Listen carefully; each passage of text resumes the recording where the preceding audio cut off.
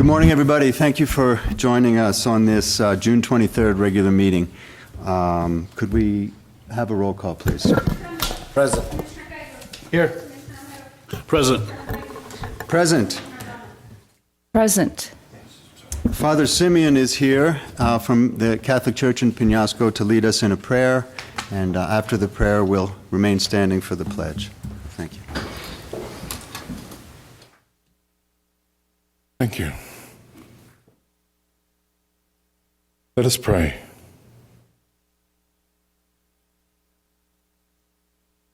Almighty Lord and God, we have gathered here this morning for this meeting of the Taos County Commission. You, O Lord, are the Creator and Lord of all. You guide everything in wisdom and in love. Help us to be open to this wisdom, to this love. Accept the prayers we offer for our nation. Be the source of wisdom, courage, and integrity for all our leaders, for all citizens, for all people living in this country and in this county. As human beings, we realize that we must work together to achieve almost everything in life. Help us all to fulfill our duties to the best of our abilities and for the benefit of all. Whatever our tasks in life may be, at home, in our families, or at our different workplaces, be with all and guide all those who hold positions of authority and responsibility over others in society, in politics, the economy.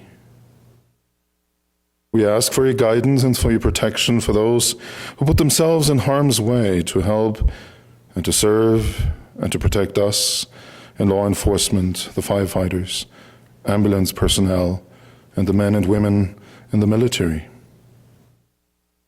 Let us always be grateful for all that you have given us and help us not to overlook the good around us, but help us also to see life's difficulties not just as troublesome problems, but as challenges to be taken on and to be solved. May harmony and justice and the common good be secured, and may there be lasting prosperity and peace for all. Help us all to work without ceasing for the true justice which alone brings true and lasting peace. Help us to realize that no one and nothing in this world is indifferent to us, and that we are all called to be good stewards of our common home. This morning, Lord, we also pray for the repose of the souls who have lost their lives recently, last week, as victims of hatred, racism, in Charleston, South Carolina, or as victims of crime in Penasco last week. Lord God, we realize there is so much pain. Be with the families of the victims as their healer and their source of peace, and help us to be instruments of peace. As the family members of the victims in Charleston, we too pray for those who commit such unspeakable acts of brutality. We pray for those who profit from other people's misery, who lead others to addictions, who commit crime against life or property of others. They need your presence in their lives. We pray for their conversion, that they may repent and turn from their evil ways and turn to you, O Lord, as the Lord and Savior of us all.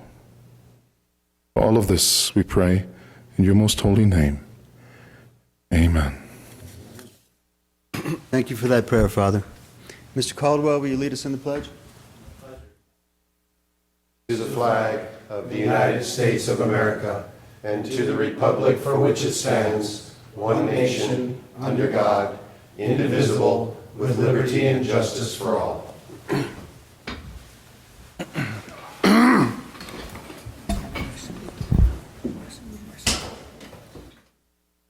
Commissioners, do we have an approval of the agenda?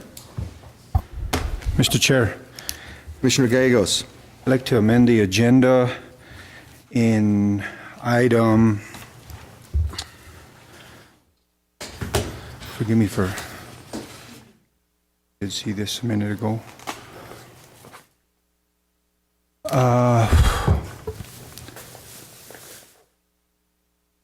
I can't see it now. I'm lost here. Give me a second. Which one is it? Take your time, Commissioner. Thank you. Which one is it? I was looking, oh, right here. Commissioners' report matters. Item B, I'd like to strike item B off the agenda. That would be Section 14, Item B. Yes, sir. Second. Which item is that, please? We have a motion on the table to approve the agenda as printed, except for under Commissioners' Report, Section 14, striking Item B.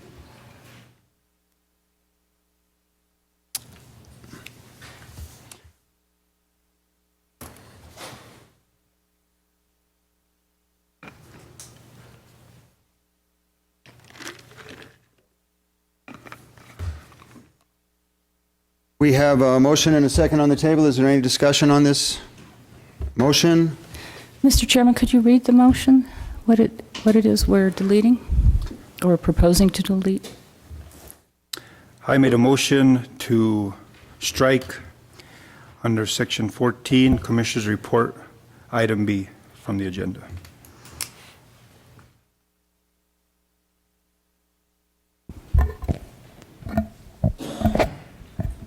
And you have a second, so. And we have a second.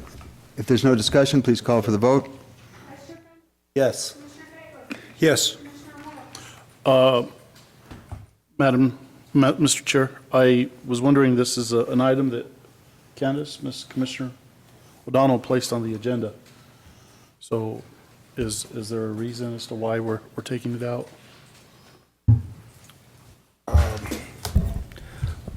Mr. Chair, would you like for me to give a reason? If you like, Commissioner. You know, I think commissioners at this time, I think there needs to be some discussion and work study as to the discussion of Taos Health Services and as to what matter we're looking at going under, why we'd have to go into executive session. So at this time, I'd you know, be wanting to have opportunity to go through this in the work study session form first before it becomes a discussion, consideration, and decision item. Okay. Commissioner O'Donnell? I would agree to that. Okay. I'll go ahead and vote yes. Just to continue the discussion, I mean, if there was a brief introduction to that, you wouldn't have to go into executive session. But in any event, we have a motion Right. and a second on the table, and we have the vote begun. So, Yes. yes. Thank you. All right, thank you, Commissioners.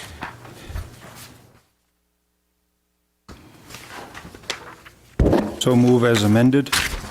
It's done. done? Okay. We've got an agenda with that item stricken, and now we're on to item 5, which is awards and recognitions, and it's a presentation awarding the Taos County Employee of the Month to Vito Trujillo of the Facilities Department.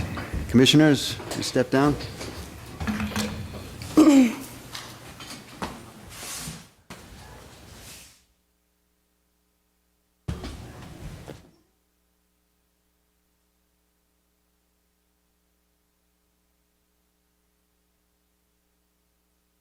Well, good morning, Commission, County Manager, County Attorney. I am actually Renee Valdez. I am the Chair of the Employee Action Committee, and we are here to actually nominate Vito Trujillo, was nominated by fellow employees and selected by the Employee Action Committee as Taos County's Employee of the Month for June 2015. I was running down the steps. Congratulations. You are being recognized for your outstanding efforts and dedication to your position. Vito was hired on July 15, 2002 as a maintenance technician and has advanced to a lead maintenance technician over the years. Vito is a great asset to the Facilities Management Department. He is always ready and willing to help any county employee or for our departments. Vito is a team player, a hard worker, and dedicated, trustworthy employee who sets the bar very high. He is also a regular volunteer at the Senior Center. He is always the one to look to, get things done, You can count on Vito. Taos County is grateful to have Mr. Trujillo as an employee. Thank you, Vito, for all your hard work and dedication. You are greatly appreciated.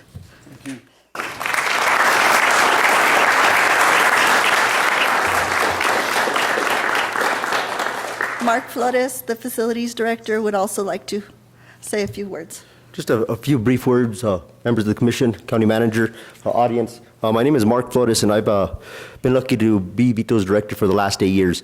And in those 8 years, he's shown me a lot. We've sat down and talked, and he's shared some of his life's experiences with me, and I've learned many things from him. Vito is the longest-serving maintenance technician in the facilities management department. He has over 10 years of service to Taos County. If I can describe Vito with few words, some of them would be dependable, as well as reliable, patient, and of course always smiling. Vito can and will bring a smile to almost anyone's face, either with his bright smile, with one of his jokes, or, as we all know him, uno canción. For those of you who do not know Vito, Vito is a well-known and very good musician. In fact, Vito is regularly performing and volunteering around Taos County at parties, at get-togethers, and at funerals. Vito volunteers regularly here at the county with things that are above and beyond his job description. He's a very dedicated volunteer to the Employee Action Committee, and does that with a big heart and a big smile on his face. Vito, I want to thank you for all your hard work and dedicated service and for supporting me. And as well, we're here to support you. Thank you, sir. Appreciate it.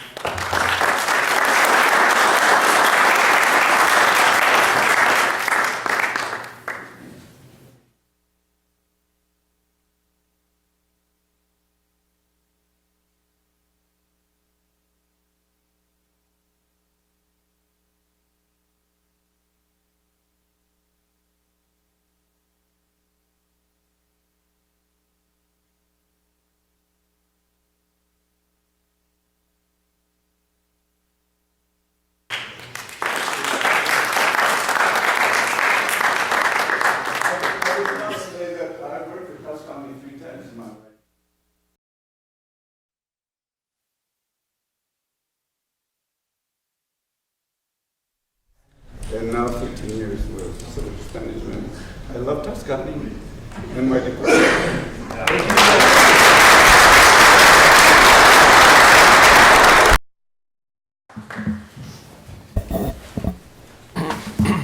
Next on the agenda is citizens' concerns. Is there anybody who would like to address the board? Mr. Thielke.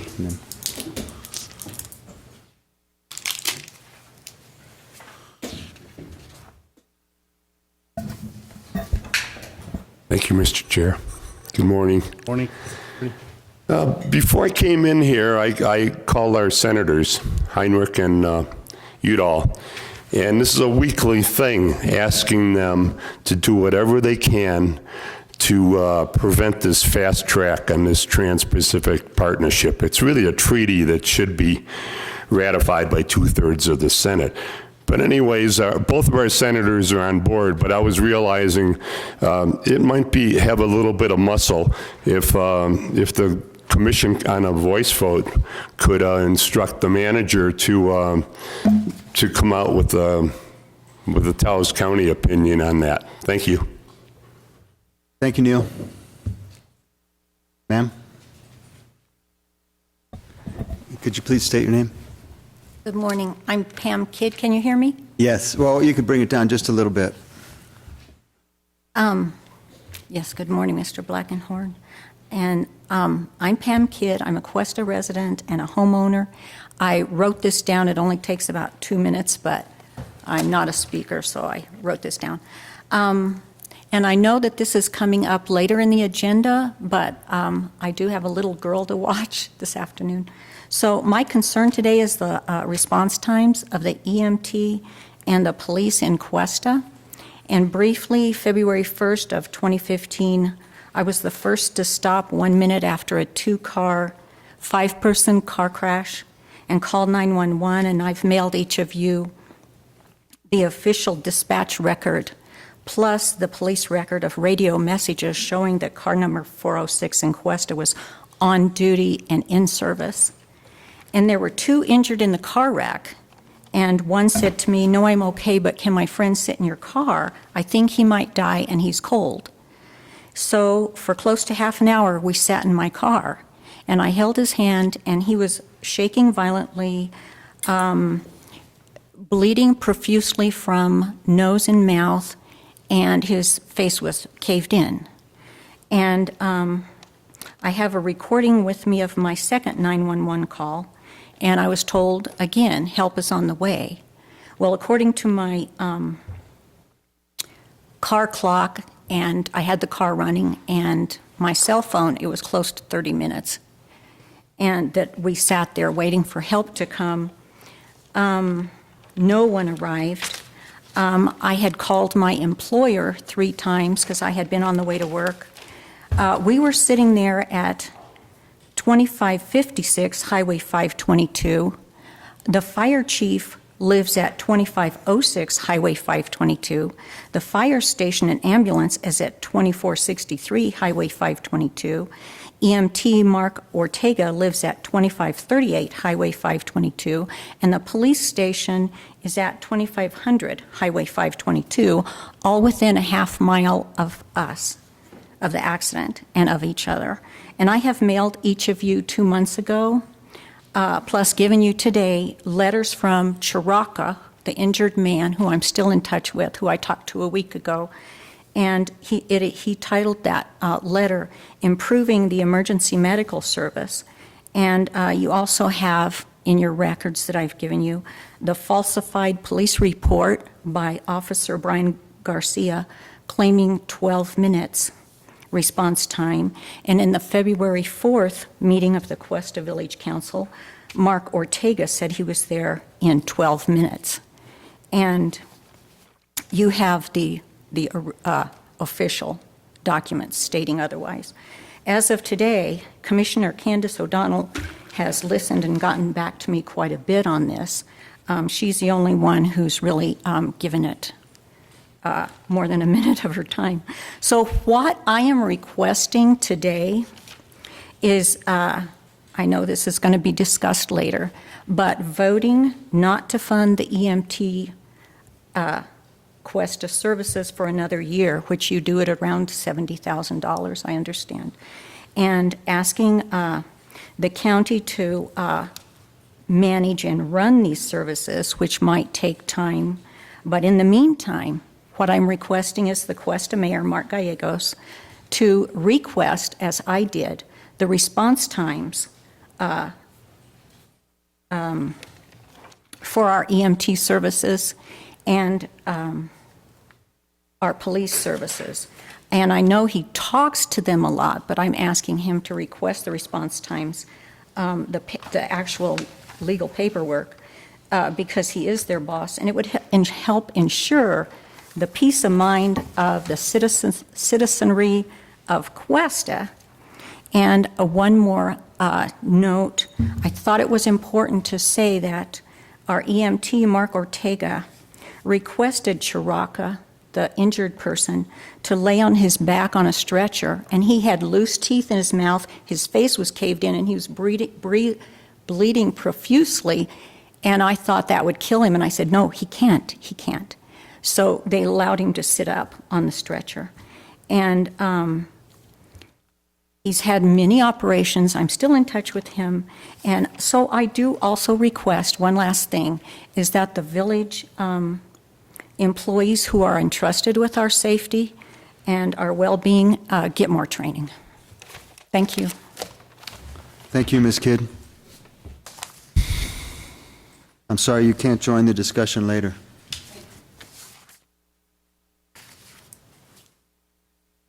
Next item is item number 7, minutes. Do we have an approval of the June 2nd, 2015 regular commission meeting minutes? Any changes have been forwarded to the county clerk? If not, Mr. Chairman, Commissioner Fambro? I had no changes and recommend approval. I'll second, Mr. Chairman. Thank you. Any discussion? If not, we'll call for the vote. Yes. Yes. Yes. Yes. Yes. On to presentations, item 8A. This is a discussion regarding Taos County's participation in the Taos County GreenPrint, and it's presented by the Trust for Public Land. Greg Heiner, Senior Projects Manager. I didn't mean to say you were a senior. Some people wonder.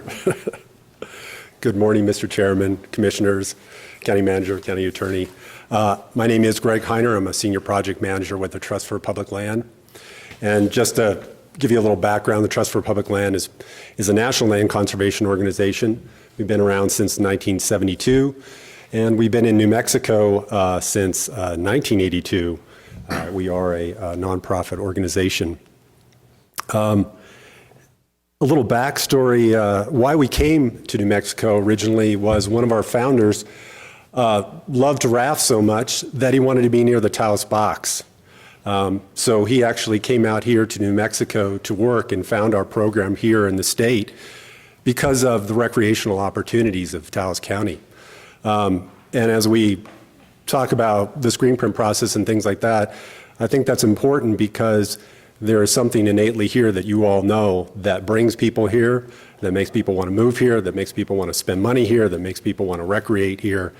And what we'll be discussing in this GreenPrint is a way that the community can participate in a conversation about what is important to preserve in Taos County. Over the years, we've worked on a number of projects in the Taos area, including preserving the Taos Valley Overlook in partnership with the Taos Land Trust, Ute Mountain as well, and those two projects became very significant parts of the Rio Grande del Norte National Monument. More recently, Miranda Canyon we've been working on, and even today we are working on a 2,600-acre inn holding in the middle of the Rio Grande del Norte National Monument. As we've worked on these projects, we realized, though, that they can be sort of one-off things. If we do Miranda Canyon, that's a great win. There's no denying that. But is there a way that we can do these projects in a way that we are more in tune to the local community and also having the most impact on the ground that we possibly can have? So we created this green printing process so that we could engage the community to create a plan for conservation. Again, I want to emphasize that this is a community-driven plan. We do not enter with our own values. We do not come here and say, we think you need to preserve wildlife corridors. That's not us. We come in with the experience on how we can take your values and put them into something that you can use, a product that you can use into the future to gauge how do I make the most impact as we consider, do we want to preserve ag lands? Do we want to create trails? Do we want to protect our watersheds? All those things can become part of the GreenPrint. And Brees Robertson, my colleague, will be talking about, sort of giving you a little overview of the nuts and bolts of a GreenPrint shortly after I'm done. What I just wanted to touch on at this point is that this green printing process has been significantly funded. This is, for us to do the whole green print and conceptual trail plan for the community is a $256,000 process for us to do. And I'm happy to report today that we have had the Lohr Foundation step in, significantly fund this opportunity such that we are now in the position of only needing a $30,000 match to fully engage in this process. So as you hear this presentation, we are asking the county to consider a match. It could easily be split, $15,000, or whatever the county deems is appropriate. But we are very close. Out of the $256,000, again, just $30,000 match is all we need. So in closing, before I hand it off to Brees, I wanted to just emphasize again, this is a community-driven planning process. We are already fully engaged with the Taos Land Trust, and they are co-conveners with us in this process. We would also hope that the county and city and other towns within Taos County can participate with us. We ask for that. We would like the county to be an additional co-convener in this process. And then also just to say again that this is a service that we are providing to you. We are going to leave you with tools that you will be able to use when we are done, and you will have a product that will help you in the next 10 to 15 years as you consider the way that you want the county to be for its citizens, for the people that come here and spend money and drive the economy. And just the only last thing I want to touch on is just going back to the opening prayer, and I hope I'm paraphrasing correctly, but I think the call was to be good stewards of our home. And we think that this GreenPrint will allow us all to be good stewards of our home. So with that, I'm going to kick it off to Brees, and she'll give you sort of a little overview of the nuts and bolts of what a GreenPrint is. Thank you. Thank you, Commissioners, for having us today, and it's good to see many of you. I presented back in the fall and have some new faces here now, so I thought it would probably be a good idea to run through just what is this GreenPrint, what does the process look like, and give you a little bit of information of what the process would entail. So I have a PowerPoint here, and I think you can all see that there in front of you. As Greg mentioned, given a little overview of the Trust for Public Land, basically our mission is land for people. So we're the conservation organization out there that's conserving land for people to use. So all of our land conservation projects has some kind of public access component to them. We have a award-winning GIS, Geographic Information Systems team down in Santa Fe, New Mexico. So it's right here in New Mexico. We provide services all across the country, but it's really this suite of services that you see here on the screen. It's the Conservation Vision and GIS, which is helping communities create these plans, conservation plans, through a community-driven process. And then it's our conservation finance team that comes in and helps to identify funding. How are we going to pay for this plan? And then our transaction staff, like Greg, these are our conservation men and women on the ground who are actually conserving the land and doing the land deals. And then we also have a park design and development and a research team. So it's really all of these services together that make us so impactful where we work across the country. And this is just a map showing all the different types of GreenPrints and other types of GIS projects that we've completed all across the country, all different scales, from small neighborhoods to even statewide conservation planning analyses. And this map shows we've actually used GIS to map all the completed projects that the Trust for Public Land has done all across the country. And we can do this, at the county scale too, to really show what lands have been protected, by who, where the funding came from, so we can look at what we've done to date, what have our impacts been, who are we touching with these conservation projects on the ground, and then where are the gaps and where do we need to go moving forward. And this is a map. It's a little hard to see, but we're able to show all of the conservation projects that we've done in each individual state, all the way down to the tax parcel level. So we didn't just put a point on a map. We actually have the parcels that show where our conservation work is on the ground.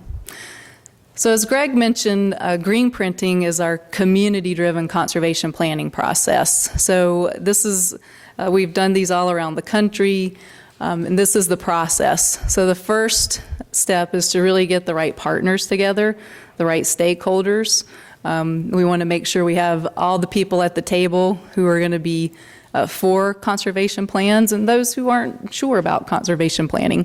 We want to make sure we have all the voices heard through this process. Then we use GIS, Geographic Information Systems, which is a mapping program, a sophisticated mapping program to actually map out where these places are on the landscape that the community is identifying, then figuring out how we're going to pay for this action plan that gets developed. The first thing that we do is we want to make sure we're not reinventing the wheel. So we know you've done a lot of planning, you've got master plans, and we go through every one of these plans and we try to understand what has been identified for conservation to date, where might the gaps be in these plans? We go through a series of interviews as well, and then figure out where we can best come in and help to make the plans that are already in existence implemented, or actually figure out where those gaps are and where we can provide the best services. We also pull together what we call a technical advisory team. So those are your experts on the ground. So people that work in city and county governments, agriculture, land trust, the Taos Land Trust, and get these people together, because these are the people that understand your data and understand what the best data sets would be to use in the GreenPrint process, and also how we're going to model those data in this process. So really on-the-ground help from your experts here. There's 5 steps in the GreenPrint process. The first is to bring the community and the stakeholders together to identify these goals. The second is we translate these goals into priority maps. So here in this slide, you can see those little map segments: water quality, trail connections, park equity, and wildlife protection. Those are just a few examples of goals that communities generally identify that they want to protect land for. And so they identify those goals, and then you see those little percentages there. We allow the community to actually rank or weight those goals. Sometimes communities rank or weight them equally. There's no need to prioritize one over the other, but sometimes you might have funding for wildlife protection, for example. So you might want to weight that higher, at least in one iteration of the GreenPrint. I know you've all been involved in many planning processes, and GreenPrints usually last about a year, 12 months, and we get together with stakeholders anywhere from 3 to 5 times during that year process. So we only meet with the stakeholders for short periods of time. And during these meetings, what we used to do is we'd hand out dots, and we'd take a break during the middle of the meeting, and people would walk around and put dots on maps that are on the walls that are associated with the goals that they think are most important. Or we do the thumbs up, thumbs down method. And so these things take time out of these community meetings. And we actually found a system, a keypad voting system, that we were able to write code directly into the GIS platform. And so now when everybody walks into a meeting, it can be 30 people or it can be 500 people. They get a keypad, and then they get to vote on these goals, and we click a few buttons and the maps update automatically. So this really helps us to get to discussion quickly about how people's priorities affect the conservation priorities that show up on the maps. So the first step of a GreenPrint is to really identify these goals and create what we call a natural resource map for the county that shows priority areas based on those goals. The second step is to actually take your parcel data and overlay that on top of these priority maps so that we can then tag each parcel based on the conservation value of that parcel. And then we also create really detailed reports that can tell us exactly what drove that parcel score for conservation, and then also look at acquisition criteria like a willing landowner, location, is it already adjacent to a protected land, things like that. And then as Greg mentioned, we're going to leave data, we're going to leave tools for you to use, and we create these decision support systems so that you have access to these. Usually we have 2 flavors of these. There's a password-protected online portal so that sensitive information is only available to your planners, for example. And then we also have a public-facing portal that we can deliver data out to the public. They can see maps and actually go in and ask questions themselves on this decision support portal. Just to give you a quick example, this is a GreenPrint we did in Garfield County in Colorado, and these are the different goals that the community came up with there, the things that were most important to them for conservation. So they were looking at things like restoring impaired waters, conserving working ranches and farms, and enhancing their trail system. And so we worked with that technical advisory team to identify those data that are most important for each one of those goals. And it's hard to read this, I know, at this scale, but these are all the different goals, and then under each goal, those are what we call different criteria. So what does it mean to protect agriculture in Taos County, for example, and how would we model that? And so each one of these different criteria has a model associated with it. And then we create, oops, I'm going the wrong way. Then we create maps that look like this. So everywhere in this case where you have the darkest purple, those are the areas in Garfield County where it's most important to conserve land based on those individual goals. And then we bring those all together and create a composite map that shows where all of those things overlap on the landscape. So part of the power of the GreenPrint is that you can look at priorities based on individual goals, because we know we have different groups, working in these different areas. One group might only be interested in restoring impaired watersheds.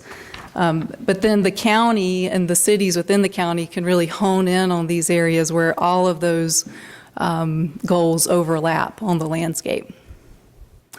And just a little bit of information on why a composite or overlap map can be very helpful. It really helps guide your resources. We all know we have limited resources these days, so how do we rank or prioritize conservation lands? Bringing together resources, strategic allocation of resources, and then really provides a unified focus for the county and the cities and towns within the county around a conservation plan. So again, we bring all those goals together, create this composite map, and hopefully that can really provide, well, it does provide information for this action plan that we develop, which is not a 500-page plan that's going to sit on the shelf. These are generally 30 to 50-page plans with very actionable steps. And again, we also deliver this decision support portal. And then we also have been creating story maps, and I think Taos County has created some story maps, and these are really good ways to get information out to the public. This example is up in the Madison River Valley in Montana, where we're actually able to walk people through different conservation projects in this watershed, show them pictures. It's a real interactive way to get information out to the community.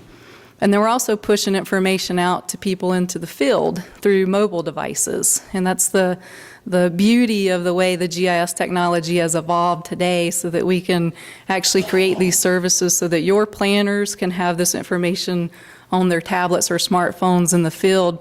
They can click on a parcel and get these detailed parcel reports right at their fingertips. And then just to end here, communities use GreenPrints in a variety of different ways. A lot of communities are updating open space master plans, so this information can flow right into those master planning processes.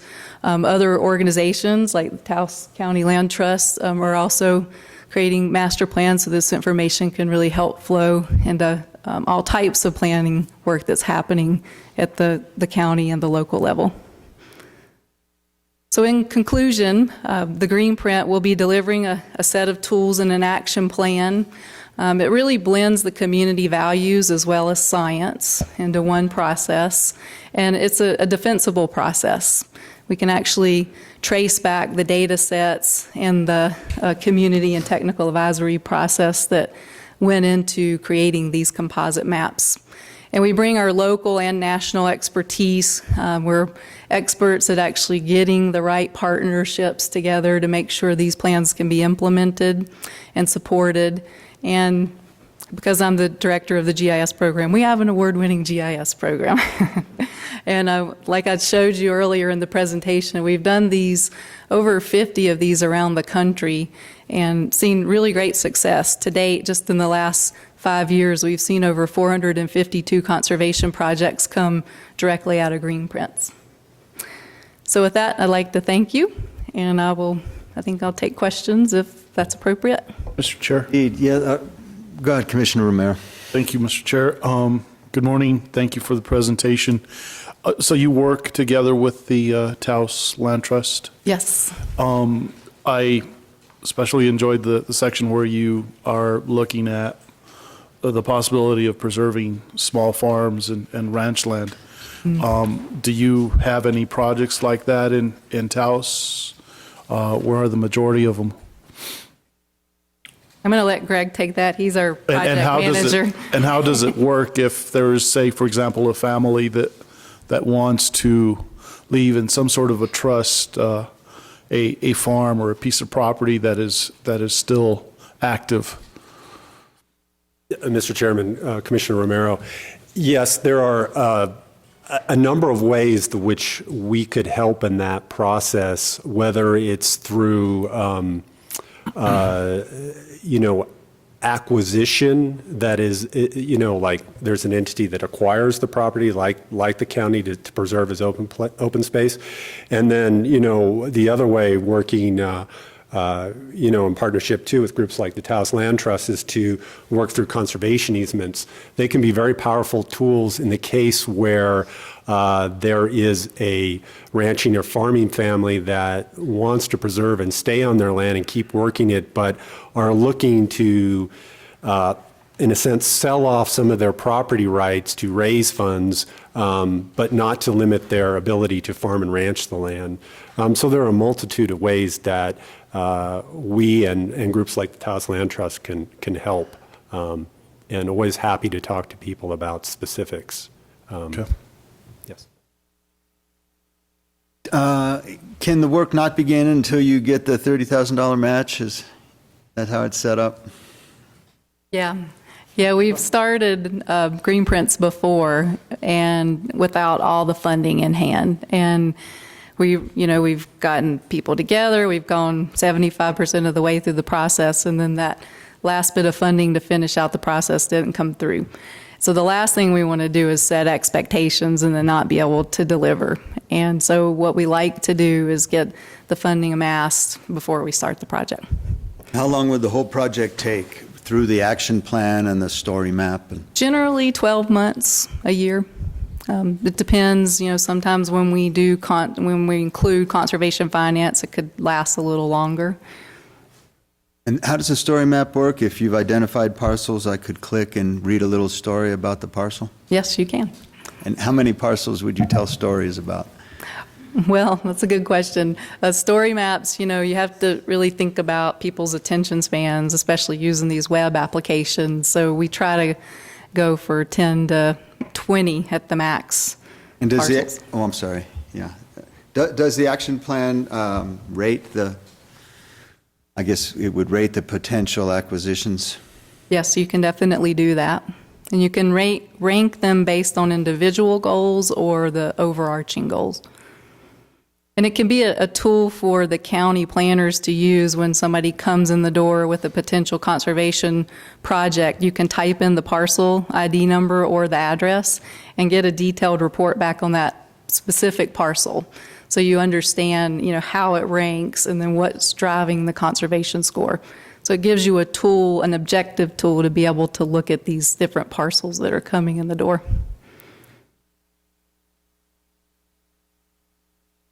Commissioners, any further questions or discussion? Please. I just wanted to add, I realized I sort of had gone over it, that in addition to the GreenPrint that Brees talked about, what is also funded is a conceptual trails plan.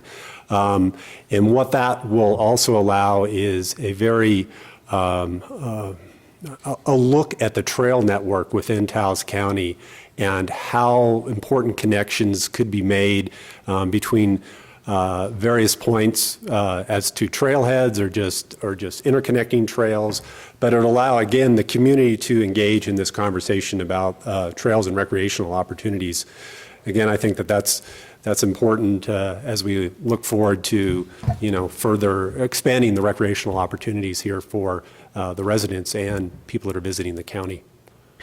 I know that there's a number of people that have been working on trail plans, and, Yes. and the idea is a very popular and important one in Taos County to potentially develop a system of trails that could be used for recreation and better health, along with all of the other obvious benefits that come with the mapping and the action plan. I guess, Commissioners, it'd be good if staff had some notion as to whether or not we're interested in looking for this type of funding. We don't have anything, obviously, in the budget other than in the capital fund that we have that's mostly dedicated to roads, and the agency fund is also another potential source. Are you going to approach the town and try to get half of that from the town? Is that the plan, or? Yes, sir. Okay. So I myself would be interested in looking for the $15,000 match, and Mr. Chair. Commissioner Romero. I feel the same way, and I motion, Mr. Chair, our staff, motion to request from our staff the possibility of looking at whether or not we can in fact provide this funding from Taos County. I know Mr. Malone has some remarks as well. Well, it's a discussion item, and so I imagine. That was my only Mr. Malone is comment, gonna have that it's a... to take a vote on it, but if we Okay. give the staff some idea of where we stand on it, then they can proceed to action item, or at least a further discussion of the budget so that we can identify the funds. And Mr. Chair, again, my interest is making sure also that there is in fact a good collaboration, a good working relationship with the Taos Land Trust. I know that they've done a lot of good things in the community, in the county, northern New Mexico, for many years now, and so just want to make sure that there is some collaboration there as well. Yes, absolutely. Great. Well, thank you so much for the presentation. Thanks to the Lohr Foundation and the Taos Land Trust for working with you, and I think we can all see the benefits of this, so Thank you. we'll stay tuned. Thank you. Next on the agenda is item B, which is a discussion regarding the easement for Cunningham property along the jail entrance. Jake, you might want to stay for this. You probably remember this quite well. This may be discussed in executive session, and it's brought to us by Doug Batesel and our construction administrator, Richard Sanchez.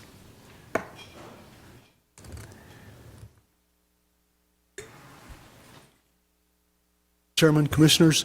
Morning. A few meetings ago, Mr. Malone brought to you a request for an easement for Mr. Cunningham for the property north of the jail entrance.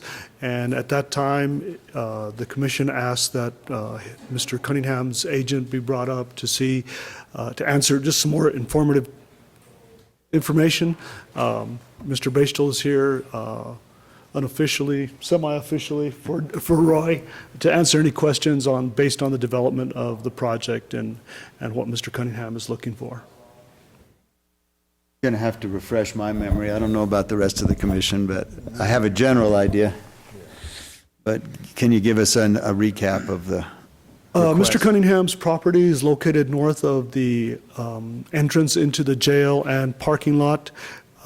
Currently, DOT requires X amount of feet between entrances. He is requesting that the Taos County give him an easement from New Mexico 68 onto the jail entrance and then east onto his property. He had thought 2 entrances would be more than adequate. Speaking with the sheriff and Miss Gonzalez, our jail administrator, they had no issue about granting an easement. Their only request that possibly maybe it would be one larger easement and north of our parking lot entrance into the street in order to keep the jail entrance, if there were a truck to break down or whatever in his entrance, clear to the Sally Port and the detention facility. Mr. Chairman. Commissioner. Mr. Chairman, I was the one that asked if we could have Mr. Bastel come and explain what he thought this was all about, kind of to give us the all in a nutshell assessment here. Why is it needed, Doug? I had met with Mr. Archuleta a while back. Mr. Bastel, if you could get up to the mic, please, just for the record. I had met with Mr. Archuleta on another project a while back, and we got to talking about the easement here on Casitas del Rio and this one over here. And we just got to thinking that if Mr. Cunningham wanted to develop that piece, trying to put in another access off the state highway would be unsafe. I met with Mr. Cunningham. I said, look, if I talked with Mr. Archuleta and we could do sort of a, beneficial thing with both the county and him, and Mr. Archuleta thought that was a good idea, so he asked me to put something on paper, which I did and presented to him, and then he said he would take it to you guys, to the commissioners. So that's pretty much it. I'm just here kind of as a friend to Mr. Cunningham. I have no financial gain or anything in this. It's just... My concern, now that I recall, was that if there was no restriction on the use of the property and it was a high traffic impact, I worried that would be a potential problem. But no, those are good points, Mr. Blankenhorn, and I would, I can't speak for Mr. Cunningham, but I think if you were to grant this easement, that you could put those restrictions on it, type of use, there's basically would be a deed restriction if that easement was granted. Mr. Chairman. Commissioner Romero. Thank you, Mr. Chairman. I know that I don't know if we're going to have discussion, executive session as well, but Mr. Cunningham has an interest also of property of what is the old Albright Street behind the little restaurant, the Chow Cart, and the Taos County complex property.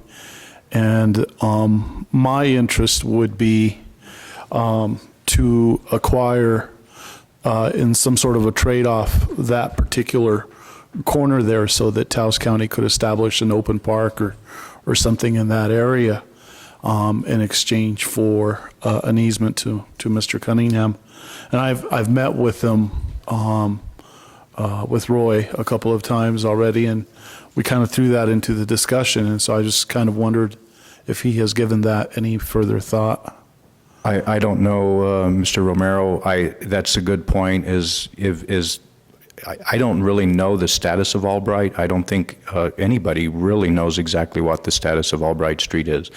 I understand it was when the Weimer family granted that, they granted it as a county road or a town road, and I don't know that that's ever been documented. Okay. Commissioners, if there's a sufficient interest for us to go into an executive session to discuss the potential consideration for the easement, the price or trades or whatever we thought was appropriate, we could do so. I'd suggest that we would just table it to the end of the meeting so we didn't have to break now. Mr. Chairman. Commissioner. I'm happy with what Mr. Basel presented here. I just knew that he would tell us. I know there's a little bit of controversy about some of the property behind there. I didn't know if this was linked to that, and I just wanted to stay out of the town's dealings with that. But I do echo Commissioner Romero's want for that. We can make a nice little park out there for either our employees to enjoy lunch or anybody around, like the patrons from that restaurant there, to just go. And so I think that'd be really cool. So in your passing with Mr. Cunningham, if you could bring that up, we kind of, when we talked about it before, we kind of had a really good feel for something nice that we could do that would look pretty good for this area. No, I totally agree. We could ever get a stoplight out there and stop the crashes. I mean, otherwise, we could put a big billboard how many wrecks we have there every week, but.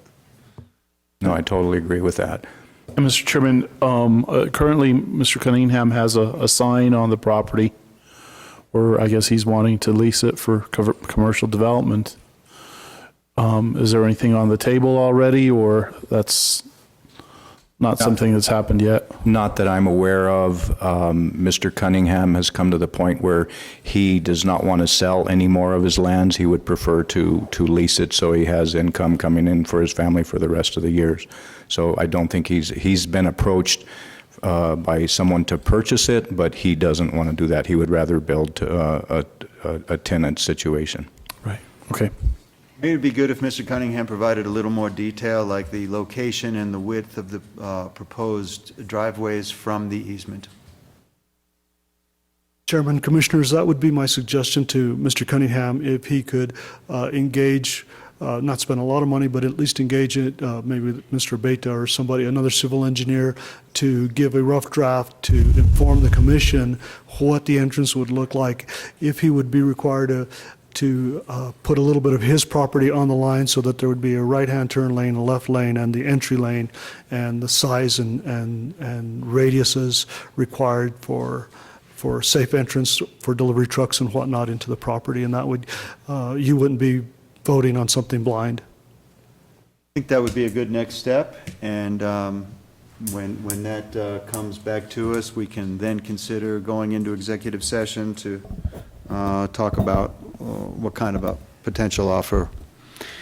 Mr. Chairman? Yes, Commissioner O'Donnell. Yes, Mr. Chairman, Commissioners, we had talked at the previous meeting about widening the entryway onto Mr. Cunningham's property to avoid problems with emergency vehicles and congestion. And I would ask that we direct staff to, or our legal department, to discuss terms with Mr. Cunningham and bring that back to us so that we could go into executive session. I see no need to go into executive session today. And I would ask that we vote on it next time, that legal has all the appropriate agreements or whatever, all the documentation that we need to make a decision, and that it be brought back at the next meeting. Mr. Chairman? Bob? I think we're leaving out a step here because I can't draft documents unless I know what terms the commission is interested in. I don't have the authority to just make up the terms. I can certainly report back, but it would be premature for me to draft documents until we know what the commission wants. And so I think we're going to need one more meeting before we can do that. Yeah, we can't draft anything yet, but we can get more specifics on Mr. Cunningham's proposal, and then we can consider in executive session whether or not we want to make an offer. At that point, Bob can work with the seller, if it gets that far. So, great. Yeah. Thank you. Thank you, Commissioners. Thanks for coming by, Doug. Thank you, Richard. Next is item 9, new business. This is 9A is a discussion regarding the approval of Taos County offices being closed from 11 to 5 on September 4th for an Employee Appreciation Day. And this is something that we're expected to vote on, Commissioners. Renee, welcome back. Yeah, and actually now I have my breath, so I can speak a little bit more clearly. Anissa and Renelle actually were great enough to actually get us a slideshow in regards to our past employee appreciation picnics. So, hello, Board of Commission and County Manager, County Attorney. On behalf of the Employee Action Committee, we are respectfully requesting to allow the Employee Action Committee to host the Employee Appreciation Picnic. We would like to reserve the date of Friday, February 4th, to close administrative offices from 11 to 5 p.m. Oh, September 4th. September 4th. Sorry, September 4th. The picnic will allow all staff to intermingle and build team building skills. A lot of the departments don't have the opportunity to get to know fellow employees in other departments. And this will also let us show all of our county employees that they are great employees and they're doing a great job.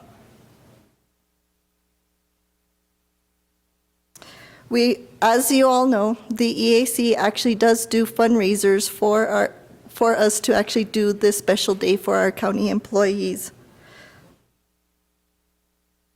We will actually be doing another fundraiser today at the front lobby and the patio area. We will be selling Frito pies, red chili, green chili, with a drink and a cupcake. So, for $6. Mr. Chairman, Commissioner Fambro. make a motion to approve wholeheartedly. Second, Mr. Chairman. We have a motion and a second. I went last year. The food was really good, so I'm going to vote for it. We haven't asked for the vote yet. Oh, okay. Call for the vote, please. Yes. Yes. Yes. Yes. Yes. Wonderful. Thank you, guys. Hope to see you guys there. Look forward to it. Thank you. Thank you. All right, on to item number B, and this is a discussion regarding, letter B. Thank you, Commissioner. This is a discussion requesting a scheduled work-study session to discuss the old county courthouse, otherwise known as the Historic Plaza Courthouse. Richard.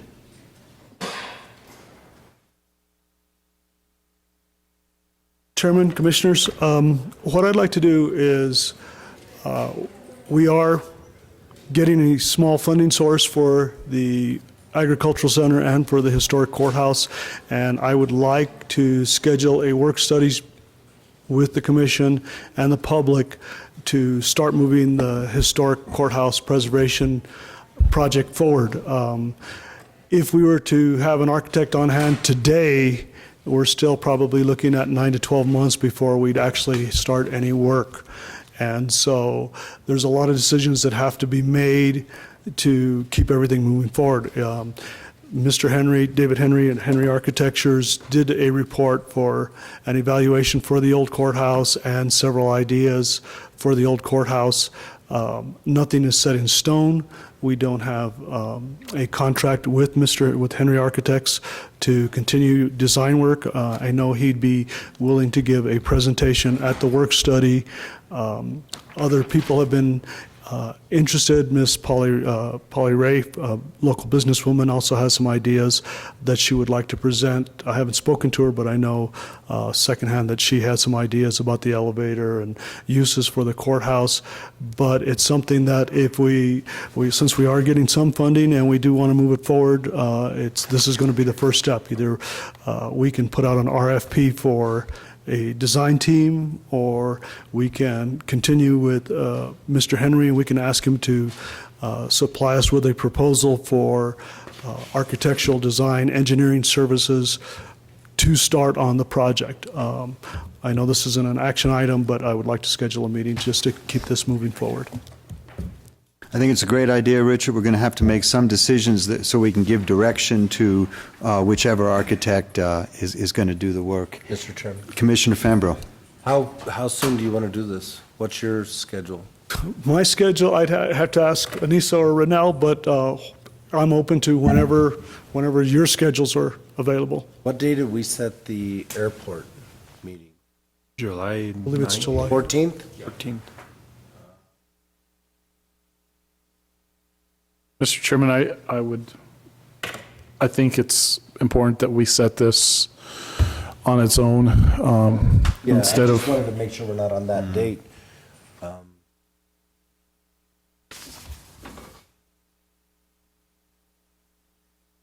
July's pretty full. Unless we go on a Thursday. July 16th.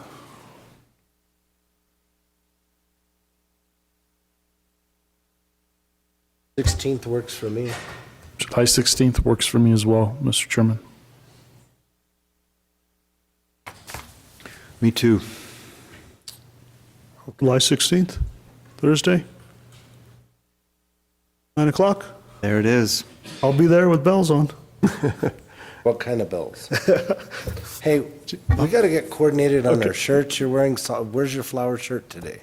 Definitely, Commissioner. The clerks at the district court asked me that today also. I'll make sure I get back into my habit. Thank you. All right. Mr. Chair. Commissioner Gallegos?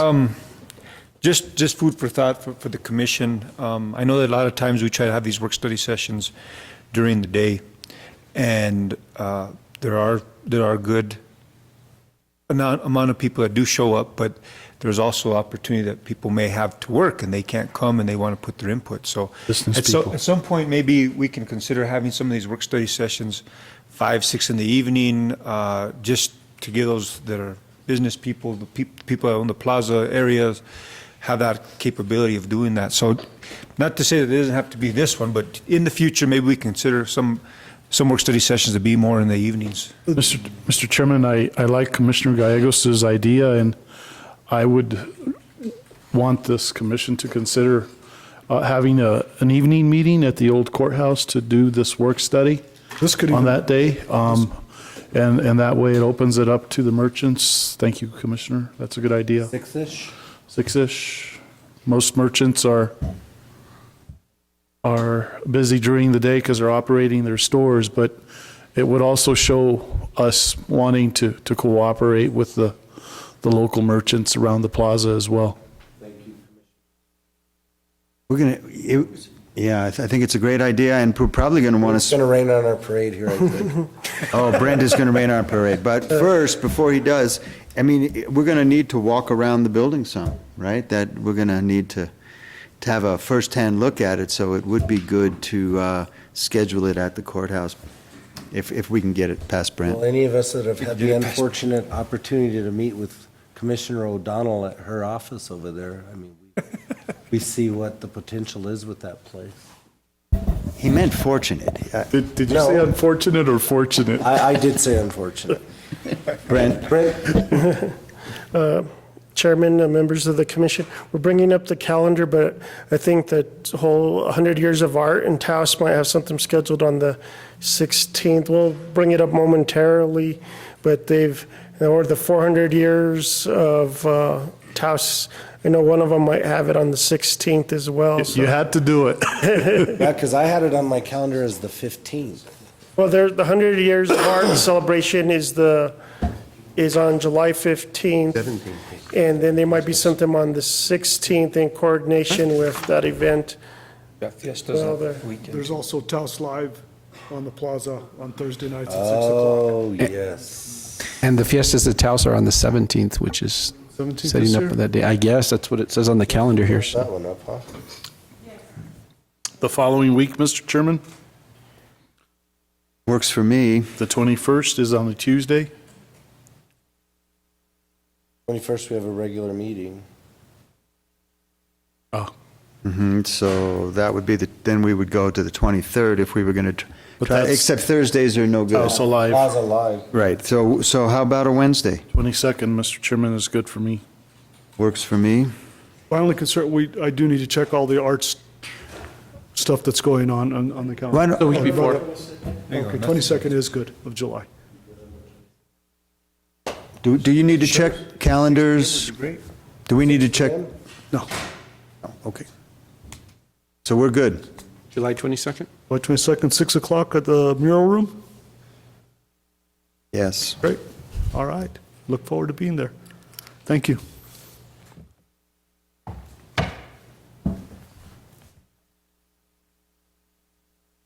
On to item number 10, work-study sessions. Discussion regarding the Taos County Animal Control Ordinance. Quayla Robinson, Assistant County Attorney. Good morning. Good morning, Quayla. With me is Chairman, members of the commission. This is Officer Sanchez and Sheriff Hogarth. I think in this process,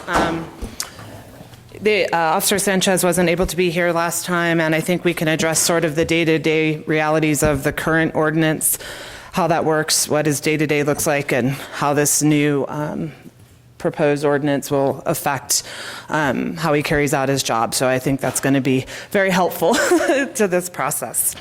So just a quick update. This is our second work study as a result of the first.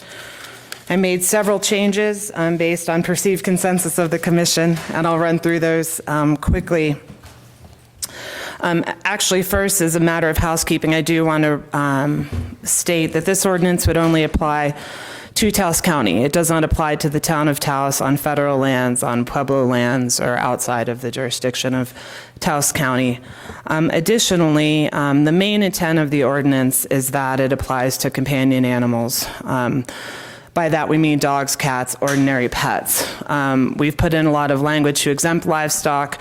However, I do want to point out that under state law, there are extensive regulations for livestock under the Livestock Act, including care of livestock, roaming livestock, and in addition, under state law, there are pretty stringent requirements in terms of vaccination and the state animal cruelty and neglect acts, which do apply to livestock. So while we are working hard on this ordinance, there are a number of tools available under state law that will still be available regardless. And Officer Sanchez can address some of those questions. So as an update from the June 2nd work study, as I mentioned, language exempting livestock from most of the ordinance has been made more explicit. And so where you see companion animals in this new version, dogs, cats, companion animals, that's been the intention of that language.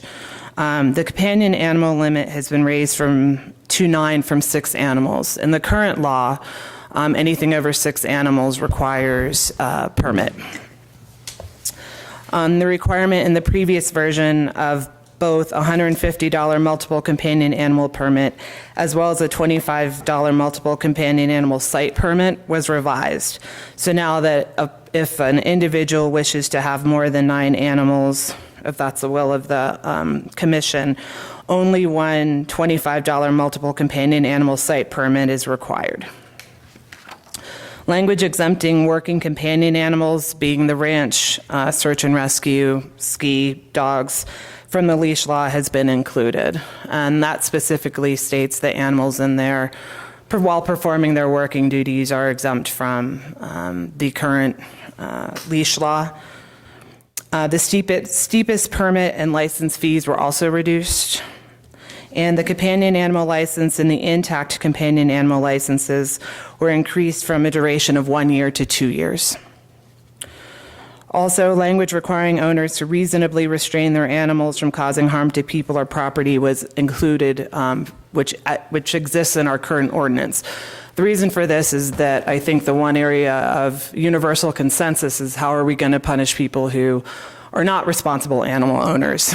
And we have a save in our current ordinance requiring people to reasonably keep their animals from damaging other people's property, other people's person, or their animals. And veterans were added to the list of exempt from licensing fees. Because we all work at a sort of tight schedule, there are 2 additional changes that were made after inquiries from Commissioner O'Donnell, and I thank her for those, that were not able to be made in time for when you received your packets. One, the enforcement features were brought in to list the county through an attorney to the people that can enforce the ordinance.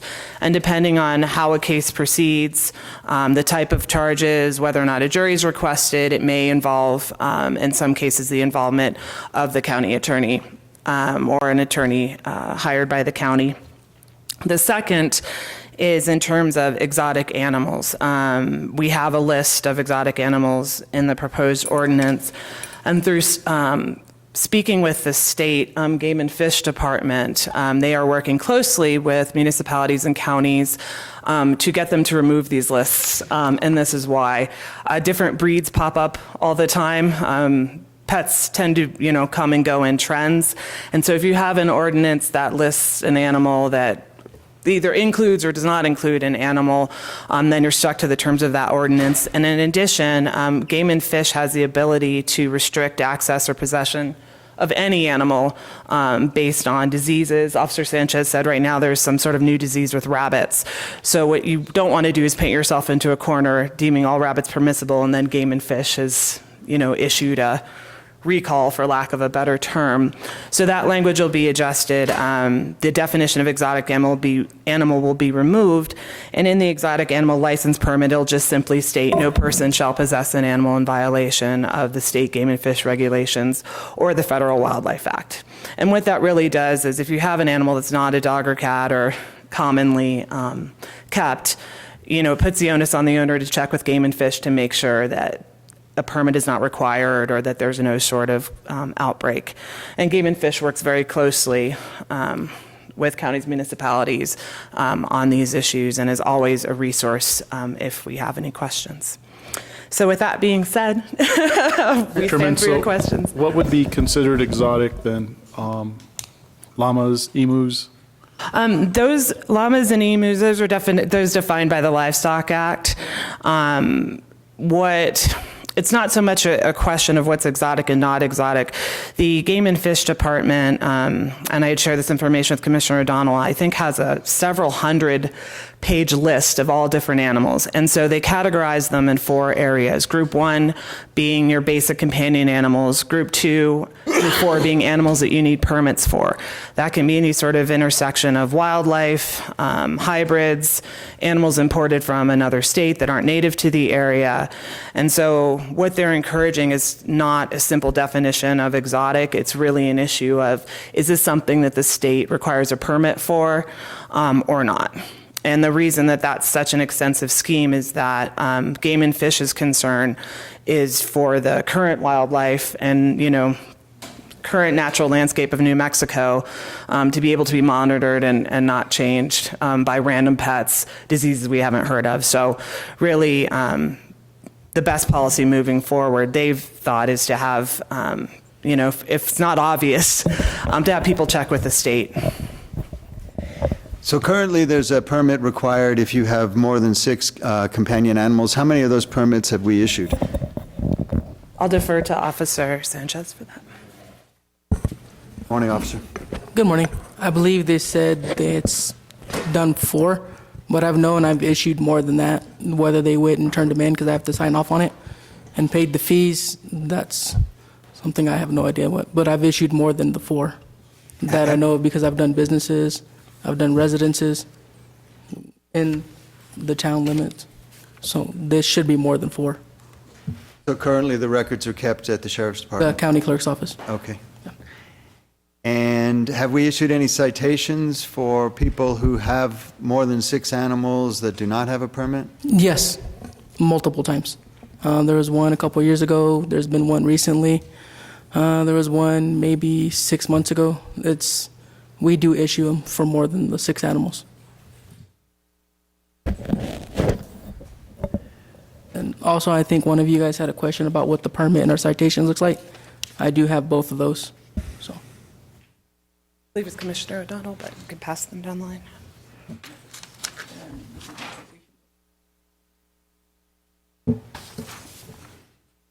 So one of the main changes, I'm sorry, Anna, are you going to? So I did bring the schedule permit. We've only issued 3 licenses this year and 2 breeders' permits, and that's it.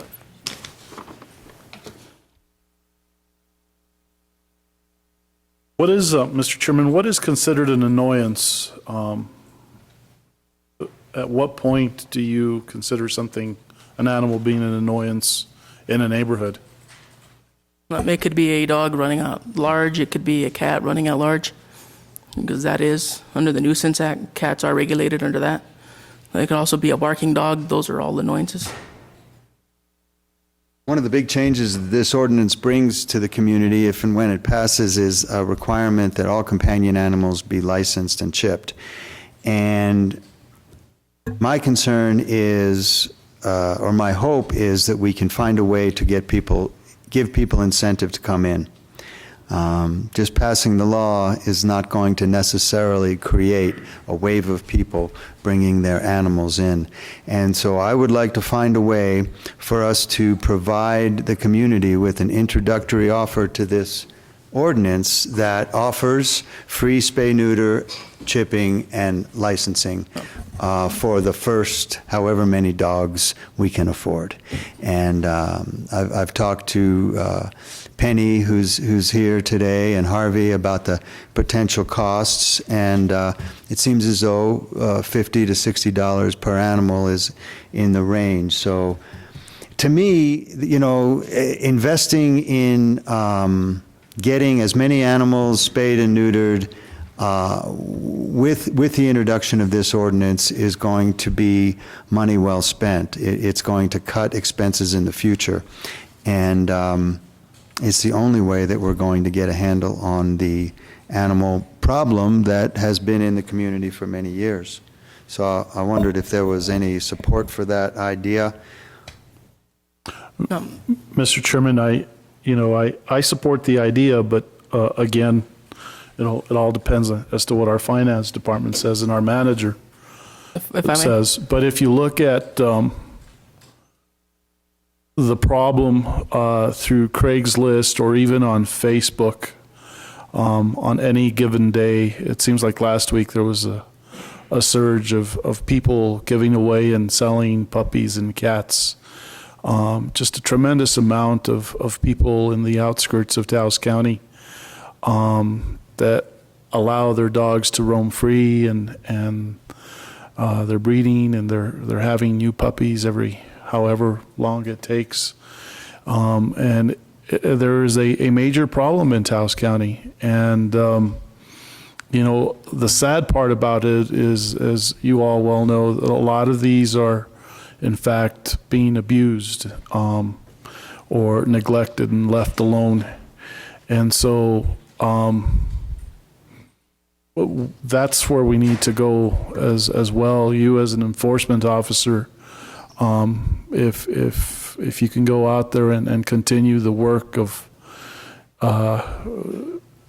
talking to people and just bringing in some of these animals, or bringing in the people, finding them, doing whatever is necessary to stop the problem. Yeah, obviously, the finding the money is going to be something that we would have to do, but if we pass this ordinance and do a big advertising campaign and make that offer, I think it would make a difference.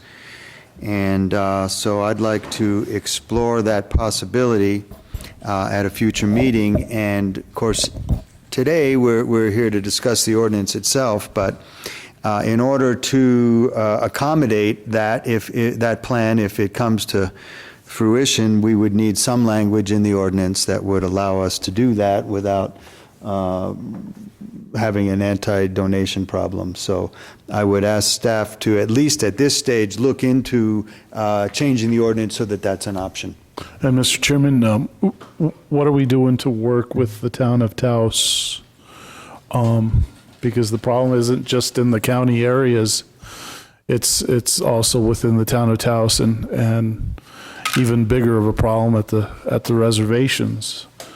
And I know that we're limited as far as the reservation is concerned, but are we going to collaborate with the town of Taos to make sure that the same ordinance is passed through the town of Taos? Are they already working on a similar ordinance? Mr. Chairman. Yeah, well, just to answer Commissioner Romero's question really quickly. From early on in the process, Quayla has been forwarding the drafts to Floyd over at the town, so they're well aware of the progress, and my guess is that they'll pass something similar, and hopefully we can work with them on a campaign to address the spay-neuter problem. Mr. Chair, if I may. But hold on, excuse me, I'm sorry, Commissioner. Commissioner Fambro had already gotten in the queue. Sorry, Quayla. Okay. I'm just trying to keep track. Going along with Commissioner Romero's comments, it's my hope that this does become a county-wide collaboration amongst all the municipalities. Town of Taos and us would have the same. Ms. Loretta Trujillo is here. She can get with her council and Red River and the Ski Valley and everything. It just makes sense to me that we have one bona fide effort by everybody in the same ordinance throughout Taos County, and I think that's the only way that's going to get this problem that was already discussed. Going to the chipping thing, I would like to make a comment. If you watch national news the last couple of weeks, there's been owners reunited with their pets that they've lost years ago, and from, multi-states and stuff, either stolen, and they get reunited and stuff like that. So chipping is certainly the way to go, but we need to keep it affordable so that everybody, and any deterrent that people would have to taking their animals for their normal needs, we just got to make sure we keep that thought process that we're not doing that. I've had multiple meetings with Mr. Rick Howison, who had a lot of concerns, and I think you addressed those here now, and I appreciate that. Mr. John Adams was going to be here, and he had the the same questions on the livestock and everything, and I think you've addressed those, so I thank you very much on what you've progressed.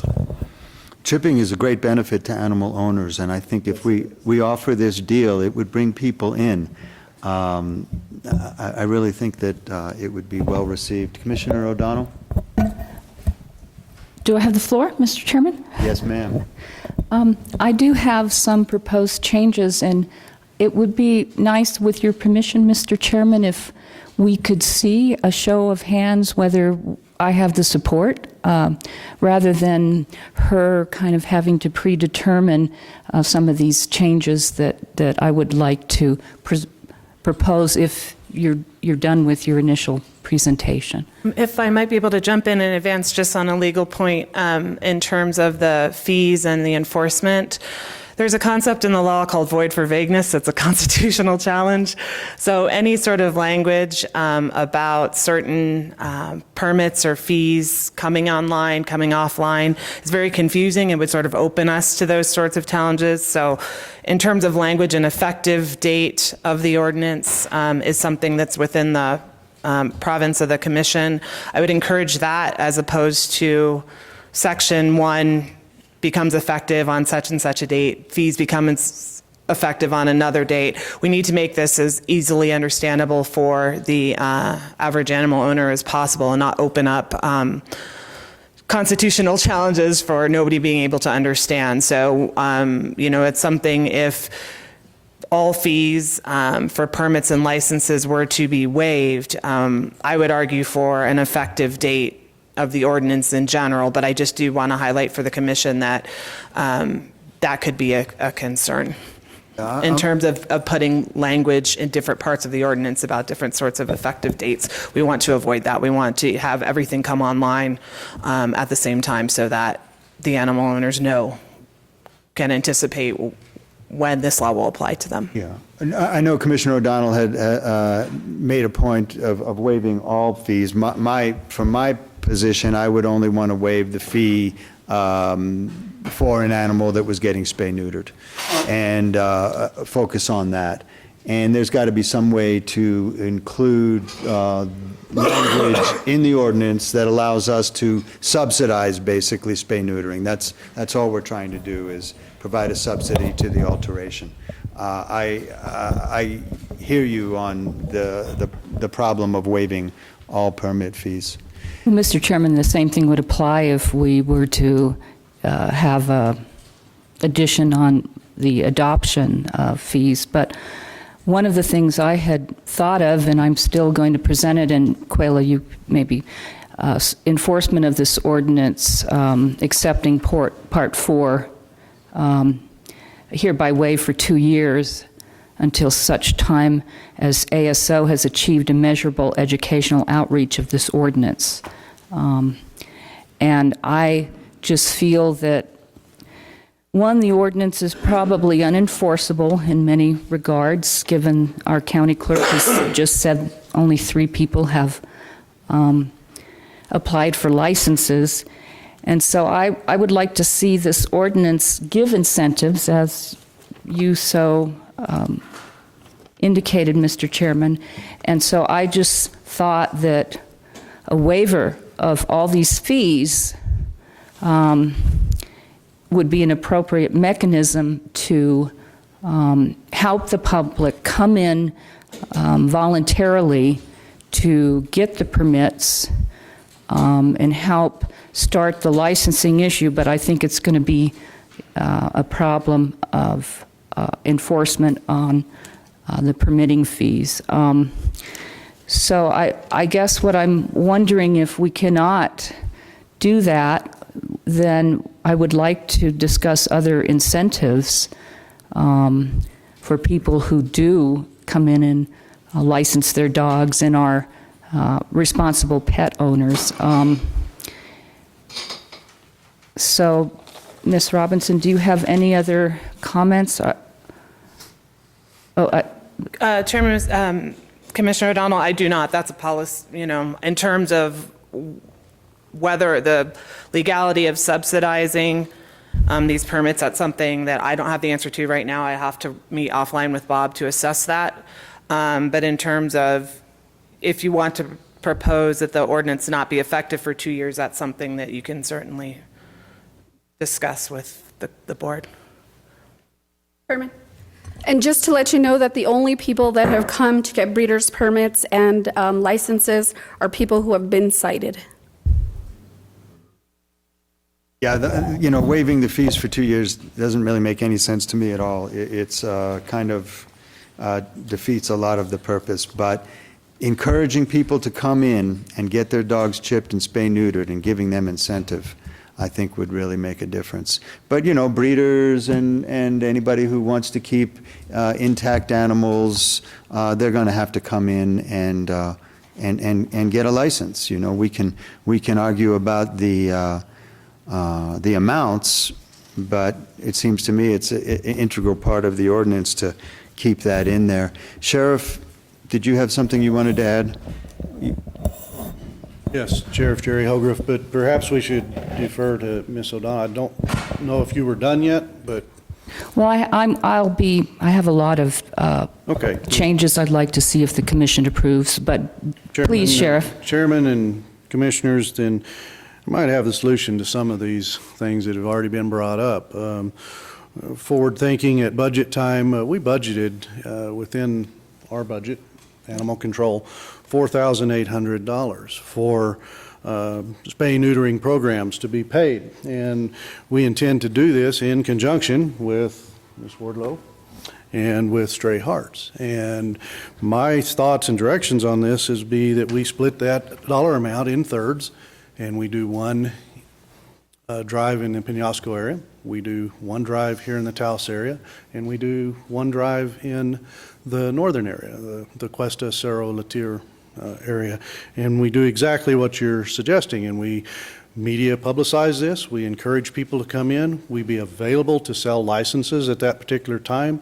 Somebody is probably going to recognize the benefit of such a great deal because they can get their spay and neutering for free, but we're going to encourage them to buy a license at the same time, which is a minimal cost, obviously.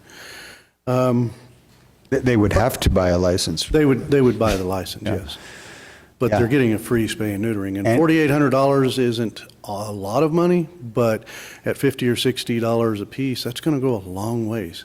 And we will continue, or try to, as long as the budget can sustain it, to continue this program for years in the future, and perhaps even increase that if we have a demand that we can recognize that we weren't able to fulfill all people that showed up, then we'll be coming back and asking for more. I'll be working with the administration on that.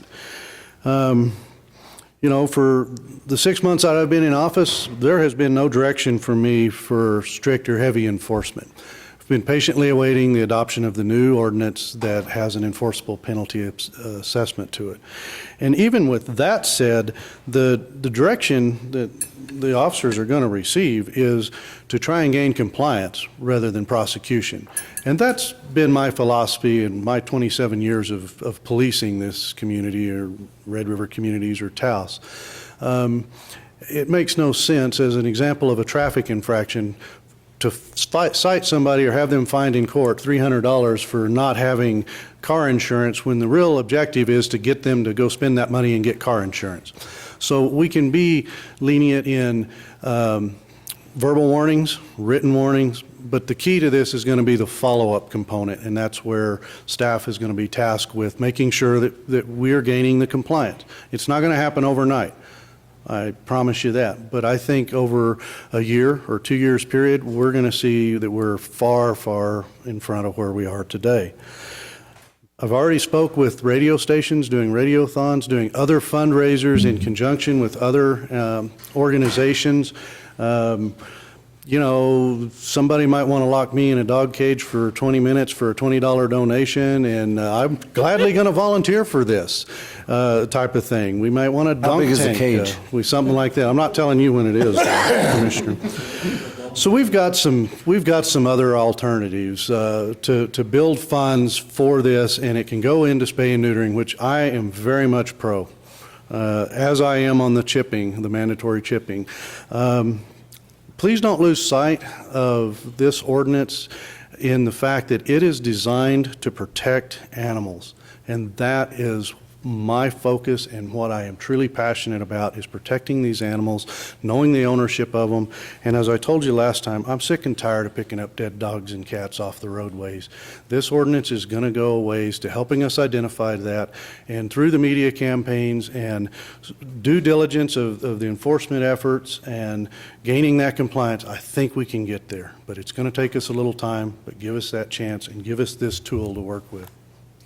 Thank you. I'd stand for questions. Thank you, Sheriff. Mr. Chairman, I couldn't do. agree more with your assessment of the ordinance and your enforcement philosophy, and I want the county to find a way to match your 5 and raise you 5 and come up with another 5 from the town of Taos so that we can really get this thing going and see what kind of demand we have, and then we'll have to reconsider. Yes, But sir. let's see how it goes. I think that's going to be key, is identifying what the need and the desire is in the community, and we'll do that through our due diligence of really pushing a media campaign and getting as many people to comply with it as we can. I think that the media will be very cooperative. Taos News, radio stations, they will help us out in getting the word out because everybody agrees there's a problem. Commissioner O'Donnell, if we could let Penny address us, because I know she has an appointment she has to get out of here. Thank you. Thank you. Yes, I wanted to mention that if we do the spay-neuter, offer the spay-neuter, the van is usually booked up ahead of time, so it might be booked up already for this year. And the next time will be next April, May. It's really difficult to do it through the wintertime. They don't come up here through the wintertime. So I just want you to keep that in mind, that we can book for next year, possibly at the end of this year. That would be October, no later than October, September, October, in case there's the spay-neuter van that comes to town. The other thing is the Zimmer Foundation out of Santa Fe does all cats for free for anybody that makes under $40,000 a year, so that we could focus on just the dogs. And most people don't make over $40,000 a year here, and if they do, they can afford this spay-neuter at the regular veterinarian offices over here, is our thinking. We are happy, Four Corners Animal League is happy to do the events again for you, so you don't have to do it, as we do the van will only do 30 to 33 dogs a day, so calculate that, and if it's going to be a 3-month thing, it could be the 3 months, April, May, June, I suppose, something like that. I don't know, I just want you to start to think about that, because then we can book the van often. And we'll also be able to contribute also maybe $3,000 to $5,000 Four Corners Animal League towards this, so we can do that to help. That is also if the town can contribute as well. And of course, all of the people that we have working for us are all volunteers, booking and making this happen. So it can work really well. What we like to do, but it's up to Sheriff, is we charge $20 or $30 per dog to get spayed, and that goes to the people that were on the waiting list, so that those people can get their dogs fixed at our veterinarian's offices. Like for Penasco, we had 15, I think, on the waiting list, and so we've already taken care of 9 with the extra monies that we got, so that their animals were spayed and neutered. So those things, anyway, just wanted to give you some information because I have to go show property. Do you have any questions before I go? We appreciate the offer very much to partner with us and leave it to staff and the experts to flush out the details of how the campaign would work. Is there any option besides the van? I hate to have to wait till spring. I think so. We would need to speak with some of the veterinarians. Dr. Holly Johnson now, I think, is working sometimes with Taos Vet, and Dr. Sue Felser has sometimes, what we did with a hoarder is she took a Sunday and she did all 15 dogs for on her time for free, but she donated that to us, and we just paid for the vet tech. So there are ways of getting more animals fixed, and probably Dr. Ted Schubach's office wouldn't mind giving like a Saturday or Sunday, probably a Sunday, and donating some of their time, and maybe for minimal, so that we can do more. So they've done that for us. They've done it for cats as well. Dr. Sue Felser, Dr. Kim Side's practice has done that as for not just us, but other people, and I think for the shelter as well. They have taken Sundays off and blocked it. I think if we presented this right, any number of vets in the community would be willing to help us out on this. They are very helpful. Thank you.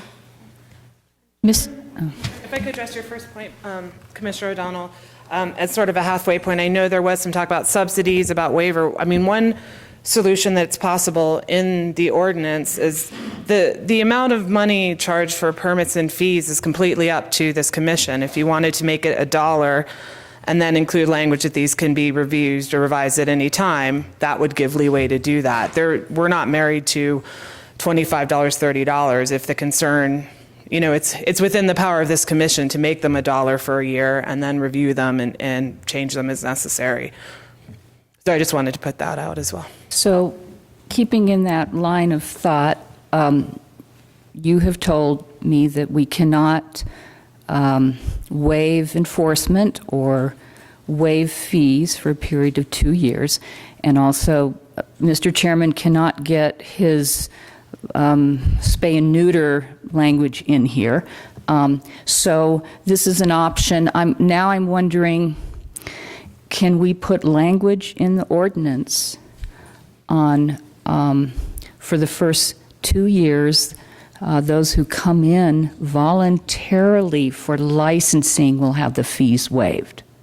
Commissioner O'Donnell, I would caution against that sort of language precisely for the void for vagueness. I think creating an extremely low price for the permits and licenses and enforcing the ordinance as such, and then reviewing that on whatever basis the board thought is appropriate. Legally, I would be concerned about what would comprise voluntary, who would make that assessment. 2 years from the date of passage, I don't know how a member of the general public would even be able to calendar that. I think if it's the will of the board to create as low prices as possible for people to come in, measuring the impact of that 6 months, 9 months out, and then voting again to increase or decrease, almost like we just did with solid waste or any number of other programs. Legally, that's the simplest thing to do, and it also gets the public plenty of notice about, to come and say, okay, you're going to change the fees, this is harmful to me, this is why it isn't. I would defer almost to Mr. Malone on that as well, but that's a very simple way to address the problem without creating a... Right, and we really don't want to reduce the intact fee to a nominal amount because we want to encourage people to spay and neuter. And so if you're faced with a choice, well, I can get a license if I spay, I can get one if I can't, it doesn't matter. Or you're faced with a choice, well, I can get either a free or a very cheap spay neuter, or I can pay just as much for an intact animal, then that's going to really encourage people to alter their animals, and that's what we're looking for. So I do not see the value in an across-the-board waiver of fees for 2 years or 1 year or any amount of time. I just want the ordinance to have sufficient leeway that we can create the kind of campaign that we've been discussing. Well, then, Mr. Chairman, could we discuss lowering the permit fees? I'm just working on incentives for the public, and if we could look at lowering some of these fees. The companion animal litter permit fee is $25, but I'm wondering if we could lower some of these other ones, or the license fee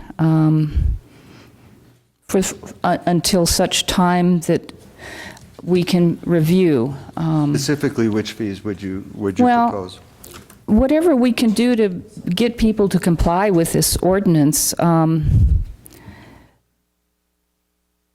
And at this point, since it is something new that has been suggested, I'm not in a position to suggest actual pricing, but if we could just maybe agree on that and come back and see what's brought before us, unless someone else has suggestions for lowering rate. You're saying we could lower rates for a set amount of time and then review them you could create language that would raise them back up again? Chairman, Commissioner O'Donnell, you could make them whatever you wish them to be as the commission, and then we would include language, and this is common across county ordinances, that these are subject to review or change by vote of the commission. So it wouldn't be a hard, on April 15th, this is going to change. It would be, you all would set the rate that you feel is appropriate. We've already lowered them. That's not difficult. And then if you felt that those were not working or wanted to be raised or reviewed, that could be done by vote of the commission.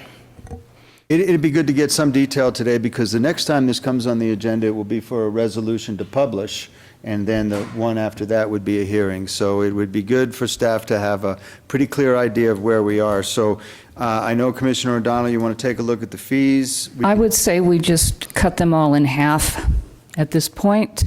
Mr. Chairman, Okay, Commissioner Fembro. a comment on that. I trust that staff would do a comparison study on fees, and if we're in line with other counties and stuff, I would respect staff's recommendation. Yeah, I don't see the Chairman, point in Commissioner, cutting and down we've done that and have lowered from that. Right. So really, it's wide open. It's a policy. Yeah, it's wide decision. open, and we have a litter fee that's $25. Why would we want to cut that to $12.50? I don't see it. It's really not in any way an exorbitant fee. If I could point your direction to page 38, all the fees, section 317 is the comprehensive list of license and permit fees. And as I had started at the beginning of my presentation, the companion animal license fee is $10. We went from 1 year to 2 years, so effectively it's $5 a year. And then we had reduced the intact companion animal license fee, I believe from $250 and for female animal, reduced from $100 per male.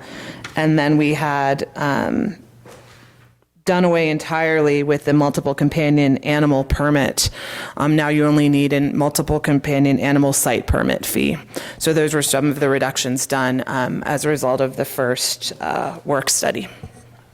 I think you guys have done a good job on the fees. I do have a concern that there are some people who keep a whole lot of animals and they do a really good job, and they don't create a problem. And I think for them to have to come back and pay X amount, $100 a dog every year or two, gets pretty prohibitive. And so I do feel like we ought to reconsider the frequency with which they have to come back in. Obviously, if their dogs begin to get loose and we pick them up and we have citations, then there should be some strict penalties. But if they are really taking care of their animals well, humanely, and they choose to keep them intact and they're not causing a problem in the community, why should they have to pay $700-800 every couple of years?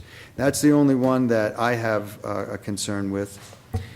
But aside from the fees, are there any other issues with the work that's been done? Commissioner Romero. Mr. Chairman, real Go ahead. No, I just would like to finish on this because I do have other suggestions. Can we make the two permit fees 2 years in line with the licensing of 2 years? Can we just I would be happy with that compromise for 2-year license fees in line with permit fees of 2 years, and then to address the chairman's issue before we move on.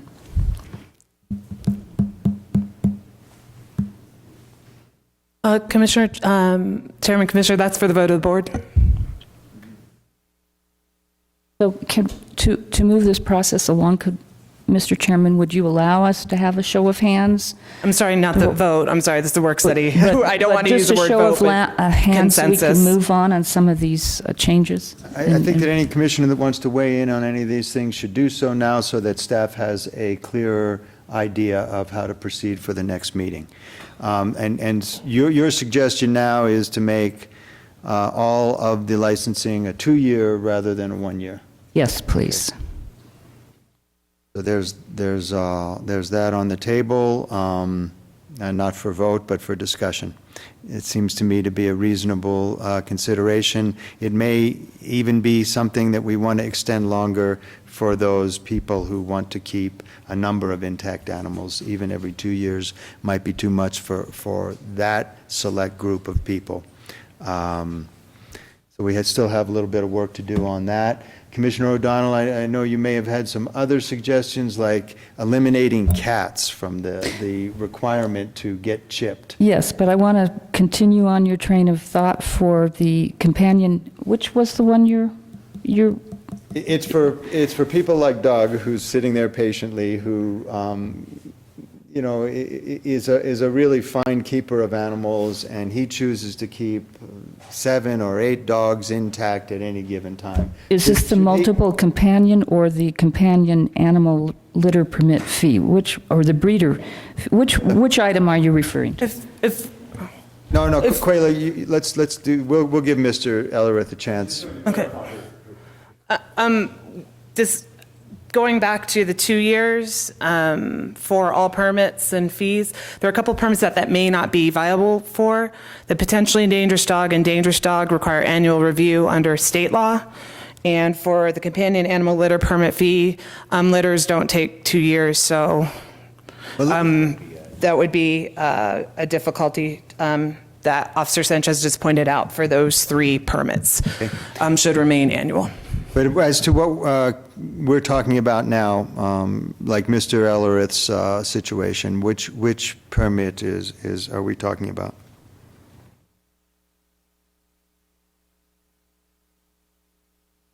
Okay, Doug, come on up. Is that, where is it on the?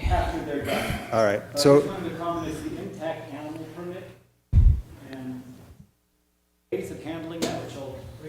Mr. Chairman, if someone's going to speak, they do need to come to the podium. Right. So it is the intact animal fee that we are discussing. Where is that on the permit fees? Oh, I see. Okay. All right. Thank you. So we'll hold that consideration for making the intact animal fee more lenient in terms of when you have to come back, not necessarily reducing the fees. Did you, Commissioner Romero has something, are you finished with your suggestions, Commissioner O'Donnell? Just in this section, yes, I am. Okay, Commissioner Romero? Mr. Chairman, I just wanted a little bit more of an explanation of what these particular items are as far as permit fees. Number 10, animal drawn vehicle permit fee. What is, explain that. Chairman, commissioners, that's something common that you see in many cities. People get married, go around town on horseback, tour the park by horse. It's something that Taos County may or may not choose to do, but it's something that's generally associated with tourism. And in order to have a business and to have horses used in that manner, that's generally what that would be for. Okay, so. That they would have to apply to the county before they are offering chariot rides around the square or for weddings or. Does that include private lands, or say, for example, there's a horse farm in Pilar that has about 10 horses, and they are open for business for horse riding in their own private trails. How would that work with that? I will have to look closely at that. This is the first time I've even heard of it, to be honest, and I'll get back to you. I don't think that the intention of this would be to apply to private businesses. Okay. They would be subject, of course, to the same review to make sure the animals aren't being cruelly treated that a private individual would.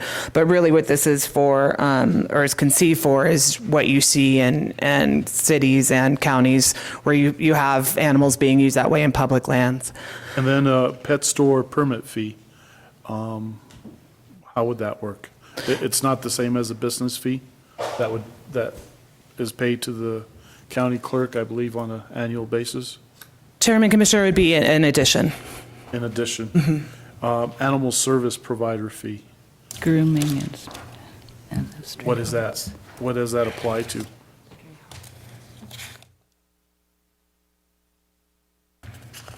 Give me just a second. That would be any establishment that takes temporary possession of an animal from the owner, not on the owner's property. So basically, it'd be grooming parlors, animal daycare establishments, kennels, not pet stores. Okay. And then number 6, potentially dangerous dog permit fee.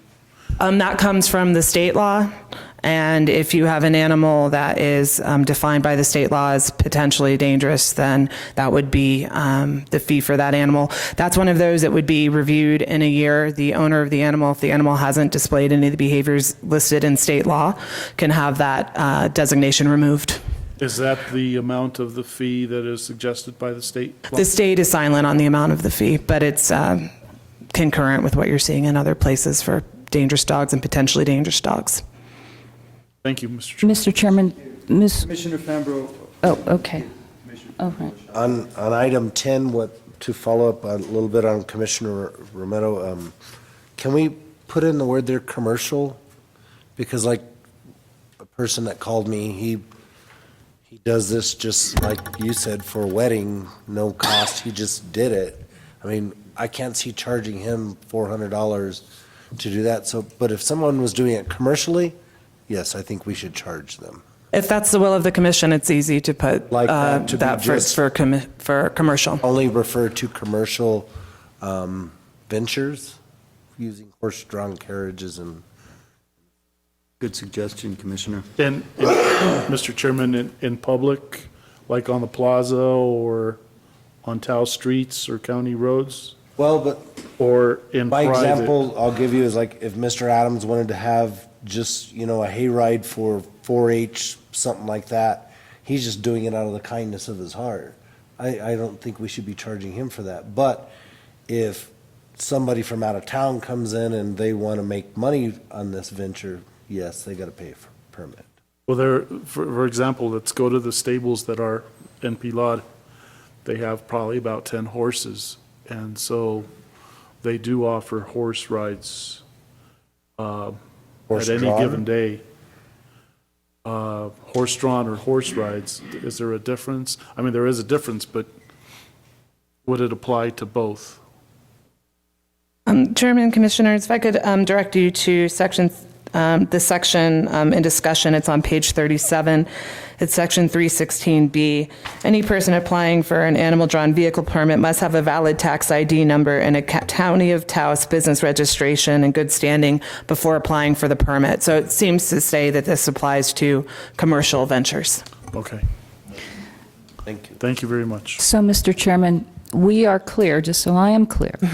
We're extending the 2-year to go in line with the license fee, but we are excluding, could you please give me again which ones we are excluding, the number 5 and number 7? Chairman, Commissioner O'Donnell, if it's the will of the commission to extend all permit fees for 2 years, the 3 that would be of concern would be the litter permit fee by design, which is number 3.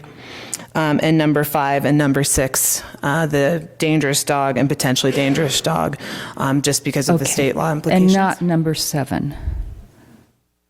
Did you have a lot of number 7? No, just the guard dog, nothing on number 7. It would just be that those 3 are not congruent with 2 years. Thank you for that clarification. Mr. Chairman, in reference to the comment you made about my suggestion that we exclude cats from this ordinance, I believe that we should exclude cats from this ordinance. And I want to give an example. Let's say Commissioner Gallegos has barn cats. He's going to be required to come in, spay and neuter them, microchip them, give them licensing. According to the National Animal Alliance, who we have members here in New Mexico, their model ordinances suggest we exclude cats from this ordinance. And I support that. I think we're going to create an undue burden for people. The animal shelter already has a policy of spay and neutering cats. so they do not allow any cats to leave their facility. If we have an educational program for spay and neuter, we will be able to target a lot of cats for spay and neuter. So that is another suggestion, that we remove cats entirely from this ordinance. The main thing is to protect the health and welfare relating to dogs. Dogs are always the problem. Cats are, and this again, this does not preclude people, if they want to come in and if they want to microchip, people who want to microchip their cats will do so. I do not think, I have a feral cat. She's now maybe slightly domesticated, but I don't want to come in and microchip my cat. So I would ask the commission to consider that we exclude cats from this ordinance. And Chairman, Commissioner, I'll let Officer Sanchez fill in a little bit more, but state law requires the vaccination of dogs and cats over the age of 3 months and defines that as any person who owns or keeps a dog or cat over the age of 3 months in this state shall have the dog or cat vaccinated against rabies as prescribed by the regulation of the Health and Environment Department. So state law clearly does apply to cats, and I'll defer to Officer Sanchez. But Ms. Robinson, if this is a state law, we're having our own ordinance. We don't have to cite We don't this. supersede state law at Well, any time. Also, if I would say, we do deregulate cats. We do have a problem with feral colonies, stray cats, and also just your regular average cat that people just don't go and get fixed. They can average anywhere Not just from feral 90. cats are not included in this ordinance. So We do trap, neuter, and release. So that is what we do. We do trap, neuter, and And you're release going to feral microchip cats. them? They do tag the cats. Whenever we do trap, neuter, and release them, they do tag them so we know if they are neutered. I'm just They do having get a the hard shots. time that we cannot exclude cats based on some state law. It's in the books, then people know. Why do, you know? Commissioner, if I would say, cats do carry diseases, rabies, tuberemia. We do have rabbits out there that she just talked about that are dying. Cats do carry that disease. It is harmful to people. They need to be regulated. I'm sorry, but they need to be regulated. Well, Commissioner Gallegos. Mr. Chair, I mean, I respect all the commission's concerns. At the same point, you know, as you looked at the licensing and permit fees, this is a way of generating some kind of revenue. If not, then we continue to have that problem when Stray Hearts comes in, or anybody else, the sheriff's department having problems with their officers and their animal control officers around. So, you know, the permitting and licensing and fees they do have some harm to owners of pets that they do take care of. But then, you know, there's 50 times more people that don't take care of their animals that are creating this problem, and are creating a problem in our budget up and down the road. So, you know, either we stick with some of these permits and go through the process, or we look down the road of subsidizing something else that we could be doing, because we're going to end up taking care of this problem down the road anyway. So, you know, I just, you know, it leads me a little bit to be frustrated with trying to change things around again. We'll have this discussion, we'll keep moving stuff around, and it gives our officers less and less time to enforce these things. So that's all I have to say. I think it's a good regime, the 317 license and permit fees. We may end up tweaking it a little bit, but I think it's basically a good regime. I mean, you could still do your work with feral cats, and we could keep a breeder's permit for cats, but I'm kind of leaning towards Commissioner O'Donnell and not making every cat owner come in and get a license and chip their cat. But that's, but I'm open to arguments on the other side. Harvey? Well, the big thing about cats, and as Richard just stated, the feral cat population is the problem. And we are seeing a change in the cat population in Taos County right now. Basically because you have 5 organizations in Taos County that are helping spay neuter cats. Now, with that is the feral cat, and the feral cats are the problem. We have 97 feral cats identified just in the town of Taos right now that need to be moved. Now, the spay, fix, and release program right? You can't release them because they are now a nuisance.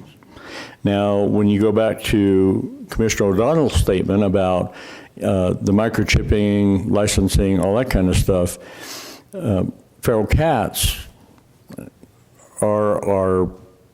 they can't be put under that part of the law. They are a wild animal, basically. They'll never be domesticated. They're just like rabbits and skunks and everything else out there. So they have to be treated differently under the ordinance and separated from this. Now, the typical house cat, and you know, I'll move into something real quick here because 90% of what we're talking about here is administration. It's not about ordinance. And there hasn't been a lot of discussion about administration of this ordinance once it's put in place. How do you deal with an issue like this? So you have the house cat. I mean, there are house cats that are never, ever put out in the public. They never go outside. That's the way it is. Those cats, what do you do about the cat that is 14 years old? And you're not going to take it to the vet and get it vaccinated. You're not going to, you know, go through that process that the normal house cat owner would go through. How are you going to deal with that? Are all these things going to come in front of the commission? Exceptions, exemptions, right? Those things have to be addressed. And my recommendation is that you appoint an advisory board, some kind of board that can, administrative hearing board, that's a component of a diverse group of the community that can review these special exceptions, because you have those situations where you have the rescue organizations, you have people that have rescued 15 or 16 animals, that you're looking at hitting these people with $250 or $300 a year in basic fees. You know, you're gonna have situations that you're faced with that the ordinance and compliance with the ordinance is one thing, but what I don't want to see happen is selective enforcement forced on corrections officers or on animal control officers because, you know, they're having to be an administrative hearing officer, and that's not what's part of this. So the feral cats have to be done separately. Cats in general that are outside cats need to be taken care of. They need to be spay-neutered. They need to have vaccinations. They need to be microchipped. All my animals are microchipped. The feral cats, they're a different creature that need to be taken care of differently, and we've got to address them as a separate entity. So you're suggesting no change to the ordinance in regards to cats? Only feral cats. If I could speak to that, feral cats are wildlife. These are companion animals. This was never meant to address feral cats. Right. That's still going to be the business of Game and Fish and all of that. These are cats owned as household pets. Right, And also there needs to be something in the ordinance because when people let their cats outside, they do damage to other people's property. Right. And So there you're- needs to be something in the ordinance for them. You're suggesting that we retain what we have in regards to cats? Yes, because I go to a lot of people's houses, especially over in ranchos, where they have stray cats from their neighbors, and the neighbors, they're clawing at their skirting, they're going inside the attics, they're damaging their insulation. Cats need to be regulated. Yeah, that's my district. That is your district. Mr. Chairman, Now, I have a cat that has never left the property in 17 years, so what are you going to do to me if I don't chip it? Like I said, there could be exceptions in there. Like I said, we can talk about the exceptions. So, Mr. Chairman, I still would like to see, at least I have a possible agreement with you on excluding cats from microchipping and licensing, and I'd like to see if the other commissioners, so we could move forward. I appreciate your recommendations, but I'm concerned about the people in Taos, and this ordinance is punitive. Okay, in regard, the ordinance in regards to domestic cats. Yes, so I would like to know, am I clear that you are in agreement that we remove microchipping and licensing of cats? Well, I'm on the fence now that I've heard these recommendations from Harvey and Officer Maris. Also, if I can say, if we do microchip the cats, there are a lot of cats, if you go down the highway that have been run over, we can find out who the owner is. That's one of the reasons I say microchip too. How many cats do you pick up? Honestly? Not it feral depends. cats, not feral cats. No, I'm not talking about feral cats. Huh? Honestly, it can range anywhere from, there's 1 week where I can go and pick up 15. There's another week where I don't get any calls. There's a week where I can go and get 20.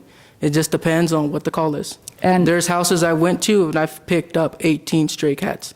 Not feral cats, stray cats. under what form are you picking up these cats? That's actually a permit. That's I not know, a form. but It's under the county At ordinance. some point, if you could show me all the forms you're using, but Those are the two basic forms we use, just that one and the citation book that I handed you. But I don't think that the cat change is probably going anywhere with the commissioner staff, so. all right, well, then, Mr. Chairman, with that in mind, I'd like to propose what Harvey has talked about, and I've discussed this, and I feel that we need to include in the language an advisory board, and that the Taos County Commission shall establish a 5-member advisory board of Taos County residents who will advise the board as to recommended changes to this ordinance, hear waivers and grievances, have authority to act on waivers and grievances. And I do this because I hate to be made a criminal if I'm not going to come in and license my cat and microchip it, which I will not. So I would be the first one you could go ahead and make me a criminal. Can I go with you when you make her a criminal? I'd like to be there. If I could, Chairman, Commissioners, just give you some history as to how we got here. The enforcement scheme is something that was worked out between all parties and is pretty solid, and this is why. Whenever you have a board, advisory board type situation, if a party is aggrieved by the decision of that board, as we've seen with the airport, it goes to district court, which can be burdensome on the average person per se. The beauty of this scheme is that there's a 2-week grace period during which an officer can seek to gain compliance before writing a complaint. A complaint will be filed in magistrate court, and at any point, be it arraignment, being 2 pretrial meetings, that person can present evidence of compliance, or an arrangement can be made, fines can be paid or not paid, or the case can be dropped. So what it allows is a constant back and forth of information, evidence, working with people that doesn't require a person to go through a hearing process, a board that may be heavy with staff. We only have 2 animal control officers. Some of these boards, as you know, are onerous on county staff time and resources. And this gives an individual 4 bites at the apple, and also the opportunity to present their case in front of the court if they feel that they need to. So that was what went into this current scheme. Also, that it's been the experience, and this is the one area that I was able to speak to the town about, is that people who are assessed fees by boards tend not to pay them. People who are assessed fees by judges, by court order, do. And so in terms of compliance, this is the favored approach. Mr. Chairman, I kind of see a board also as a lynch mob, or it could be very easily become that. My opinion. There's all kinds of issues with improper delegation of authority to enforce ordinances. So, after the ordinance is passed, if we feel the need for some additional help in considering our problems, then it might be appropriate. But I agree with everybody that it should not be part of the ordinance.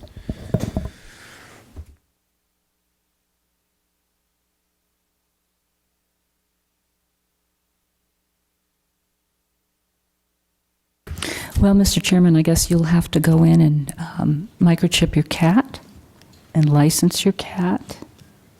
That may well be the case. But do you have anything further with any of your? Yes, I do. On page 2, under definitions, for the definition of low income, I would like to strike 1 and 2 and insert 100% of federal poverty level. That is a more accurate determination. Right now we're referring to a census of a few years back and median income guidelines. This protects the poorest of the poor. from having to pay these fees. So I would hope the board, it's a simple fix. I'm hoping the board will agree to that change in the definitions. Chairman, Commissioners, if I could highlight you to that section on page 13, low-income person. Part A allows a person to present evidence of receiving public benefits, either in the form of a Medicaid card, a SNAP EBT card, in order to get their permit and their licensing fees waived. The second part is a bit wonky and is easily changed. Right now it says a person whose income is 50% or less of the median gross income for the county, adjusted for family size. According to the census, the range between 2009 and 2013, the average household income in Taos County is $33,000 a year for one household. Now, the federal poverty guidelines are different. For 2015, a single individual, 100% of federal poverty level is $11,000 a year, roughly. So, as Commissioner O'Donnell has highlighted, you have a choice as to how you define low-income person. Part B is wonky and can be addressed by 100% of federal poverty level, 10%, any way you'd like, but the first part A allows somebody who is receiving public assistance to very easily prove that they're a low-income person. All right, that could be appropriate then to change from 50% of the county to 100% of the federal poverty level. Yeah, that'd probably be, it would include more people and might be easier to understand. So maybe we have a change here. I'm fine with that, Mr. Chairman. Harvey, did you have a? Going to give us a problem? I have a concern with exemptions, and primarily think of the objective of what we're trying to do with the ordinance. And this is a people problem, it's not an animal problem. So when you go back to dealing with the bottom line is the number of animals that are loose, unwanted, and unregulated in Taos County. To go back and deal with those animals need to be identified. That's the reason that we're microchipping. So when you exempt somebody from this, are you exempting them from everything, or are you just exempting them from fees? Just fees. Just now, fees. So the largest segment of the population where our problem that we deal with every day is in the less fortunate, right? The people who don't have a lot of money. We don't want to take away pet ownership from them, but there still needs to be some responsibility. What I would prefer to see is the fees to stay in place, but outside sources to take care of the less fortunate, the veterans and everybody else. So there are grants, there are organizations, there are lots of places out there that will take care of that without taking the fees out of the mix in this thing. Because those fees, as Commissioner Gallegos talked about, create the revenue that's associated with helping to take care of the problem. We're looking at probably a 5-year cycle before you see a difference in animal intake. And what's going to happen with this situation if it's not rolled out correctly is the shelter is going to get buried. People are going to be dumping animals right and left. So this thing has to be extremely equitable for everybody out there, but we have to take those people into consideration. And there are sources out there to take care of this without disrupting that flow. well, any sources of funding we can come up with, we should put towards spay neutering. And the people that are low income, they're showing their responsibility by coming in and getting a license and getting chipped and getting spayed neutered. So it's not a question of them not being responsible, but I don't want to try to generate fees for this problem on low-income people. We'll find the money to do what we have to do, but we don't need to try and increase our operating budgets, supplement our operating budgets on low-income people. So I'm very much in favor of keeping this. And just to clarify, this would be the waiver of the fees for the companion animal license. So that would be senior citizens, veterans, low-income people, and then people with service animals. And if they wanted to, and if a low-income person wanted an intact animal, then the fee would still be in place. The permitting, yes. Yes, the permitting fees would still be in place if you want to do something special like breed or have them intact. But just if you want to own an animal, your fee is waived. Anyway, that's my opinion. Thank you, Mr. Chairman. May I continue? Yes? On page 27, medical waiver certificates. I'd like to include microchipping and vaccinations, excluding rabies, because there are some older animals that have reactions to vaccinations. That would be in 1. I'd like to strike items 3 through 5. I do not understand why this has become a stickler that the county can request a second opinion from a vet to see if one particular vet is giving more medical waivers. I would like to see item 3, 4, and 5 completely taken out, and on item 6, the owner shall be issued an intact companion animal license free of charge for the life of the animal. Not that they have to come back every 2 years for a medical waiver certificate. I think this mostly applies for older dogs and ill dogs. And so those are my changes. I see no reason for this 3 through 5. It's punitive. I don't get it. You know, a medical waiver is a medical waiver. We're not. What you're inferring here is there's some kind of fraud on the part of a veterinarian to be issuing these medical waivers. So, medical waiver certificate, besides in Part 1, should not be altered, vaccinated, or microchipped. You know, if you've got a 11-year-old, 12, 13-year-old dog who's about to die, should you be required to come in and get that dog microchipped if you know it's the last days of this dog's life? So this is where and the same for vaccinations, excluding rabies. 3 through 5, I would like to be completely eliminated. This implies fraud on the part of the vet. 6 would include life of the animal, 7, upon the receipt of a medical waiver, not the acceptance, but upon the receipt in item 6 of a medical waiver.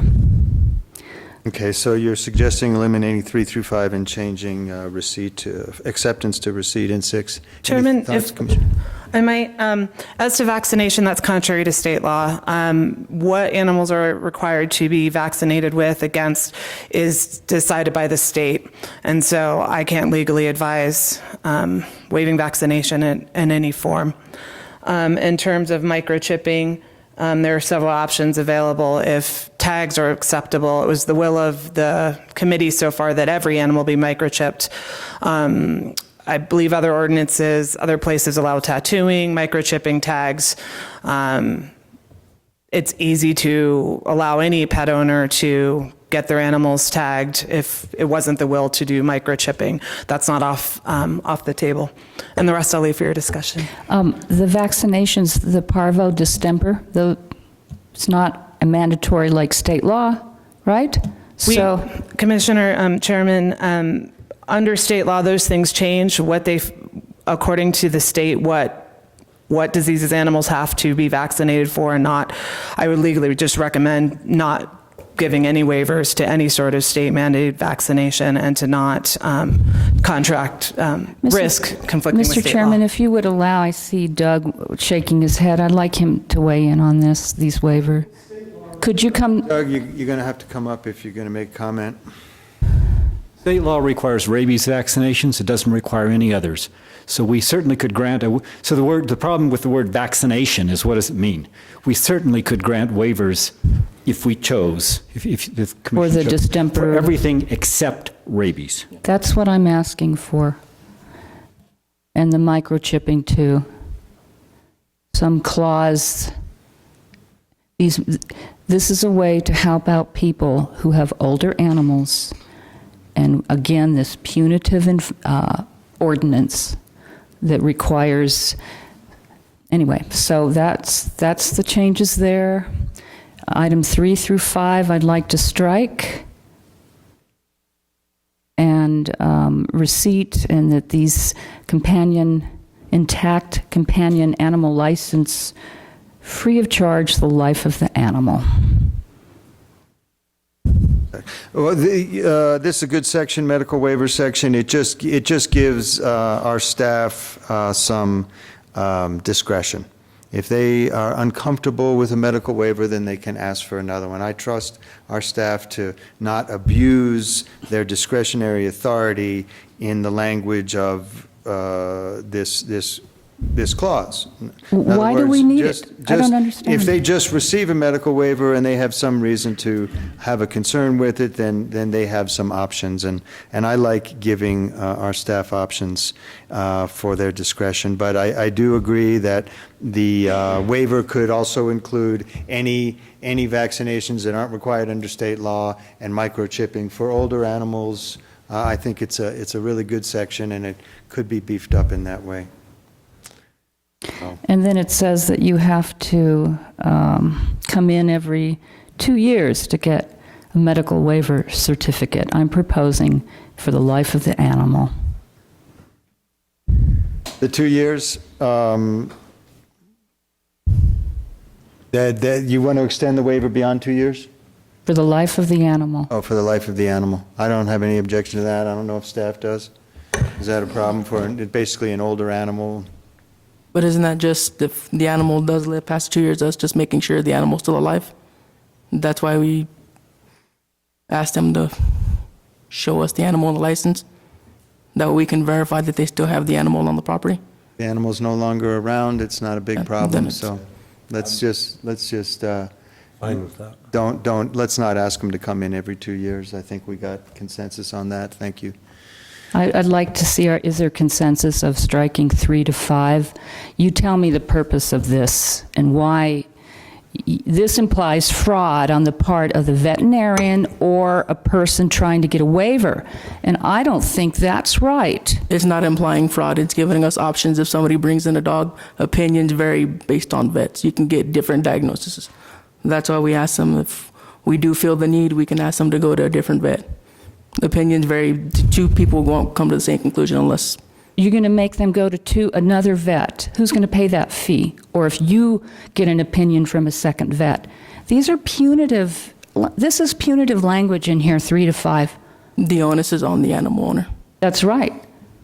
So how much would it cost to get a second opinion if it's your authority, you decide that this owner has to go get a second opinion? How much is that going to cost? But also, if it's my judgment that I don't see why that dog cannot be fixed or why that dog wants a medical waiver, I can ask them to go get that because the onus is on me to ask them to go prove that dog needs that medical waiver. I don't believe, with all due respect, that you are qualified as a vet. A vet needs, and that you do not have the qualifications to ask people for second opinions here. I'm sorry. All right. Well, we don't want to extend this debate too long. We've got your position and Officer Sanchez's position on this. I'd like to get I'd like to see where the commissioners feel that, and then I'll yield. Okay. Commissioners, any feelings on items 3 through 5 and the discretion to request a second waiver?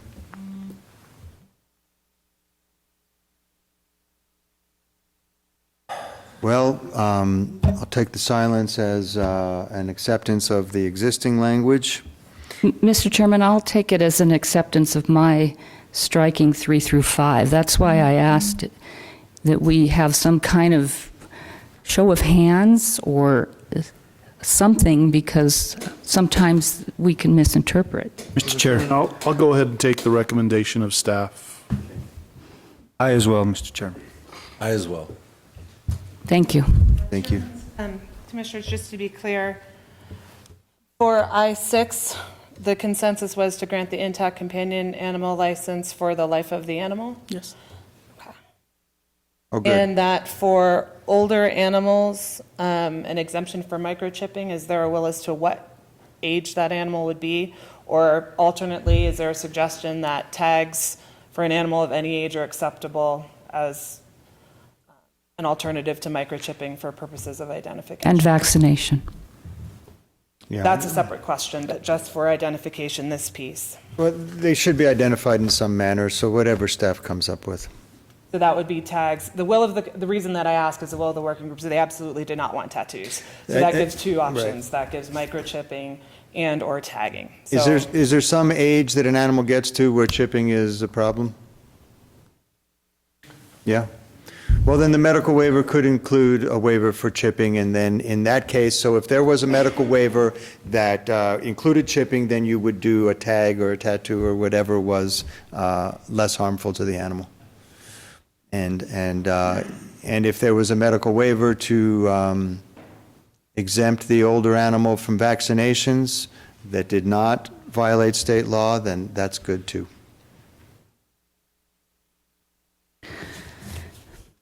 Almost done, Mr. Chairman. Really? Well, maybe not. Come on. Page 36, section 3.9F, I'd like to change may to shall. And that relates to Where are you at?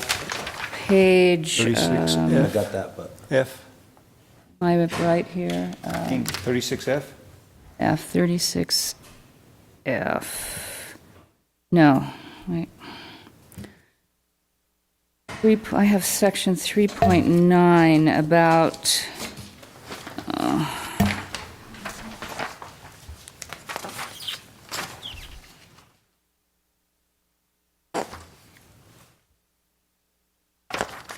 it's the section where rescue groups, F, county may waive the litter permit fee for rescue groups. I'd like that to be shall. Again, that's a discretionary, and I think it's been pointed out that all rescue groups, are doing this voluntarily. I do not want the animal control officer to decide. I want it to be shall. And I'm sorry, what page is it? Because I'm confused. That's 32F. Thank you. Anytime. F, yes.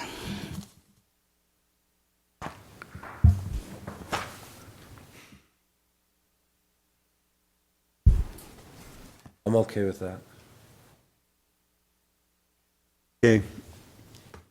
Shall, we'll take that discretion away from the animal control officer for rescue groups. Okay, and finally, Mr. Chairman, Yes. Animal control officer is fine with that too, so I think we can change that to a shall. thank you so much, Ms. Robinson. I would just like to speak a few things related to stray hearts and how this ordinance creates unfunded mandates for them. In section 2.1G, the identification that unfunded mandates, it's okay with the reduced costs of microchipping, but there is language in there that says free. And this implies that Stray Hearts has to give free microchipping. I think that's one unfunded mandate. No, it says it's available for free if they Or reduce cost. or reduce cost, and it's only free if they qualify for low income, which is where we lost Harvey on that last. No, I don't think so. You give away free microchipping? No, this is an unfunded mandate here. There's a cost incurred for Cost incurred for the microchipping. microchip. Right. We offer that that's a discretionary thing on the part of Stray Hearts. So there are people that we offer free microchipping to and vaccination. Are you okay with G? Isn't G applied to The ordinance not to anything to do with stray arts? Mm-mm. Or is it, or am I reading? ASF Stray Hearts is our AS. Yeah, I have a problem with it. But I have a problem with the deferment because I think it's about responsibility. And, you know, I'm sorry, but I've been in a bad way in my life when I didn't have money to feed my family, but my animals never went without medical care, food, and water, just like my children did. So this is a responsibility issue. We do it discretionarily because the people are putting in the effort to take care of their animals, and that's why it's discretionary. So we help those people who are trying to help themselves. That's a choice that we make. It comes out of our operating budget. But is it mandated here? I have a problem with that, unless it's funded. Yeah, it's one thing to waive fees, because that doesn't cost Stray Hearts anything, but actually making them put in a chip for free is a problem. So what do we do about it? Well, it says for free, or, yeah, but then even a reduced cost. So just to be clear, the license fee would be waived for low-income people, but the microchipping would not.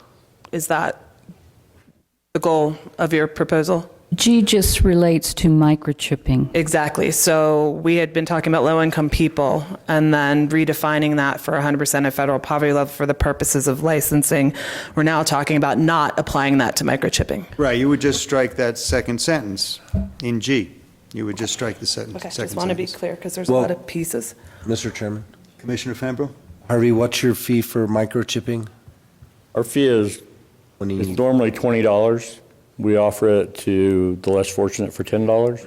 Our cost per microchip is $5.95 plus the administration of the microchip. So that's minimal, and I know in Cuesta they charge $6, I believe, which they're, yeah, so they've And got two options that are very minimal in my opinion. Yeah. And local vets charge anywhere from $50 to $100 plus an office visit.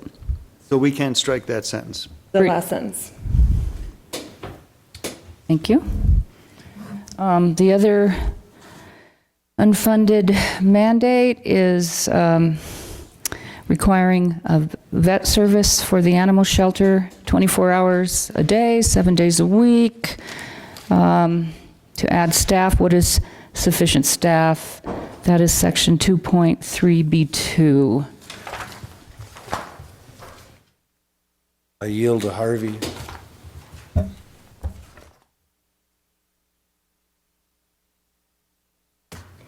On page 21, bullet point 2. And I'll defer to Harvey, he's reviewed these in advance.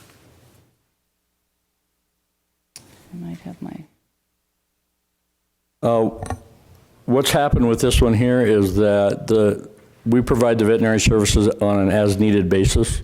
So the language at this point does not stipulate that we have to have a vet on site. And the staff requirements are mentioned in another section of the ordinance, which is basically under the minimal care of the animals in the shelter. So I think that we're all right there, Commissioner O'Donnell. Okay. In that we deal with it as needed. So. Thank you, Harvey. So if we go to 2-3C, spay-neuter alterations before leave, but when the animal shelter brings in impounded animals, and I guess what I'm trying to get to is your collection from people who they impound their animals. And what guarantee do you have that these people are going to pay you? This I consider to be an unfunded mandate, because even though language says the responsible pet owner will pay you for the time of impoundment, if they don't have if they don't have the spay-neuter, they have to get it before they leave, which could be an extended stay. This I see as another unfunded mandate here. It has been an issue, and it's been an issue in the past when we've had to quarantine an animal or put an animal in, bring the animal in the shelter. We had one that was caught in the system for almost 6 months due to court order. And then, those fees accumulate, and you have a person who doesn't have the substance to pay for it anyway, and so then we end up in a collection proceeding or something like that trying to collect it. We haven't gone to that point. In the past, we've let that go. Now we go through the process of collecting. The other part of that is the spay-neuter. It's a mandated spay-neuter after the 3rd visit, right? The owner is responsible for that. Now, along those lines, another reason for the microchipping is to identify ownership. So an animal gets hit by a car, right? He ends up in the vet, or he ends up at the shelter. That's where people bring them. We take them to the vet, we get them fixed, we incur medical fees. Purpose behind microchipping is to go back and identify the owner so that collection can be made for those fees.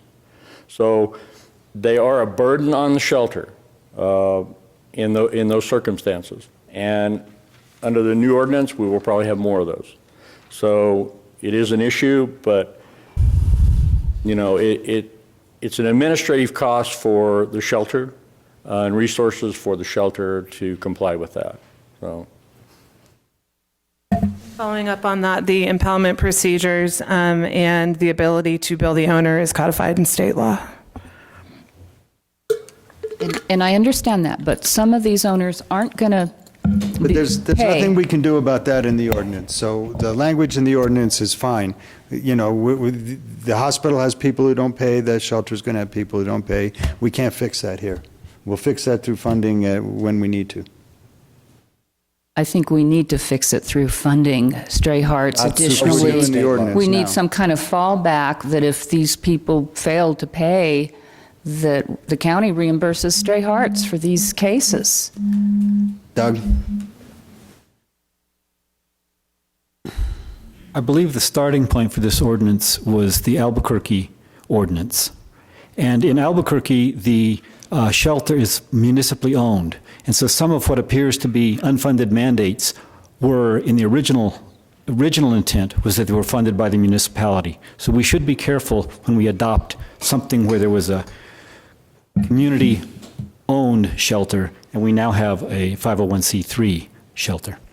And if I could speak to that, actually, the Albuquerque ordinance was adopted for its ease of use and readability. As a matter of fact, this ordinance is proposed as a mix of an ordinance hand-drafted by Mr. Ellerath, another ordinance hand-drafted by Trish Hernandez, our current existing ordinance and features of the Santa Fe and Albuquerque ordinance, and a number of meetings of community advocates, staff, and our Sheriff's Department. Anything else, Commissioner O'Donnell? Well, I think Stray Hearts needs to keep a track of these particular situations. He just referred to 6 months. People never paid. What would that bill, what would it have been? That one was about $1,200. So it was a pretty substantial bill. And that was prior to my taking over as the executive director. And so they just let it go. And that's always been the habit at the shelter, is kind of letting it go rather than holding people accountable. We try to hold people accountable now, but take into special circumstances. So, it is something that we track. It is something that we will track and we keep track of. And our hope is that as the ordinance goes into play and starts working, that we're able to come back and review and look at our successes, look at our failures, make the appropriate changes.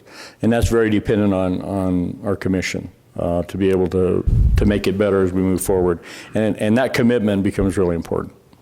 Exactly. Do you have any suggestions for additional changes? The impoundment issue, perhaps the county should bear the cost of impounding an animal if the owner cannot pay it or will not pay it. We have a contract with Stray Hearts that sets out our responsibilities, and they have their own set of operations, and neither of those are going to be dealt with in this ordinance. Do you have any other suggested changes for the language in the ordinance? The destruction of animals, who pays for the cost of that? If you impound an animal, it's at the shelter, you decide to put it down, who pays for that? The shelter or the county? Shelter pays for that. Their costs for euthanization are very low. Again, this is an issue of the shelter's operating budget and does not fall within the purview of the ordinance. It's still an unfunded mandate. Again, we talked about... Not unfunded because we pay $100 and some thousand a year. And But it is so unfunded. That's a contractual issue. Mr. Chairman, this ordinance will increase costs to the shelter. It may well. It may well. It's also addressing a problem that in the community. So, Mr. Chair, with that additional cost to the shelter, with the fees and permits that we will be acquiring will help pay for that additional cost at some point, don't you think? Yes, if we're able to sell those permits, it will. But if we cut the fees in half, then we don't have the money. Yeah, but we're also trying to find resources to encourage spay-neutering. That's the main purpose here. And don't forget the sheriff's comment. This is giving him a tool that he can use to hopefully better the community. It's so much better an ordinance than what we have now. And Chairman, Commissioners, under state law, nothing relieves the owner of a dog or cat for the payment of all reasonable charges for medical or care services rendered to the dog or cat while in the custody of a veterinarian, kennel, animal clinic or hospital, grooming parlor, or other animal care facility. The state envisions that the owner is responsible. Thank you. Commissioner, we'd love to wrap this up by lunch. How are we doing? Well, I did get an email you all got from New Mexico Grazing Association, and I did forward that to Ms. Robinson, and perhaps then I could meet with her to have her answer some of these questions New Mexico Grazing Association has raised. Commissioner, I received that email about 7:30 this morning, and I had some other deadlines. I was not able to, No, to I get understand, to it, but I maybe can answer any questions you have. At a later date, to not take up time, if that's all right. And again, I think what I really am concerned about, can we put in the language that the animal control ordinance officer creates a brochure, a simple brochure when he's on duty, and he's out and about trying to explain this ordinance, and relating to that, all these forms, how you're going to institute the dog lost and found dogs. I think it's a great idea, but how you're going to disseminate that information to the public. Now everybody calls the radio station. How are they going to know that you've got a lost and you're going to create this form, and then, if the owner doesn't claim the dog, the finder gets to keep it. So I would suggest, if we can in this ordinance, or we can instruct ACO to work with legal and work with the commission to create a simple brochure once this ordinance is enacted, that we can disseminate in our solid waste collection, that he can take around when he gives citations so people are clear. I just think that's probably one of the main missing components in trying to pull this all together. So could we put this in the animal control, in this ordinance, that ACO will produce a brochure after publication of this ordinance I'm talking about the educational component. Yeah, there's going to be an educational component, there's going to be a media campaign, and we're going to do all of those things, and they're not really, they're more like enforcement and administration and not really appropriate for language within the ordinance. If I may, Trish Hernandez is working on programs so we can go to the school. I have been talking to her about that way we can go speak to the kids and adults and go around the actual county and actually talk to the people. And she So we spoke are about working that, that yeah. outside of this. And then also I do, whenever I see multiple people or I am picking up a dog and people have questions, I do inform them what the ordinance is, what's going on. That way they know what's been violated. And I do describe to them what's happening and how they can fix it. So, Mr. Chairman, what I hear you saying is a later date, we could request educational brochure that would be a tool for ACO. Mr. Chairman? Yes, we could. Commissioner? What I heard was Trish was already working on that at the last meeting. She did advise us of that. We're going to pull all our resources together when we pass this ordinance and really do our best to make it as effective as we can through all of these types of programs. Thank you. Appreciate you going to schools, too. That's a great one. Thank you, Mr. Chairman, for allowing me the time. I think it's important. This is going to affect a lot of people in the county. I agree. Thank you. Thank you, Commissioner O'Donnell. All right, so it's almost lunch. I did promise Doug some time at the podium, and he's been very patient. Why don't you step up and introduce yourself? Okay, sometime. Mr. Chairman, Commissioners, Mr. Archuleta, my name is Doug Ellerath. You probably know me as a strong animal advocate, as well as an advocate for responsible pet owners and pet ownership. You also recently received an email from me. I would really like, if I could, to ask you to attend to that. The reason is, you know, there's a number of reasons that are explained in the email. But for example, it requires that the euthanasia techs here be trained by HSUS. This is not in accord with state law. So the issues that state law says that the sheltering board has certified instructors to teach that, and that's what we need to have our euthanasia technicians trained with. So there were a number of items that I brought up in there that I think are important. I know this is not a mandatory spay-neuter ordinance. I will say that the reason that Commissioner Fambro, the reason you got a lot of questions about that is it's replete with a lot of mandatory spay-neuter language. And so, for example, the requirement that businesses post signs saying that spay-neuter is required in the county. That's typical of a spay-neuter community. The intact companion animal license, calling that out, as opposed to just having differential fees. That's typical. So you will get a lot of questions, and that language is not necessary, and I flagged a lot of that in my email. Another thing that I flagged was that the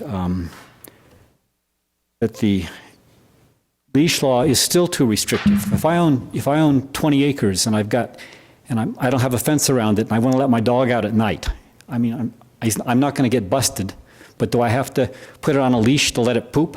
I don't believe that was ever the intent. And so I think some attention needs to be paid to the leash law. And there are some really excellent examples out there. For example, there's one that simply says it should be a violation in Ivins, Utah. I love them because they have a municipally operated no-kill shelter. They have their animal population under control. They're a community about our size. Their leash law simply says animals shall not be permitted to run freely on streets, sidewalks, and in other public places, period. So you can have them on your yard, you just can't have them running out loose. So there's a lot of, and then also the fees. I point out that the intact permit fee is high. It has been found nationwide, and this high fee is opposed by essentially all animal welfare groups. I know the intent is to encourage people to spay and neuter their animal. The result that has been found nationally is exactly the opposite. People look and they say, I'm not going to pay $100 or $200 or whatever the high fee is. And the irresponsible ones, the ones that Harvey was talking about, will just simply fail to deal with it. Now, I know staff has looked at comparable fees. I know they looked at Rio Rancho, they mentioned that, and staff also looked at Albuquerque and perhaps Santa Fe. I've provided you with a list of fees from other rural communities, and you'll see that they are not, what we're proposing is not in line with those. What we're proposing is something that will cause, I believe, people who are the majority of the problem to hide their animals. So I strongly suggest that you please look at the email I sent and consider the changes that I recommend. Some of them, such as the euthanasia technician, is a matter of state law. There's definitions in that ordinance that are never, ever used anywhere else in the ordinance. Why? And so there is some concern that if there's just, it needs a good paring down. And final couple of things I wanted to say. Speaking of paring down, Los Alamos recently revised their ordinance. They're a very concerned community. Los Alamos strongly, is trying to get their animal population under control. Our proposed ordinance is 5 times the size of Los Alamos. It's 4 times,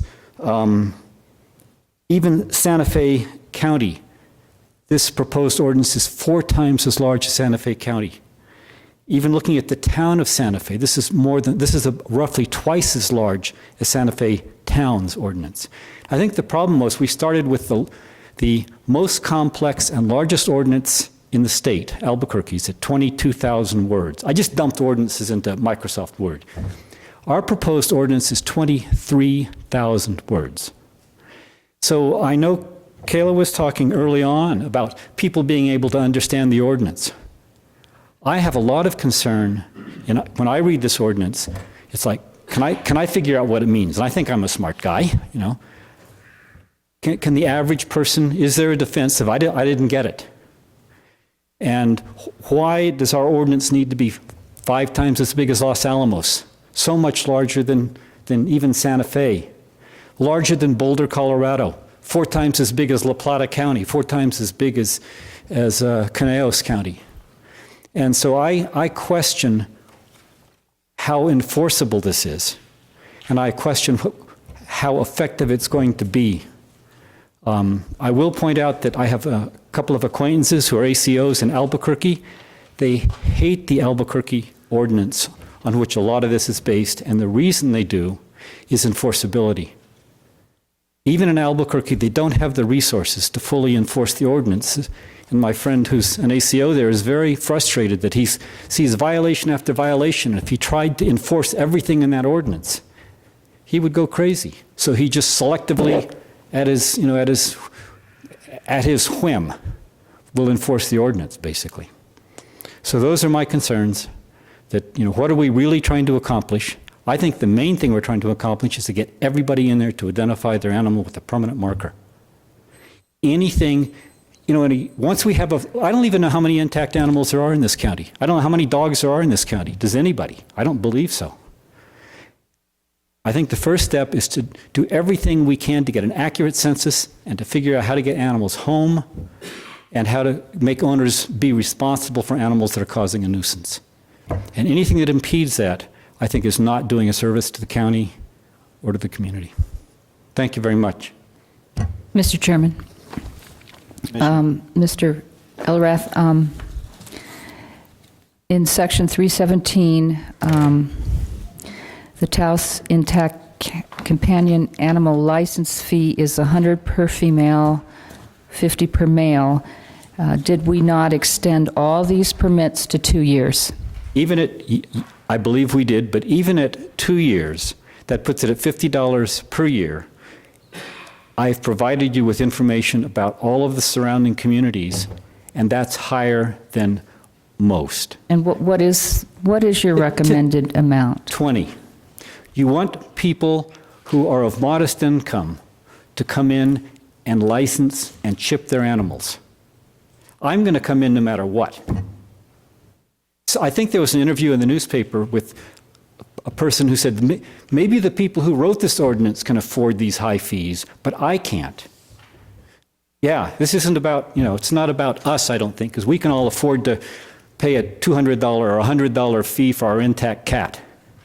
This is about the bulk of the county. And are the average residents going to bring their animals in? We're going to give people a less expensive option to spay neuter. And so but if you want to keep your animals intact, then the fee will be greater. But what about, why don't we leave the fees that are here in place, but make the renewal fees less expensive? There are places where the initial intact animal fee is high, and then it's an intact fee for life.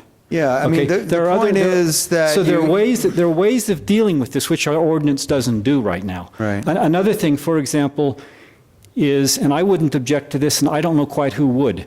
I have intact girls. To get into my yard, you have to go through a double gate arrangement, just like you're at a dog park. It's fully fenced. When they're in season, I've got a heat pin inside with a hot wire on top. So I've spent tens of thousands of dollars confining and constraining my animals. And if people, and it's not just, again, it's not about me, if people have gone out and taken the effort to create a responsible environment for their animals, why are we then going to punitively charge them? Right, that's my point. So, initially you have to pay extra if you want to keep your animal intact, but if you've demonstrated that you're caring for them properly by keeping them enclosed, then your renewal fees should be less. We shouldn't make you come in and pay the same high fees every couple of years. So I think that's... Mr. Commissioner, the only thing I will point out is, again, on a nationwide basis, the ASPCA opposes high fees like we're proposing. American Veterinary Medical Association opposes these kinds of high fees. National Animal Interest Alliance opposes these high fees. And it's all based on the fact that it discourages people from providing proper care. It discourages people from actually getting the license. And I question the enforceability. I mean, it's currently the law that you have to have a litter permit. We had 3 issued. It's currently the law. So if you look at how are we going to enforce these things, and there's things that are currently the law, why do we have 3 litter permits? Are we going to have 50 next year? What if they're too high, we're going to have 0 again, even with education. So I just feel the number one item is to get people in the system. In a year or 2 or 3 hence, when we actually have a survey, when we understand, then we could, in a very educated manner, raise fees and manage this process. But initially, my goal would be to get them all chipped. Same here. Yeah. Any other questions of me, Commissioner? Mr. Chairman, would you suggest additional language to this licensing and permit fees, or can we go ahead and lower that animal license fee of intact to 20, as is the national standard? My feeling is that the policy purpose is a good one, to really give people incentive to alter their animals. But for responsible owners like Doug, the fee should remain the same for the initial fee, but any subsequent renewal fees should be much, much less. So that's my feeling. Is that what Ms. Robinson is going to include in this section? Well, maybe, if that's the will of the commission. I don't know if any other commissioners want to weigh on this particular item. I would agree.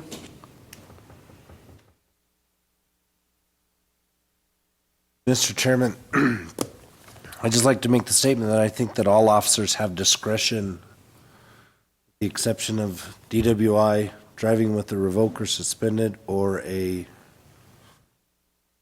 another license type of enforcing anything. Those are the only ones that carry mandatory. I believe our officers show good judgment every day, and so I think they have the discretion to work through this. If we had a one-time fee for intact, if it was significant, I mean, we're going to have a complaint about that, but what I asked before is if our fees are within line with other ordinances, I will support that, and I'll support staff's recommendation. If I can speak to that.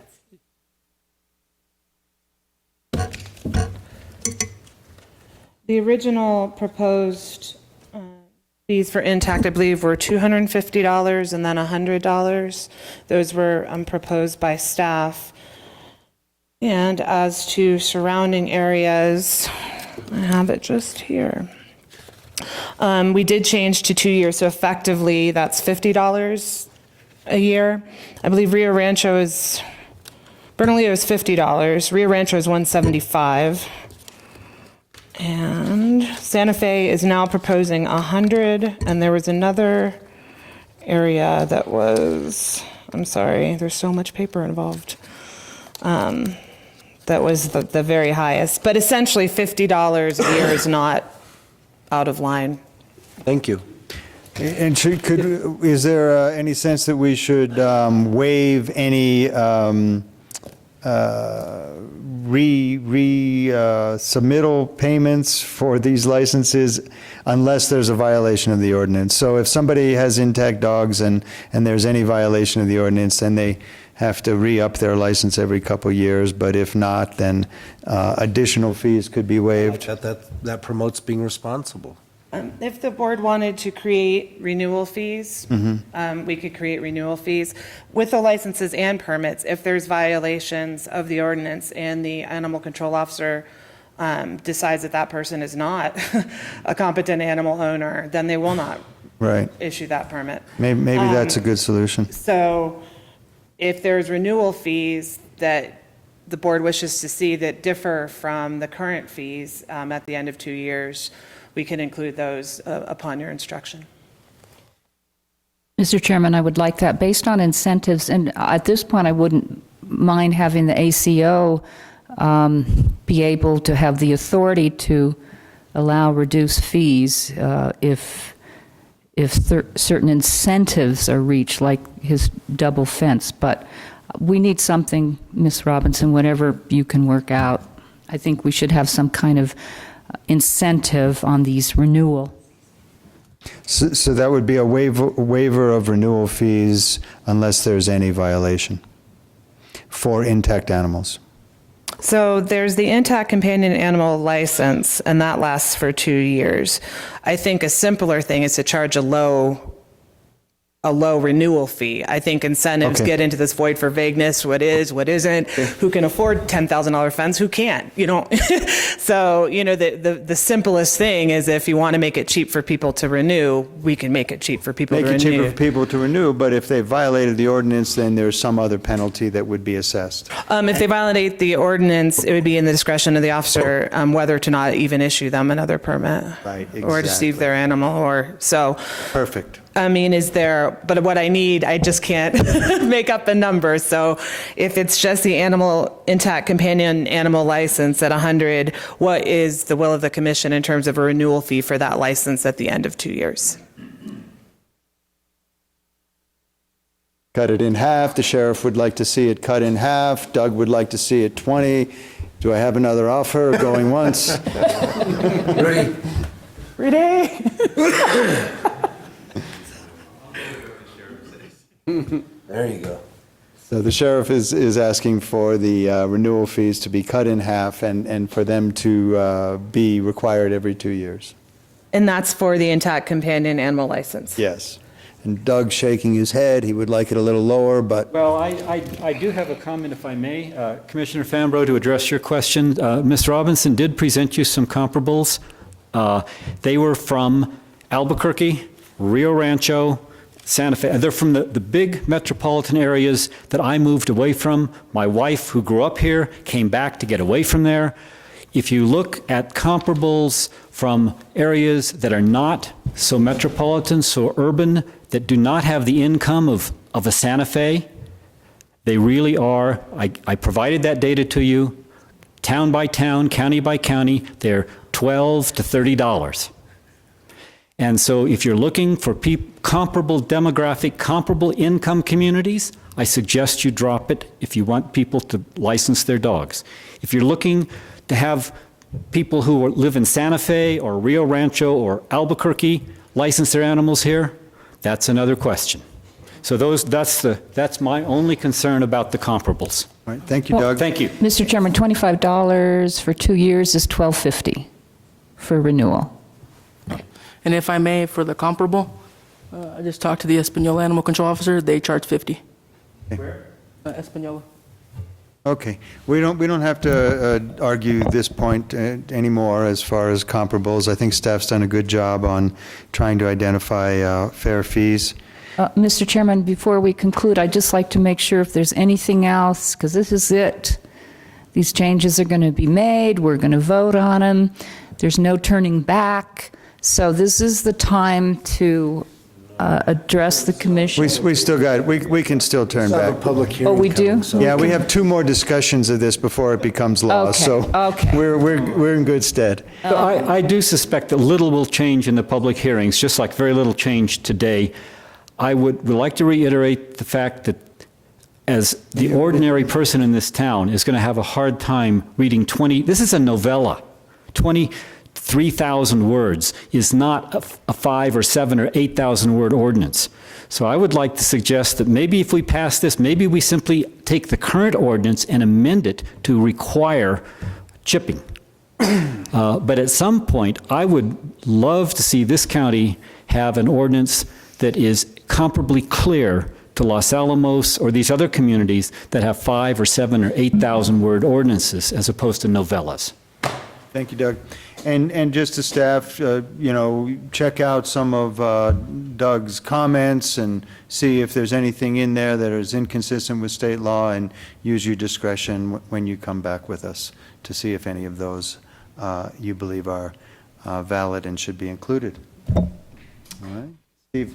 Mr. Chairman, Commissioner, I just want to thank staff. They've done a great job. They've worked hard on this. They've listened to all sides. They've had meetings in the office, outside of the office on this, and have taken all that into consideration and tried to bring the best ordinance available for Taos County and Taos County residents. And so I just want to say thank you. Thank you for the hard work. Thank you for your diligence in putting this all together. Mr. Chairman, I'd just like to add to that on behalf of the legal department, thanks to Quayla. Enormous amount of work. We really appreciate it. It's going to make a big difference in the community. Thank you very much. And Mr. Chairman, We won't share that story. I'd like to echo that. Ms. Go on Robinson has been very responsive and to my requests, and I do appreciate all the time that she spent. Thank you so much. Responsive, diligent, intelligent, all of those good things. Thank you. Do we have a motion? Motion to go to lunch? Thank you. Second. Call for the vote. Yes? Yes. Yes. Yes. Yes. We'll see you in about an hour. Anybody who wants to stick around. Oh, my God. There's Frito pies outside if Commissioner would like to. Yeah, there is. Second. Call for the... Yes. Yes. Yes. Yes.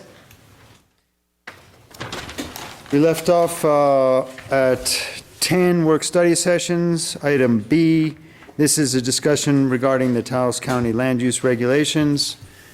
Edward V. Hill, our acting planning director. He's just acting, not really doing the work. That's right. That's right. Thank you, Mr. Chairman, Commissioners, Mr. Archuleta, Mr. Malone, staff, members of the public. Mr. Chairman, Commissioners, on June 2nd, we planning staff came before you with proposals to, or amendments to the existing land use regulations, being ordinance 2014-1. We identified for you what we thought were approximately 17 substantive changes. We went over those changes with you and we got some feedback from you. We've inserted a lot of the recommendation and feedback that we had from you into the revision of the proposed amendments, and I'm prepared to go over those changes or suggested changes with you this afternoon, and it shouldn't take very long. Mr. Chairman, Commissioners, permission to proceed if I may. Please do. Thank you, Mr. Chairman, Commissioners. You should have been provided with a copy of the proposed amendments, and I will begin on page 29. On page 29, we've inserted the definition of moratorium, and we've cleaned it up a little bit. And if there's any further discussion on this particular definition, I would yield to Mr. Malone if you wanted to, if you had any specific questions on the moratorium section. Just a very quick kind of roadmap. The portion that you see as stricken out has been moved, and that was really operative language that created the standards by which a moratorium would be invoked. And so that was moved to page 62. And so it's still there, it's just been moved organizationally. The definitions really shouldn't have operative language. And so, Mr. Chairman, Commissioners, what we had proposed, or based on the recommendations that you presented to staff, we did take this into consideration. We've included some language in the land use regulations addressing moratorium. Mr. Chairman, Commissioners, if you have no questions on this, I'd like to move forward. Mr. Chairman, I did have one other comment. The next step is going to be to bring a resolution before you for publication, and I would like to include some additional language on notice requirements if the commission does declare a moratorium that had not previously been in there, and in thinking about the possible due process implications of a moratorium, I think that we should have some specific notice requirements. And I don't view that as particularly a substantive matter, just a procedural matter. Makes sense, thank you. These are, I think, these are common justifications for a moratorium, and I believe it's important to have that ability within the ordinance. You did, I believe that staff has stricken the reference to moratorium under the hydrological studies. Mr. Chairman, Commissioners, that is correct. Which I also think is appropriate. Each application is taken and it's based upon its own requirements, and there's sufficient safeguards against overuse of water within that hydrological section. Thank you, Mr. Chairman. Commissioners, I would now like to refer you to page 45. Page 45, all we did here is we corrected the definition of major development. This now is verbatim with the definitions found in the definition section of the land use regulations. Mr. Chairman, Commissioners, I will refer you to page... Oh, excuse me, Edward, I had a question on 44 and 45. On the residential construction as indicated in the WUI map, that should be, I believe, an administrative permit. That was the initial construction of the ordinance, and unless you can talk me out of it, it seems like any residential construction in an area that's been identified as a high fire risk should be more than just a zoning clearance form. It should be administrative. Mr. Chairman, Commissioners, we have been working with this regulation or this ordinance for nearly a year now. This is one of the areas that we've identified that it has become cumbersome for a home builder to have to go the extra length, if you will, in applying for a WUI or for a building permit. We thought it was a more lengthy process, and Nathan could probably elaborate a little bit more on this, but we just thought it was more cumbersome. It delayed the individual who was pursuing a building permit a little bit longer than what it normally would under a zoning clearance. Is there any additional protections for building in a WUI? That's what I want to know. And I would ask Commissioner Fambro to... Mr. Chairman, to answer your question, if you go to section 4.3, page 48, when you get a zoning clearance, we actually have performance standard that they have to meet if they are in a wildland urban interface area or WUI area. So they do have to conform to, we want to further, we'll be revisiting this also in the future. We had planned to get look at the ICC code that has requirements for WUI areas and maybe adopt certain sections within those regulations.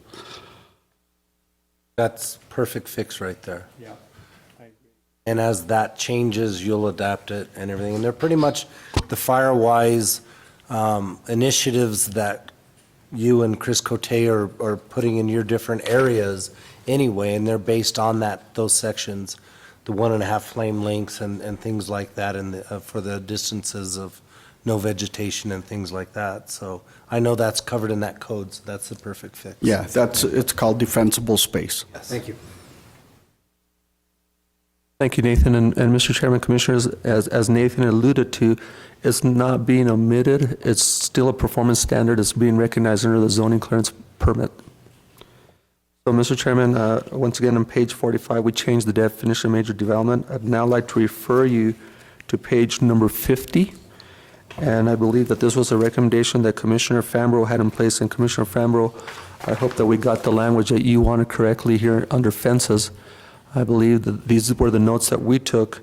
And just for the record, fences, we've modified the definition, or the language for fences under the performance standards to now read fences not over 6 feet high are exempt from land use permit requirements and building permit requirements. Fences in excess of 6 feet but not greater than 10 feet shall require a Taos County building permit rather than a variance. And then we've also expanded to indicate fences in excess of 10 feet are prohibited. I believe that you alluded to solar rights and other examples as to why you didn't want security and you didn't want fences in excess of 10 feet. Thank you. And Mr. Chairman, Commissioners, while we're talking, and we're going to address fences here a little bit later, and it's all going to be in sequential, so I don't want to jump to that particular section just yet, but we're going to address it here in just a couple minutes. Mr. Chairman, Commissioners, as Mr. Malone has alluded to, I would now refer you to page 62. 62, we've included the language from the definition of moratorium here, and this pretty much addresses when a moratorium could be enacted.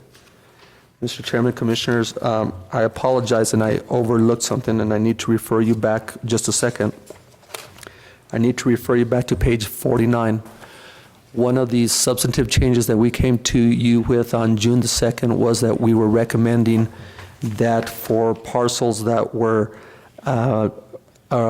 properties that were located, residential properties that had a stream or a river running through the property, that we were proposing at least a 20-foot residential setback for residential development.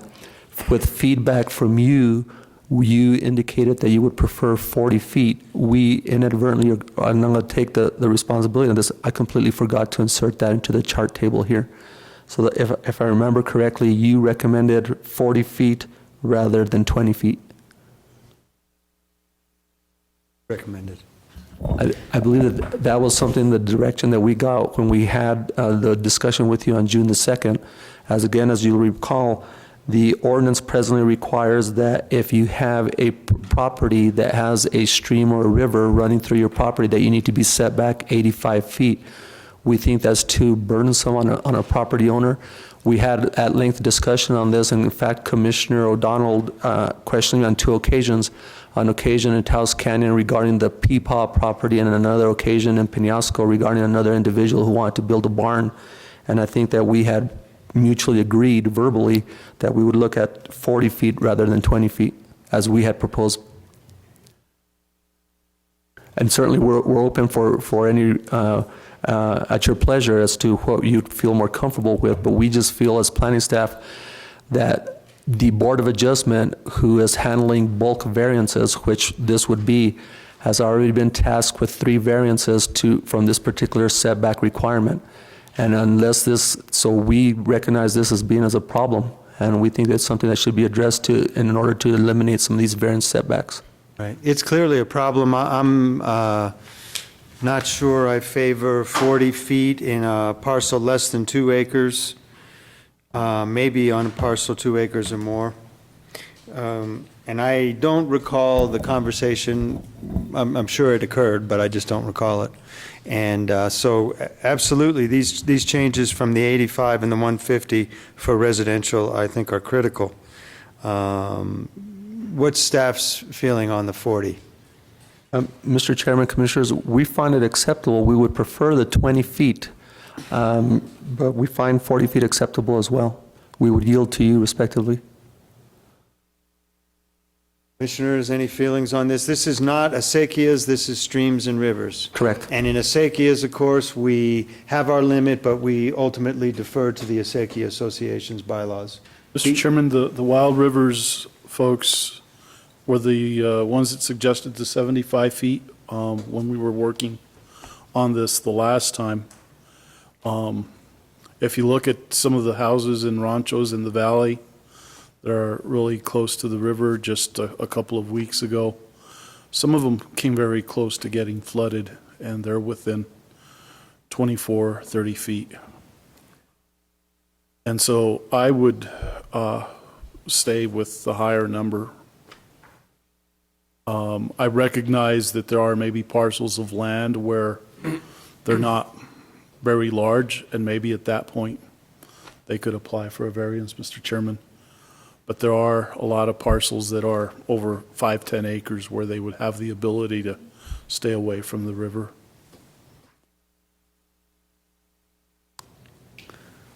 Mr. Chairman, Commissioners, your pleasure. So Let's try the 40. You want to try at 40? Okay, so noted, and so we'll move forward. And Mr. Chairman, does that apply on page 75 as well? Mr. Chairman, Commissioner O'Donnell, it would. That's also a limits table that applies to the performance standards for administrative, special use permit, and major development permits. Thank you. Mr. Chairman, Commissioners, and Commissioner Fambro, the next section would be the fencing section. We talked about this briefly under the previous section, which was the section for zoning clearance performance standards, and this was identified on page 50. I'd like to indicate to you now that on page 75, under the existing land use regulations, the performance standards for an administrative permit and a special use permit and a major development permit, when we put the ordinance together, we inadvertently omitted the fencing section from this performance standards for the administrative permit, special use permit, major development permit. So all we did is we took the same language that we proposed for the zoning clearance permit and we inserted it. There was this area there as DD that presently existed but did not have any language there. So we merely inserted section, the fence section within DD. Okay, and it covers fencing, the same thing that is covered under a zoning clearance permit. Mr. Chairman, Mr. Vito, do you make reference at all to fences at corners of properties and intersections? For example, on West Romero Road, if you go down further into Coyote Circle and all those areas, I believe houses have burnt to the ground in the past because fire department personnel could not go in just because of the proximity of those fences at corners. Correct me if I'm wrong, Commissioner Fambro, but I believe at least one house burnt down in the West Romero Road because of that. Dealing with the turning radius. Yeah, the turning radius and the fact that people put their fences, I mean, it's fine to put it on the boundary, but when it comes to those corner boundaries, they go all the way to the corner, and it would be nice if, for visibility and site purposes. So the site triangle areas is the more safety initiative that we probably have better luck with, to where you can safely pull out into traffic. It would meet the same. So if you have that addressed somewhere, Commissioner Romero's and my concerns would be. Mr. Chairman, Commissioner Fambro, Commissioner Romero, as alluded to and as referenced to here within the caption for fences, we make reference to Appendix 5, which is the site triangle area. This is located on page 147 of your land use regulations. This is the language that's included under schematics for site triangle area height of building. Does it safely address or accommodate emergency vehicles? Probably not. And if you want guidance or direction as to, this is more so to obscure the view at an intersection. It really doesn't address the safety, the ability for emergency vehicles to safely ingress or egress properties or to be able to turn around safely. If you want us as planning staff to look at possibly creating some additional language here in this particular section, maybe we drop number 3 and create number 3 as a number 4, and maybe we insert a number 3 that talks about some type of mechanism in place that would address. I would yield to Mr. Malone for guidance on it.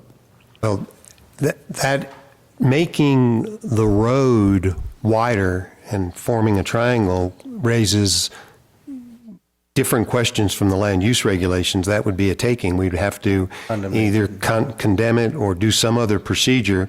And so I don't think that it can be dealt with here. And it would be a very expensive process to go in and take the land at every intersection to create a wider turning radius. I understand that, and I know that on that area of West Meadow Road, Cohete Circle, there are some subdivisions that were created way before our land use regs, and so they don't call for the, what is it, a 40-foot road easement and for utilities and bar ditches and all that good stuff. Some of those roads are probably at the most maybe just 15, 18 feet wide. Mr. Chairman, Commissioner, Trailer park in El Prado that very difficult for us to get our equipment in and out of that. Mr. Chairman, Commissioner Romero, Commissioner Frambles, the examples that you raised, we recognize those, and those again would be considered antiquated developments or antiquated subdivisions that were certainly in place before the land use regulations or subdivision regulations. More so, the subdivision regulations went into place. Again, there may be some reference to something in the international code. I'll ask the Taos Fire Marshal, who's very knowledgeable about that tonight, if he knows of anything, and maybe we can reference that if I do find that. Mr. Chairman, Commissioner Frambles, so noted. Okay. So you do create the triangle area, and I like that, to where a fence would not go to the corner? That is correct. Okay. At least that allows for a little bit more safety. Yes. Mr. Chairman, Commissioners, at this point, I would refer you to merely flip the page to page 76. Mr. Chairman, Commissioners, under setbacks, initially there was a proposal at our last work study on June 2nd to include language under number 1 that alluded to no wireless communication facility should be located within 1,000 feet of an occupied residential home. Distance shall be measured from the tower to the structure of occupied residential home. Mr. Chairman, Commissioners, planning staff took some serious consideration into this particular language, and we are, with all due respect, opposed. This is our recommendation to you, that we are opposed to this particular inclusion in the land use regulations. There's no basis for finding or a finding for what the proper range may be for health purposes or for safety purposes for that matter. So having said that, we're certainly yield to you, but as our recommendation to you is to omit this particular language. Mr. Chairman, Commissioners. I don't know if we can, I know that up at Pequot East Peak, there are strips of land, and there are people desiring to install towers on some of those strips, and not all of them are wide like the one that is now owned by the Forest Service. And so that would prohibit individuals from installing towers if that strip of land is maybe 50 feet wide or less, correct? Well, Mr. Chairman, Commissioners, I don't believe it would effectively prohibit individuals from making an application. The proposal, as read to you, is to prohibit residential structures from being 1,000 feet away from a telecommunications facility, a tower. Using your example over at Pequot East Pueblo, those are strips of land to the best of my knowledge. There are no residential structures located in that area. However, taking again your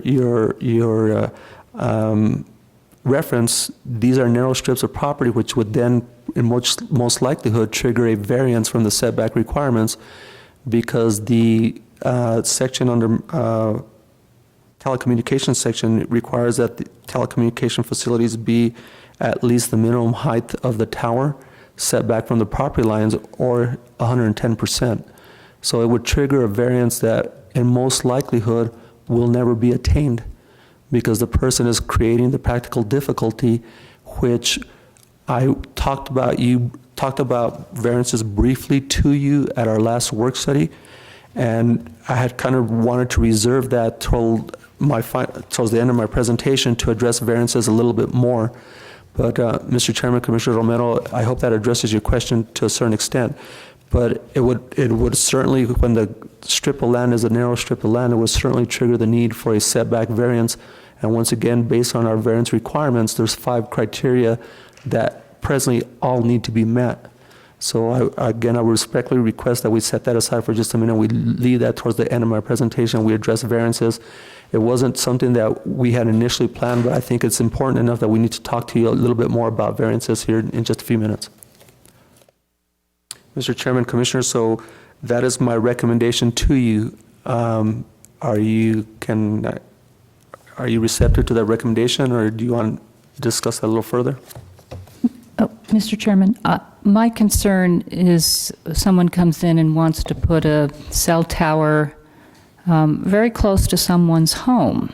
So that was why I suggested that language. I do see in B3 that there is some regulation within 1,000 feet of traditional communities, historic districts. I don't know how you define a traditional community, but that 1,000 feet language is in there on page 77. So I guess my concern is someone wants to put a tower right next to a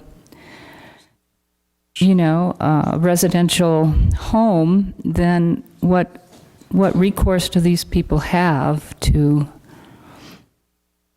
fight that? And Mr. Chairman, Commissioners, obviously the recourse is the recourse of a public hearing. They would have their due diligence to come into a public hearing, and where if they believe that their health, safety, and welfare are endangered by the placement of this communication facility, they would have every right to make that presentation to the Planning Commission or to the Board of Adjustment, whichever the board or body would be in hearing the application. And obviously it would run its course, and if the Board of Adjustment or the Planning Commission either approved or denied the application, it could ultimately make its way up to you as an appealing board or an appealing body, where you ultimately would also have an ability to chime in on that decision if it gets appealed to you and ultimately onto district court. So what about if we just strike B2 residentially zoned areas and residential communities from cell tower locations? Then we just prohibit that entirely. Can you redirect your question on that just a little bit more before I give you a response, please? Well, under tower locations 2, undeveloped highway corridors, residential zoned areas, or residential communities, we strike residential zoned areas or residential communities, and that is just not a preference. And Mr. Chairman, Commissioner O'Donnell, with all due respect, I understand your concern and I understand your positioning, but on the flip side, what if you do have an individual who desires to have a tower within 1,000 feet, similar to the tower in Costilla? There was a tower in Costilla that was erected a little over 3 years ago, I believe, or near 3 years ago, where the property owner chose to lease the property as a subsequent or as a way to implement their monthly income. So I'm having a little bit of difficulty, I guess, in completely shutting out towers in residential areas. Is that tower functional? Yes, it is.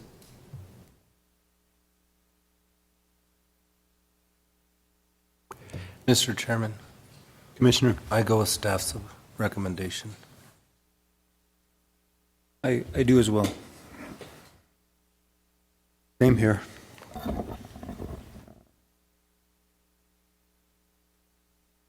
Any further discussion, Mr. Chairman, Commissioners? Mr. Chairman, Commissioners, I would now refer you to page 115.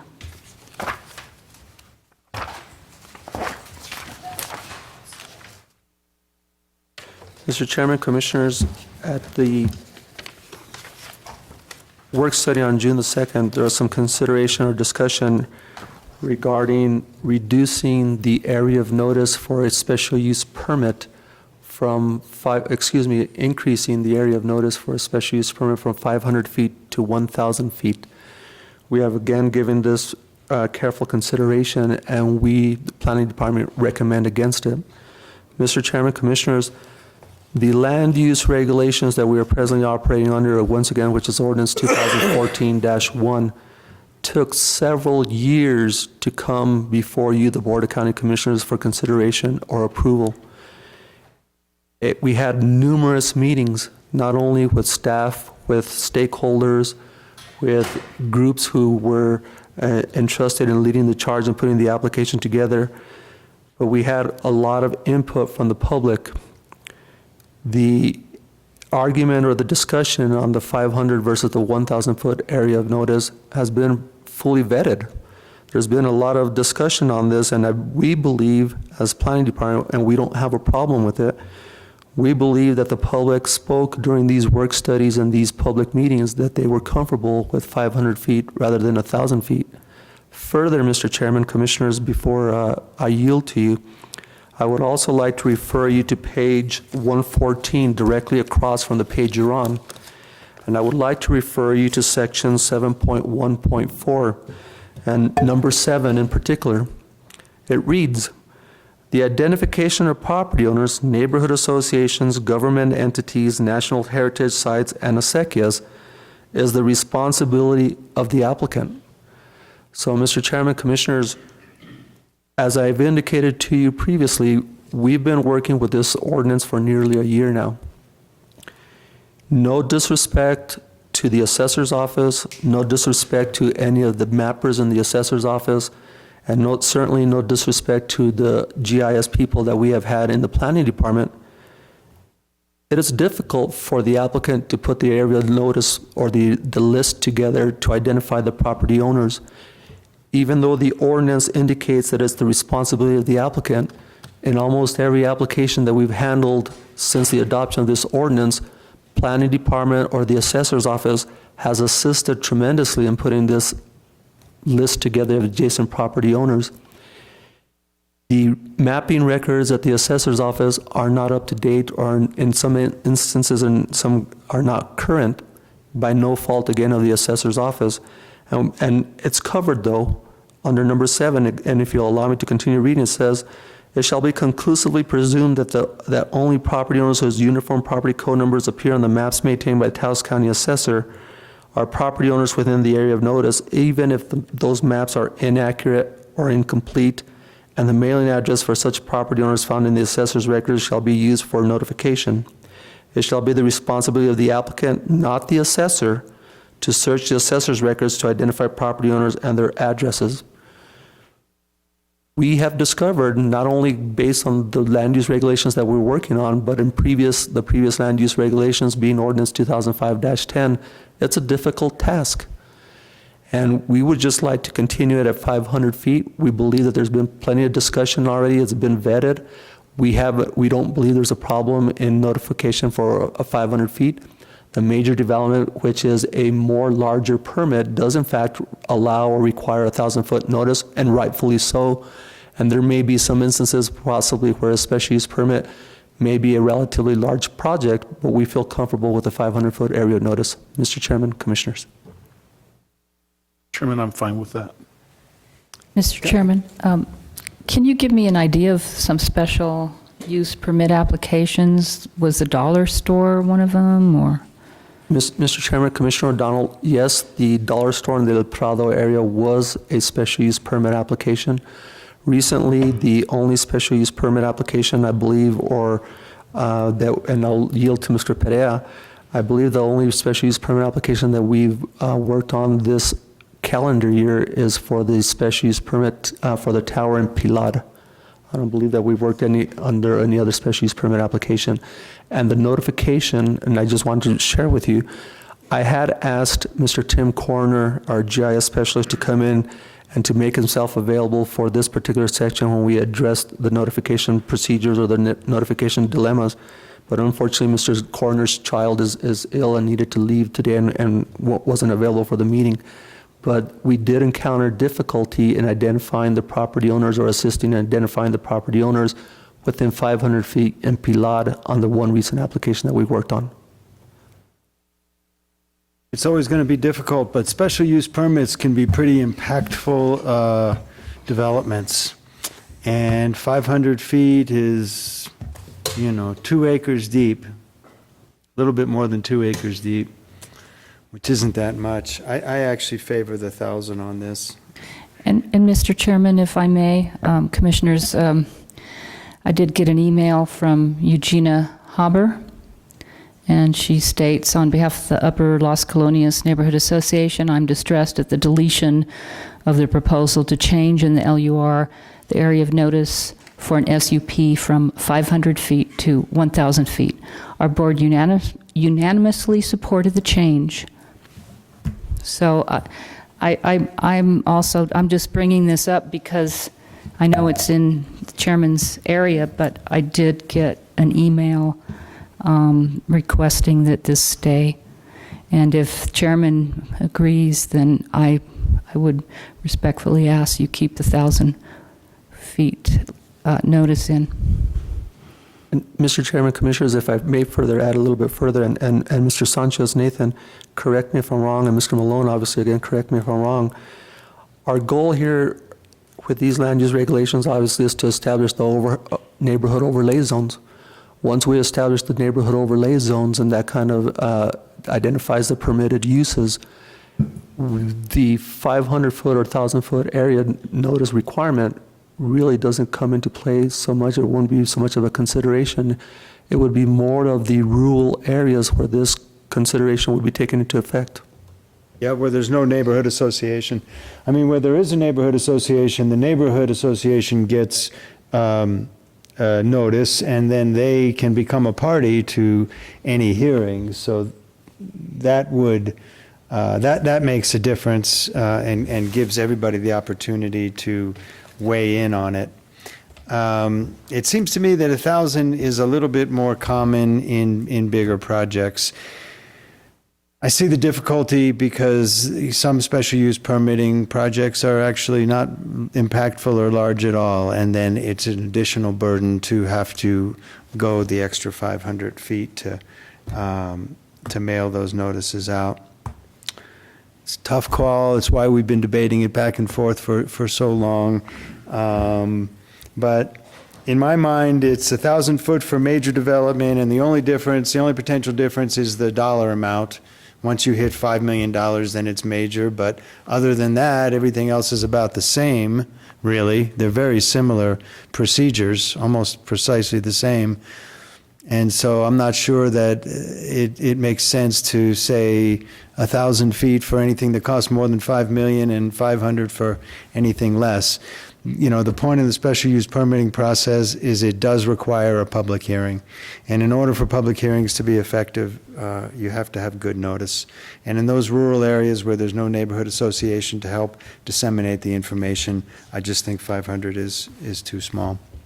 So I'll respectfully disagree on this rare occasion with your recommendation, but we're going to have to, I guess, break the tie here or get a sense of the majority so we don't have to change it again after resolution. I'm fair with the recommendation of the staff. Mr. Chairman, I heard one complaint about this from one person wanting it to be the 1,000. I go with staff's recommendation. Fine. You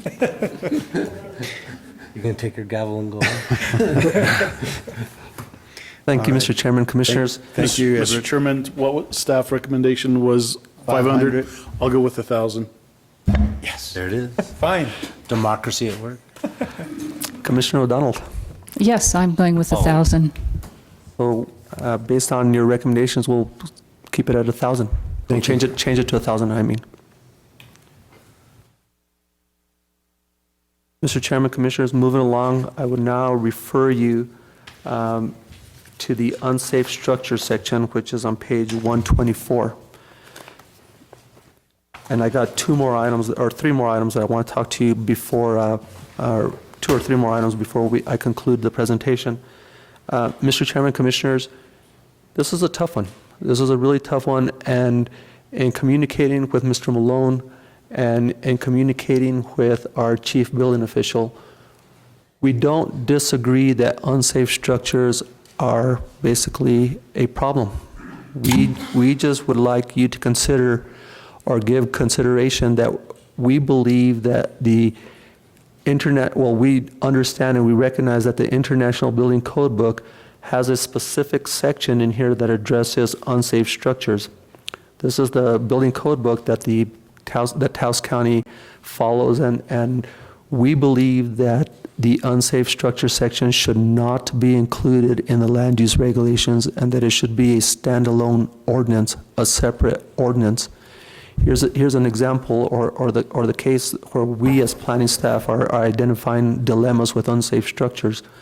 The International Building Code book gives enough guidance to the building official to make a determination as to whether or not a structure is unsafe. It allows for the building official to basically say, or make the determination, an unsafe structure shall be taken down and removed or made safe as the building official deems necessary and as provided for in this section. And this is section 116.1, 116 of the unsafe structures of the International Building Code book.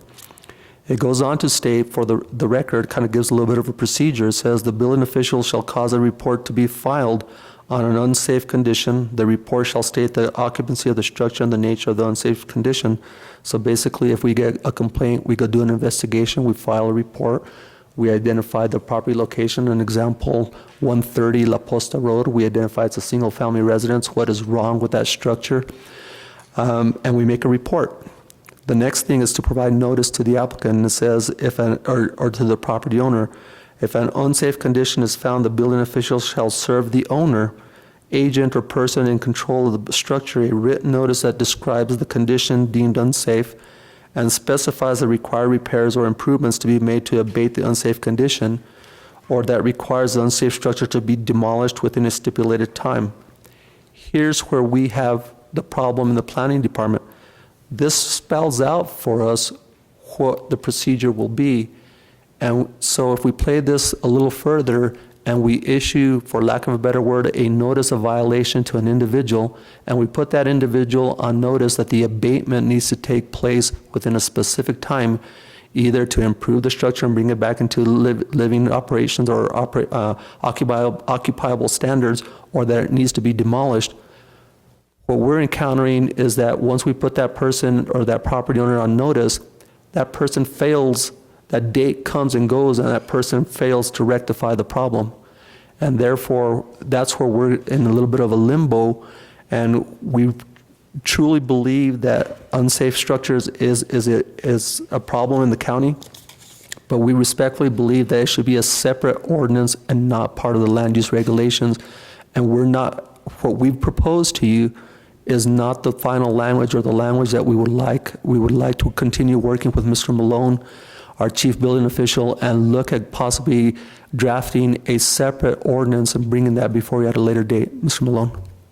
I would only add to what Edward has said and advise the commission that there is actually a state statute that deals extensively with unsafe buildings if the local government entity passes an ordinance based on that statute. And so my recommendation is that we pass a freestanding ordinance based on that statute rather than make it a part of the land use regulations, because it's not a violation of the land use regulations. It's going to be a violation of the International Building Code that we're dealing with, and we want to make that match up properly. So I would recommend we remove this from the land use regulations, and I get about the business of drafting a separate ordinance. Mr. Chairman. Commissioner. Go with staff's recommendation. Likewise, Mr. Chairman, but I do have a comment, say, for example, around the St. Francis Church, there are a couple of structures that are considered to be historic for what they're worth. And so this ordinance would have to deal with that as well to make sure that if at all possible, those buildings could be preserved. Commissioner Romero, the state statute that I'm referring to requires a specific act by the local government entity, the county commission in this case, before something happens to the structure. So when a structure has some historical value and you all believe by a majority that it should be preserved, then you just wouldn't order demolition. So it would take that into account. Okay. Well, I take staff's recommendation also. I think it's an important issue, though. I applaud Commissioner O'Donnell for bringing it up. I really do think that we need this authority in accordance with the state statute. So I know you guys have a lot of work on your hands, but it is a policy matter that I think the board favors. And if possible, when you're working on that, to consider some ability to clean up certain properties that have really been overgrown with junk. Mr. Chairman, and I've tried to truncate this. There's more than one state statute, and there's a broader state statute that allows for something like that, where you have basically a junkyard having occurred. So yes, it can deal with that issue as well. That would be great. That's a big issue in our community, has been for a long time. Commissioner Romero and I have been talking about it for a few years, and so this will be a good opportunity. Thank you.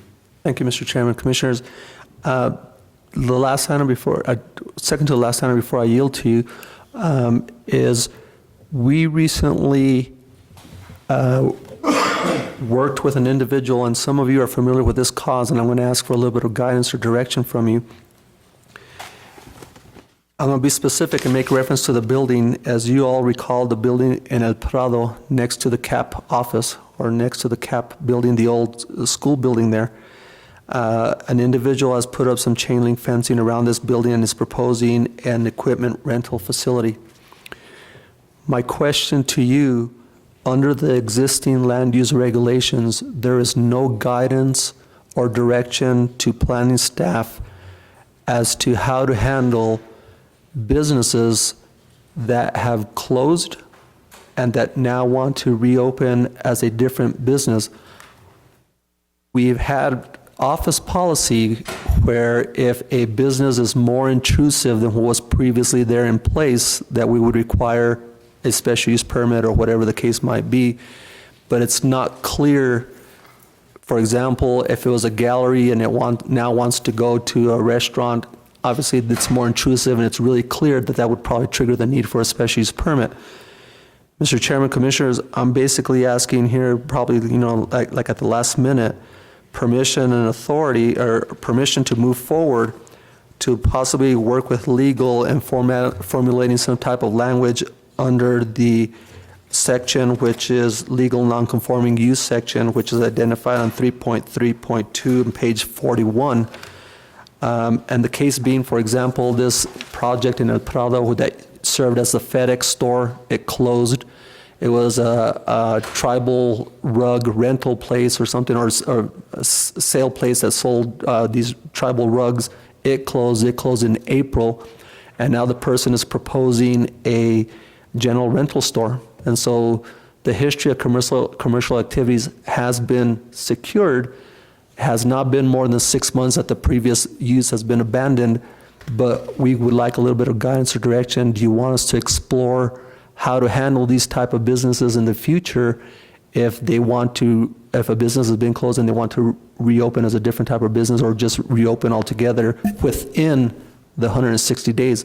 Obviously, it's really clear in the land use regulations that if the business has been closed for more than 160 days, that you need to pursue whatever type of applicable permit is required of you, but it's not clear if it's within or less than the 160 days. Mr. Chairman, Commissioners. Thank you, Edward. I do think the planning department needs to have the ability to require a new permit when the commercial use has changed. If it is a more impactful use, there's more traffic, there's more any kind of impact, then it does seem like it would be appropriate. And I know that planning has taken on that discretion themselves and used it wisely, but, and I defer to Bob on it, but you probably would need actual authority to ask for it. And this is only, of course, in cases where there hasn't, 160 days hasn't elapsed. Mr. Chairman, I would agree that if the commission wants there to be some set of standards where the impact of the use is changed, that we need to incorporate that. I don't think that it would be appropriate to just start doing that without some ordinance language. And hopefully it wouldn't be too difficult to draft if you give discretion. I mean, you would have some language that talked about impact, but you wouldn't have to set it out very specifically, guidelines, maybe, I don't know. in terms of defining what's more impactful. I agree that it's better to define it in general terms about impact than a list of specifics, because you're always going to leave something off the list. So, Commissioners, is this something that we want staff to pursue to give the Planning Department this additional tool?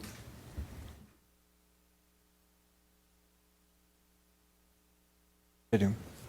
Mr. Chair, I would like to have that capability for the staff. I think there's consensus that for you to write that in, and then when we address the resolution, we'll see what you've written. Thank you, Mr. Chairman, Commissioners. And lastly, we alluded to this early in the presentation about variances. I would like to poll you or ask a little bit of guidance of you in terms of variances. Obviously, whenever an individual pursues a variance, if the land or the property creates an unusual circumstance that triggers the need for a variance, then the chances of getting the individual getting a variance are very probable. Our intent or our position in the Planning Department obviously is to uphold the spirit of the land use regulations and to eliminate variances as much as possible, or to eliminate variances altogether. But in some areas, or in some instances, variances are required. Case in point is that an individual knowingly constructed a garage recently that violated the setback requirement, violated construction without a building permit, and the individual pursued a variance, and the garage was pretty much near construction. It was lacking a few of the roof trusses to be completed and then the sheathing to be dried in. The individual made an application for a variance on the setback requirements and went before the Board of Adjustment and basically was denied. He created the practical difficulty, he created the problem. He was denied because obviously he needs to meet all 5 criteria, 5 items for a variance. I'm respectfully asking of you, is it still your wish or your position to continue to require all 5 criteria in meeting a variance, or are you receptive to looking at relaxing some of the items and maybe meeting 3 of the 5, maybe meeting 4 of the 5 rather than meeting all 5? Because as is presently written right now, unless the individual does not create the hardship, there's no way for the person to get a variance. Mr. Chairman, Commissioners. Bob, you got help on this one? Well, this is the first I've heard of this, so I give you a top-of-the-head reaction, and the top-of-the-head reaction is if somebody creates the situation, that's not an appropriate situation for a variance. It just didn't. I mean, that would literally open the floodgates. All somebody needs to do is act first and ask forgiveness later, and that's, we're trying to get away from that. I do think that the requirement that the applicant has not created the requirement for the request is pretty standard everywhere. Where are the 5? Where are the 5? Page 117. And actually, I apologize. 118. 118, I apologize.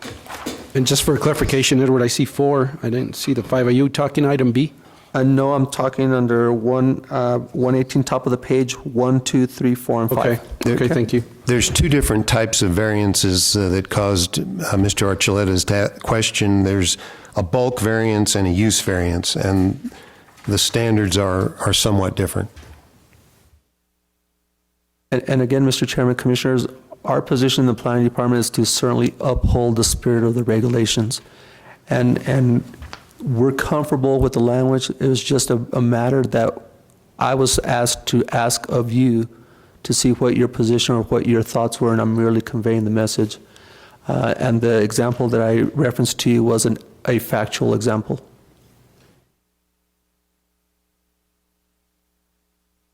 So the use variance doesn't include the requirement that the hardship was not self-created.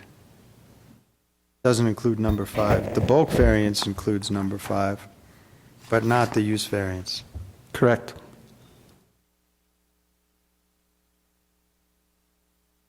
Mr. Chairman, just to weigh in on that very quickly, a use variance, you're looking to some future use. It wouldn't, off the top of my head, again, this is the first I've heard about this concern on Edwards' part, but off the top of my head, it seems that in the case of a use variance, you wouldn't have created the circumstance.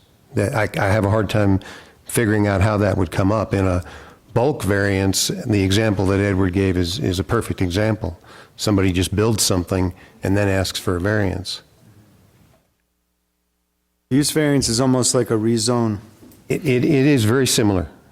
And we don't have zoning everywhere, so it's useful here. I mean, if you were within a neighborhood that had an overlay, then you could either try a use variance or a rezone, I suppose. Mr. Chairman, Commissioners, I believe we're referring to 1 through 5. I have had several complaints brought to me. One had to do with some structure in El Valle that was torn down. Then once it was torn down, he found he couldn't build to the river. Anyway, I have had a couple complaints on this, so I'd like to see what staff would come up with, as long as it's not too lenient.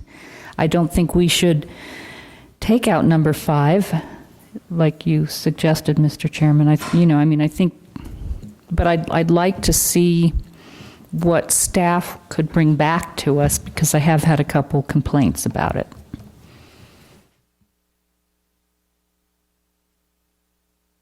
And Mr. Chairman, again, and Commissioner O'Donnell, we as staff uphold the spirit of the ordinance. We believe also, again, if you're creating the practical difficulty, you brought the problem upon yourself. But in some instances, individuals are not familiar with the land use regulations, and if they move forward, for example, and they violate one of the variance requirements or something, I don't know what the example would be. Do we want to have the person apply for a variance, or which is basically a false hope, because you're not going to be able to meet all 5 items? And in the case that I made the example on, the individual failed to meet all 5, and the remedy was either purchase additional property to meet the setback requirement, or in this case, he poured an additional footer to move the building over, and so, It just creates too many possibilities. I didn't know that was in the law, and I agree with Mr. Malone on that one, that, especially for a bulk variance, that it would really be a bad idea to eliminate that number 5 requirement. And on the use variance, it does seem to me possible that somebody could meet all 4 of those. But, for the situation you're talking about, it's unfortunate, but they didn't get a permit, they didn't check, they didn't do any of the things that a responsible citizen should do. And if you open up that possibility, it can really deteriorate the usefulness of the whole ordinance. But, I'm certainly open to a specific proposal, as Commissioner O'Donnell suggested. And Mr. Chairman, again, Commissioners, with all due respect, I was asked to bring this in front of you. I'm merely presenting it to you. I'm getting your feedback from you, and I'm kind of feeling what your thoughts are. I'm certainly feeling what the thoughts are of the legal department. We echo the thoughts of the legal department as well. We just hope that there would have been a little bit of flexibility in that. Maybe you could get by meeting 3 of the criteria rather than the full 5 criteria. That if you met 3 of them, or something along those lines, and I don't know, that's just an example, that maybe if you met 3 instead of having to meet all 5. Yeah, well, as long as that the hardship under the bulk variance was not one of the ones that you didn't have to meet. The number 5 would have to be one that you would have to meet in all circumstances for a bulk variance. And Mr. Chairman, Commissioners, I don't want to get hung up on this. We've already taken a lot of your time. Maybe this is something that we could bring back to you at a later date or something. Let us explore it a little bit more. With your approval, we'll just explore it, kind of work behind the scenes. And when we feel comfortable, when we visit with legal if he feels comfortable enough with the argument that we made, if he feels comfortable in bringing it back in front of you, we'll bring something back to you. Great, thank you.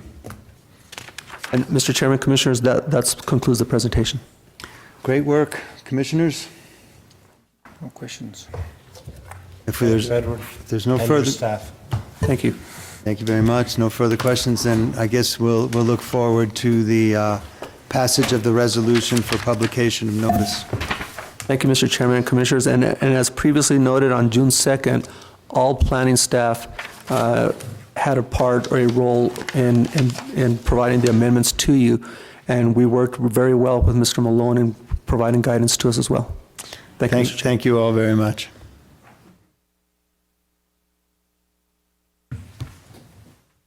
Oh. Moment of silence. Thank you, Commissioner Gallegos. Next is number 11. This is contracts agreements. And the first one is a discussion regarding the approval of renewal to contract 2014-30 with Northern Mountain Constructors, ELSA. Welcome. Good afternoon. Good afternoon, Commissioner, Chairman. Before you is a contract renewal. Obviously it exceeds the $20,000, so it needs commission approval. It's a renewal of a contract with Northern Mountain Constructors for materials that were bidded out last year. It's for the same terms, conditions, and amount. These materials include cold mix, asphalt, obviously speed humps if we decide to go that route within the county. This is just one of two contracts that will probably be coming forth to you. Usually the road department or public works is the one that utilizes this contract most, but it is open up to various departments if we have to utilize it, let's say in maintenance or even within construction administration within the amount that's given within this contract. So I'm just asking for approval. Move for approval, Mr. Chairman. Second. With discussion. Commissioner? Are there other companies in the area that can provide these materials? At this time, no. What about Espanola, gravel? Espanola can, but we also would have to pay to have it hauled all the way up here. So it would be more costly even to have staff pick it up with gas, fuel, and of course use of the machinery just to bring it up here from Espanola. Even if they did a competitive bid and came in a lot lower? Could be possible, but they didn't participate last year either, so. Okay. I did contact everybody around the surrounding areas as far as Santa Fe and Albuquerque, and I only had 2 responses last year for this bid. Thank you. Yeah. We have a motion and a second. Call for the vote. Yes. Yes. Yes. Yes. Yes.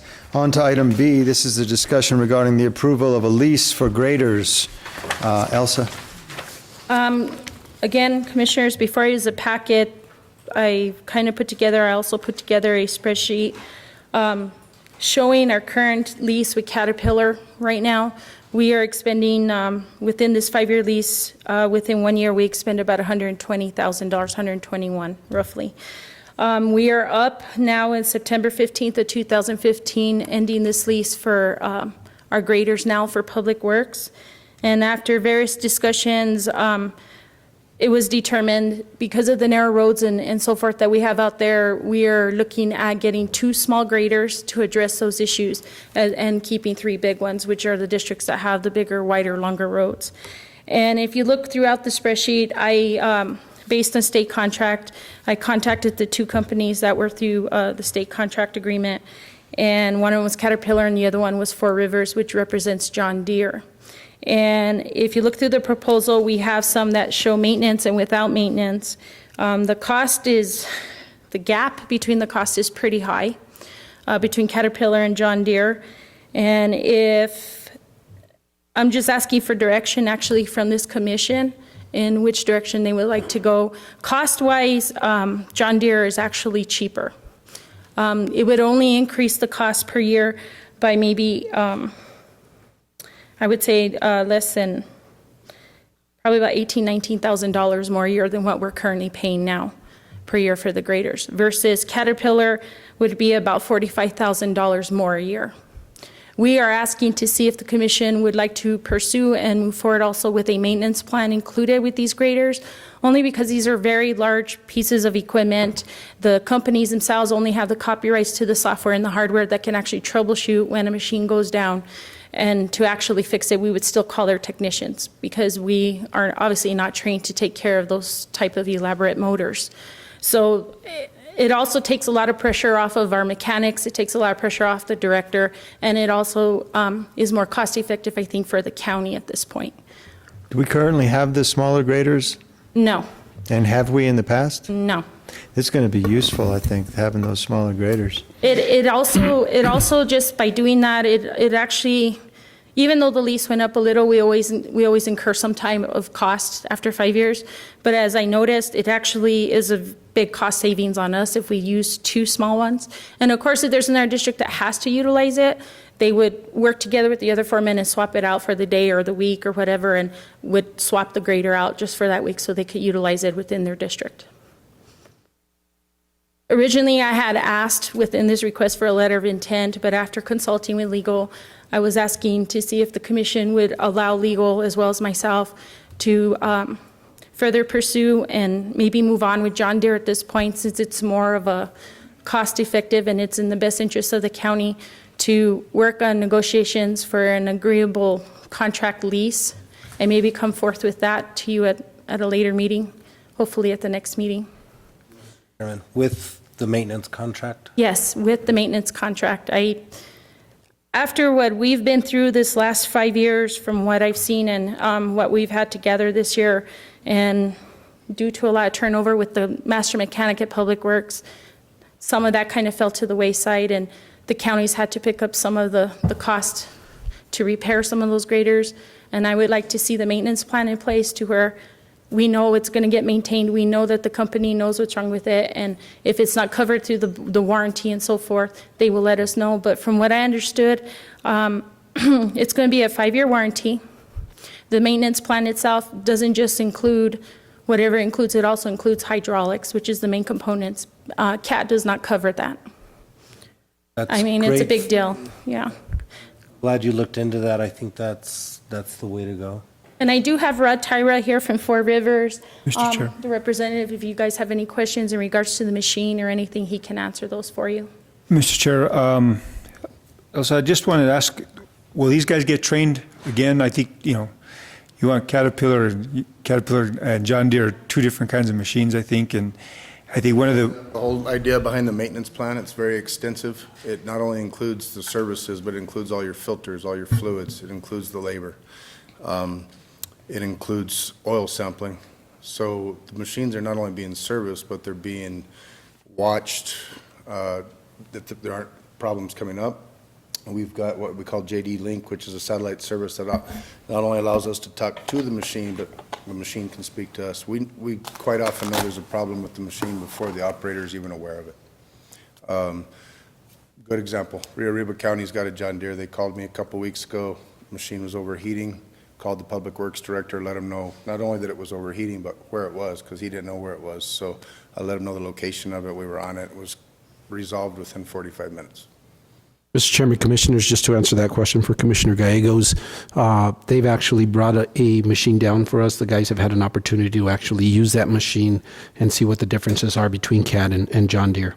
The vote was split, as Elsa can tell you, and Earl can tell you, as far as preference, because guys just have different preferences for the vehicles that they use. But I think what's important for this one is the maintenance agreement that we're going to be getting with it. Plus, it's a better deal, right?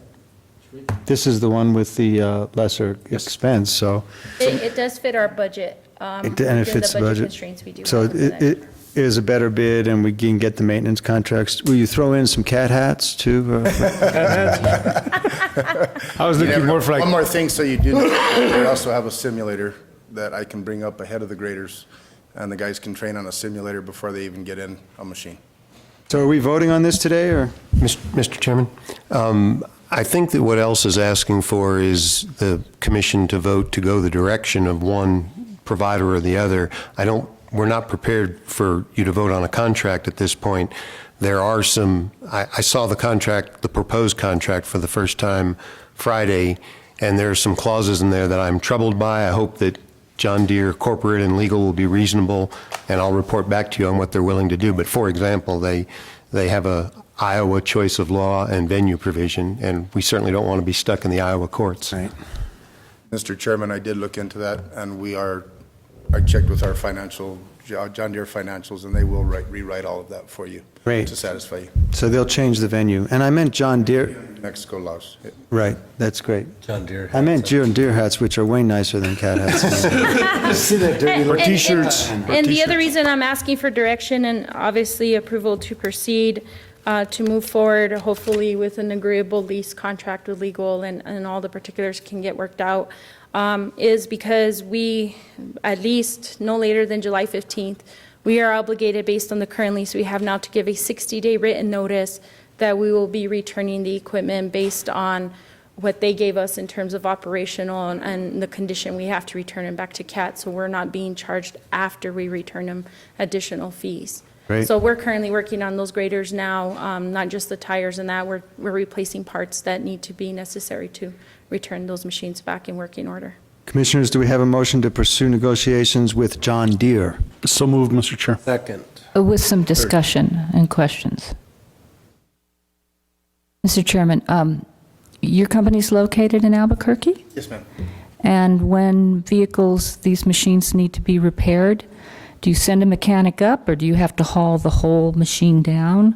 PM package, the planned maintenance package includes our service trucks coming to Taos, actually all the way to Cuesta. So we'll go to where the machine is at. What's better equipment, John Deere or Cat? No. They're both pretty good. They're both pretty good. Like Mr. Archuleta said, the guys were kind of tossed, and it's just more the mechanics that is within that they got used to with Caterpillar. Now it's a little different with John Deere, but all in all, they all told me it's a new machine, it's a new grader, and we welcome it because the ones we currently have now have been taking a beating the last 5 years. Our terrain is very rough up here, yes, and those graders, sure, they're used on a daily basis, I mean, constantly. So we get our money's worth, I think, out of it. And I'm happy that they're going to be smaller because up in my district, they tear the culverts up when they grade, so. It's past time. Good thing, yes. It's time for some smaller graders in Taos County. Call for the question. Call for the vote. Yes. Yes. Yes. Yes. Yes. Thank you. Thank you very much. Thank you. On to item number C, which is approval of contract 2015-54 between Taos County and Correctional Health Partners. Mr. Malone and Mr. Archuleta.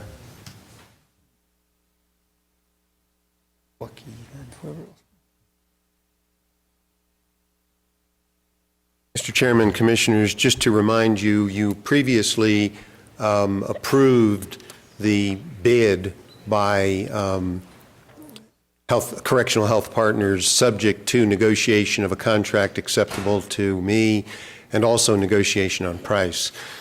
I found them to be very reasonable, both their CEO and their attorney, and the contract that's in front of you is acceptable to me as a contract. With regard to price, not counting gross receipts, they were at $533,000, and I was able to knock off $33,000. So I'll let Steve address any other issues on the. Mr. Chairman, Commissioners, we're in the process of actually doing some of the changeover, I believe, July 16th or 14th? What's the date of? The end of these two companies have similar names, but the end of the contract with Healthcare Partners, our current provider, is July 11th. So this contract would be effective July 12th. And so we're in the process of changing over those medical records and making sure that all is kosher with the exiting contract provider and with the incoming contract provider. Staff will also be working on making sure that the new area is cleaned, steam cleaned, that the floors are redone and repainted so that we have a good, clean environment for the new provider coming in. I stand for any questions. Mr. Chairman? Commissioner. On the Item 4 on page 7, Is there any clause that if they cannot reach this staffing capacity, that we can reduce the contract price? Well, it would be a default under the contract, and we could give them notice of cure, which would require them to reach the staffing level. If that didn't happen, we would always be free by mutual agreement, we and they, to renegotiate that point. So the contract doesn't have to have a specific provision. Parties can always, if they come to that kind of an impasse, renegotiate, if that's the will of the commission. So my question is, who will be monitoring whether they comply with 4? I assume that Steve will. That's correct. Okay. All right. Thank you. Commissioners, any other questions? Do we have a motion?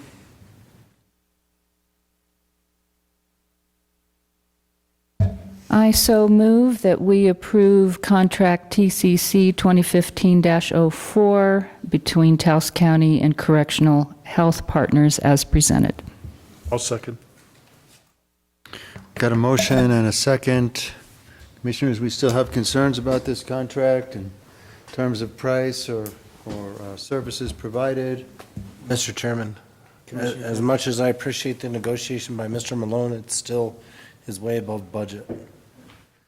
I had hoped that we could do something on both the health care and the mental health locally. Just my view. Mr. Chairman, in relation to Commissioner Fambro's concern, will they be working with Tri-County? What have you heard as far as, because it's 12 hours of mental health counseling per week in the facility. Have they approached Tri-County to see if they would be willing to partner? I can answer that. I spoke with Mike Marsh. No, they have not. Mr. Chairman, Commissioners, we have provided that information to them, and it is available for them for consultation. I've also talked to Dr. Mash myself and informed him of the company and the name of the company that has also bid on this contract. So we can't require them to partner with Tri-County? We cannot. We have set out the RFP. They've responded to the RFP, and that's what's in front of the commission today. They were the only ones that responded, Mr. Chairman? That's correct. What's our deadline on this, Steve or Bob? There's no time to do anything else, quite honestly. I mean, that's just blunt talk. The current contract ends on July 11th, and they didn't rebid. Mm-hmm. We got one response. Mm-hmm. Well, I share the same concern as Commissioner Fambro, that it's such a big additional cost for us. But we are where we are, and I guess we can see how it goes and continue exploring other options. It's a year, 1 year term? It's a 1 year term with 3 renewals, but it's at our option. Right. But we're committed for a year if we agree to this. Right. Mr. Chairman, Commissioners, just so that you're aware, it's a hard recruit area. It's difficult, and I think that we're going to pay what we're going to pay for what we get for. And quite honestly, what happens is that they're now going to have to look in Taos and outside of Taos to try to recruit people in and pay them those salaries to come in and do that. And this is just a difficult community for that. The workforce is difficult when it comes to this level of expertise, where people aren't already taken up or overwhelmed in their jobs and what they're doing. And so, I know that we had looked at the previous contracts prior to this one just to see where the other bids came in. And I know Healthcare Partners was extremely low, but they were almost double, if not triple, on some of the other bids when this first came to the commission. So this is nothing new. And we have worked it out with finance at this point. We will pay and have the cash flow in order to do that moving forward, but we'll continue to explore options as we do that. I know the last one. This does not include the telecare, or whatever it's called, using tele.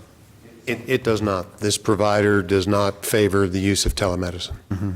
I mean, from my research, I was convinced that the telemedicine could be effective if done properly, and based on the presentations made by our prior contractor, I felt comfortable with telemedicine. I know Commissioner O'Donnell disagrees with that, but, and I don't know how much that adds to the contract.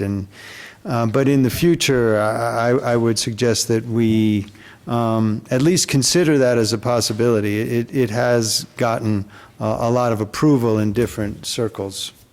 And, Mr. Chairman, Commissioner Fambro. another point on the single bid, I did speak with the two vendors that were at the conference last week. I asked why they didn't bid, and they said our facility was too small for their type of operation. One guy actually spent a lot of time with me talking about it. Said basically what we've got is what we're going to get. And I spoke to him about my local option that I like better on especially the mental health. And he thought that my argument had merit as well on that. But the reason we only got the one bid is we're a unique size and it's a short-term facility, and the others primarily deal in long-term, larger facilities. Thank you, Commissioner.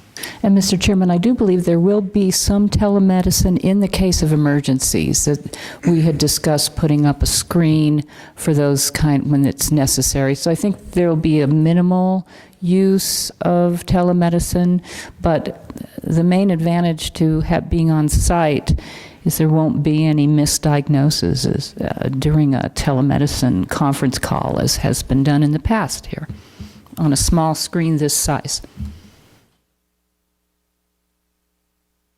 There's no further discussion. We do have a motion and a second. Call for the vote. No. Yes. Yes. Yes. Yes. Mr. Chairman, I move for a 5-minute break. Motion, do we have a second? Second. Call. I guess. Yes. Yes. Yes. Yes.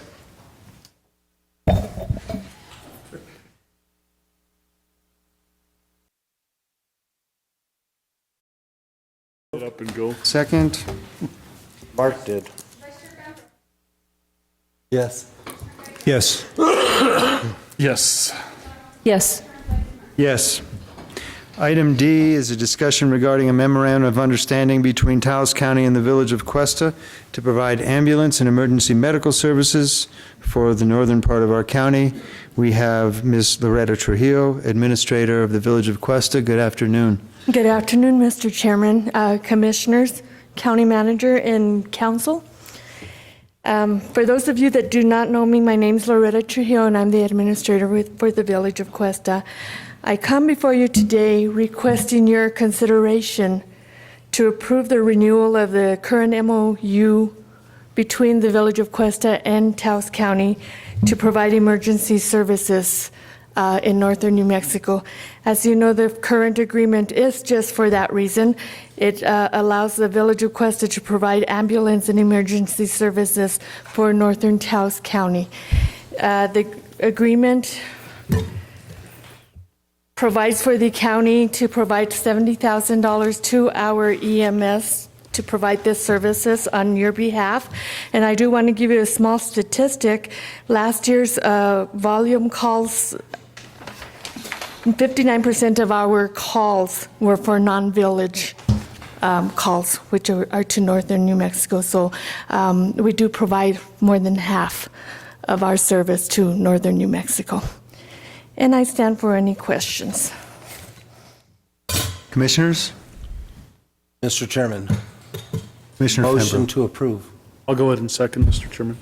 Motion and a second. Do we have a discussion? Yes, I do have discussion. Thank you for being here. What is your current staffing? We have one full-time EMS, one part-time paramedic, a part-time EMT, and 2 EVOs, which are the drivers. And the rest is handled by our volunteer. Do you feel you have adequate staffing? We could always use more, there's no doubt about it, but we do the best with what we do have. They do provide a good service. Their time call is sufficient for our needs. In fact, I'm very proud of our staff and what they accomplish. Could you explain your PRC waivers, what that means, and how many have you had? This is our second one as far as I am aware of. The PRC requires that there be 2 certified EMTs on a call, during a call. The waiver allows us to have 1 certified EMT at this time. Because of our staffing, we don't have enough EMTs on staff. We do have our training coming up here in July to train more EMTs, and that way we can have what's required. Do you expect to have an additional PRC waiver? No, we don't expect that. We expect to be in compliance by this. Well, we are in compliance because we have the waiver. Mm-hmm. But we expect to have what's required of us by December.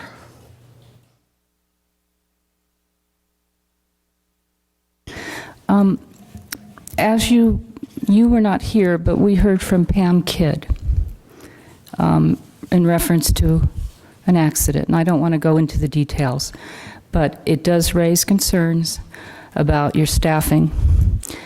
And in the best interest of the welfare of Cuesta residents and the remaining residents up there, I'd like to explore with you the possibility that Taos County take over operation with the understanding that your staff would be absorbed. I guess at this point I'd like to ask Mr. Joaquin Gonzalez a couple questions about that.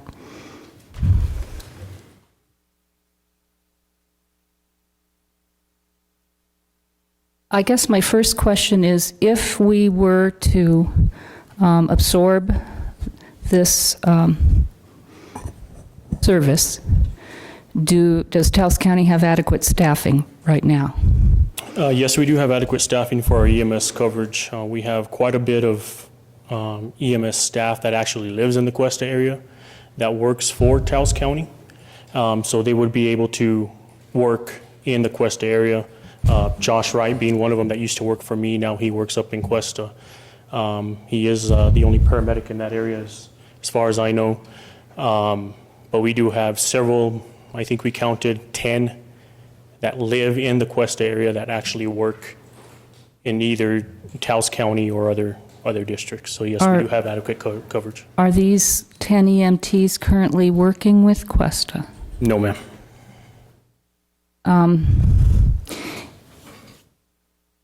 In light of this accident and a 30-minute response time, I am concerned about the public health and safety and welfare up there due to inadequate staffing, as is shown in your PRC waivers. I think the county could run it more efficiently, and I think we'd provide better safety factors to that area. So, Mr. Chairman, I have concern about approving this MOU based on the PRC waivers, based on this accident reports we've had. And I am just wondering if the village administrator, if we were to do that, if there was a way we could work with you, I'm hoping you would be willing to let us have that base, and we could maybe work out terms. But I think in the best interest of the citizens that I think it might be time for the county to take it back. I guess I'd like to hear what Mr. Joaquin's recommendation would be, too. And also, if you'd like to respond to, if we were to take it back, or would you be willing to work with us? Mr. Chair, Commissioner O'Donnell, we are currently talking with Joaquin. I'm not making any commitment that we would allow you to take it back, because our staff works really hard and does really well for us. We will continue those talks. I can open that door to continue talking with Joaquin and the Taos County on this. But I do want to point out that the accident that you're talking about, the response time on that accident was only 11 minutes. The 911 dispatch was at 8:11. Our staff was at the scene at 8:22. So it was only an 11-minute call. I guess there's a conflict because she claims there was some falsification of records. We can't falsify a document that comes directly from E911. That's the E911 log itself. Mr. Chairman? Commissioner. If I may, after I spoke with Ms. Kidd, I believe the second time, I went and talked to the crew that responded to that call individually. And at that time, they told me it was an 11-minute response time. Mr. Chair, we won't close the door. We will continue to visit with Taos County, and I can promise you that. We can keep that communication open. At this point, that's about all we're willing to. Would you be willing to just a 6-month on the MOU? Mr. Chair, Commissioner O'Donnell, I would still like to keep it open to 1 year. If something occurs before that, then we can come back to the table. But I'd like to ask for consideration for a year renewal. Mr. Malone? Just as a bit of information for the commission, the MOU has a 30-day termination clause by either party, so that if there were discussions and they came to fruition, it could be terminated. Commissioner Fambro. Only if Commissioner O'Donnell is finished. I have some comments. Well, my intention is to not vote for this MOU, and I just want to be clear that this vote, my vote, is reflecting that I believe Taos County taking it over with 10 EMTs up there, working with you, would ensure incidents like this from not happening in the future, and of the conflict of time and back and forth, and also relieve some of your hardworking men, and also would bring us in compliance with the PRC, and you would not have to have a waiver. So I just want you to know that my vote reflects what I think is the best interest for those residents up there. So noted. I also have to look out for the concern of my employees, and so that's why I'm standing before you all today. And I do believe that Mr. Joaquin, if it were to happen at some point, would absorb these gentlemen who work so hard into the system. Mr. Commissioner, I'm sorry. Call me Thank Tom. you. You are Commissioner Chair. Mr. Chair, Commissioner O'Donnell, I so note your concerns. I feel that our department is running, every department has hiccups, there's no doubt about it. But we are running smooth, and my staff takes pride on what they do, and I surely support them in their efforts. I would like to hear Mr. Joaquin's recommendation, Mr. Gonzalez's recommendation. Mr. Chair, Commissioners, my recommendation is the best interest of the people that live in that community. The county for one, but also the lives and the property for all of Taos County. I work very hard for what I do in my districts. We have good plans that are coming up here in the near future. Manager Archuleta can let you guys know what my plans are, and it's also going to affect the northern part of Cuesta and all of Taos County. That's not going to happen overnight. It's going to take some time. We're working with some monies. Leandro's helping me with that, and where we can get some good funding, not just hundreds of thousands of dollars, but millions of dollars, to where we can start implementing 24/7 coverage up in all of that district. My recommendation is feel what's best for the constituents of your district, Northern Taos County. I've worked with Josh for many years. I trained him as a paramedic. I have full confidence in him running critical calls up there. Max, Mark, When this whole PRC issue came about, it was an issue that I felt that needed to be addressed. And, if I have to follow the rules and regulations, I think everybody else has to. And so, yes, I was the one that sort of brought the PRC deal into effect. I've sent emails out to Mark numerous times, Mark Ortega, so where I can sit down with him and meet, so that way we can build up that coverage. The last one dated, I looked this morning before I got here, was in December. I never got replies back from him. I never got any replies back from Mark Ortega, so where I can sit down with him, have a meeting, and move forward, so that way we can work together as a team. I have nothing against the Cuesta Village, nothing against them. I'm here to work for them and work at, so that way we can save lives and protect our properties. So my answer to your question, Commissioner, is I think you guys need to do what's best for the people up in northern New Mexico. If they can't sustain down the road, come 3, 4, 5 months down from now, I'm here to take it over. We're here to help them. If they can do it for a whole another year, then we're here to support them. So that's my recommendation. Well, specifically, Joaquin, are you recommending that we approve this memorandum of understanding? I believe so, but with the fact that if they can't sustain their services, they can't sustain their staffing, then yes, Taos County is willing to take over the services. How will we determine that?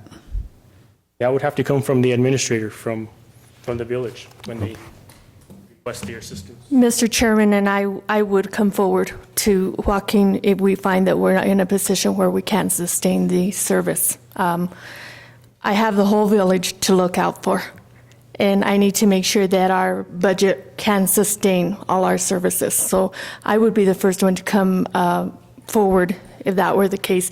In fact, I've opened the door with Joaquin, and we are going to start visiting on different options. And we also have the mayor of Cuesta. We're fortunate to have the mayor of Cuesta as a county commissioner, so that also enhances our communication regarding these services. Right. We have Councilwoman. Former Councilwoman. Former Councilwoman. Please state your name. Chairman. My name is Evelyn Ortega Coggins. I'm a former councilwoman from the village of Cuesta.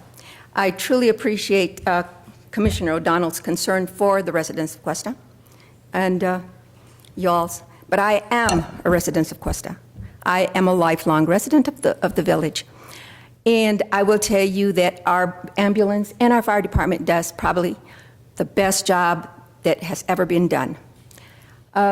They have responded to electrocutions, they have responded to Chevron mining, and never have they failed.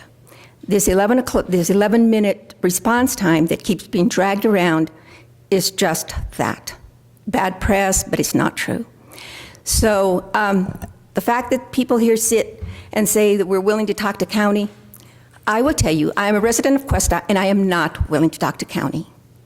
I do not believe that county, based out of Taos or Cuesta, will do a better job than our fire department and ambulance service, for one simple reason, that when you take a call to Amalia, which is probably 30, 35 miles away from Cuesta, it has no numbers. You have to stop and ask somebody for directions. What's that going to do to your response time? There is no answer for that. By the time Taos ambulances respond, the person is dead. Our people have knowledge of where these homes are. They have knowledge of the people. They have knowledge of where to go to get the information they need. You can't put a price on that. And unfortunately, I don't see a different solution other than keeping our ambulance based in Cuesta the way it is today. $70,000, which is what the county has been giving us for probably the last couple of years, barely keeps tires on our ambulance, to tell you the truth. So the fact that we're trying to turn our ambulance over to county because we need a PRC waiver is ridiculous. That's just an excuse, in my opinion.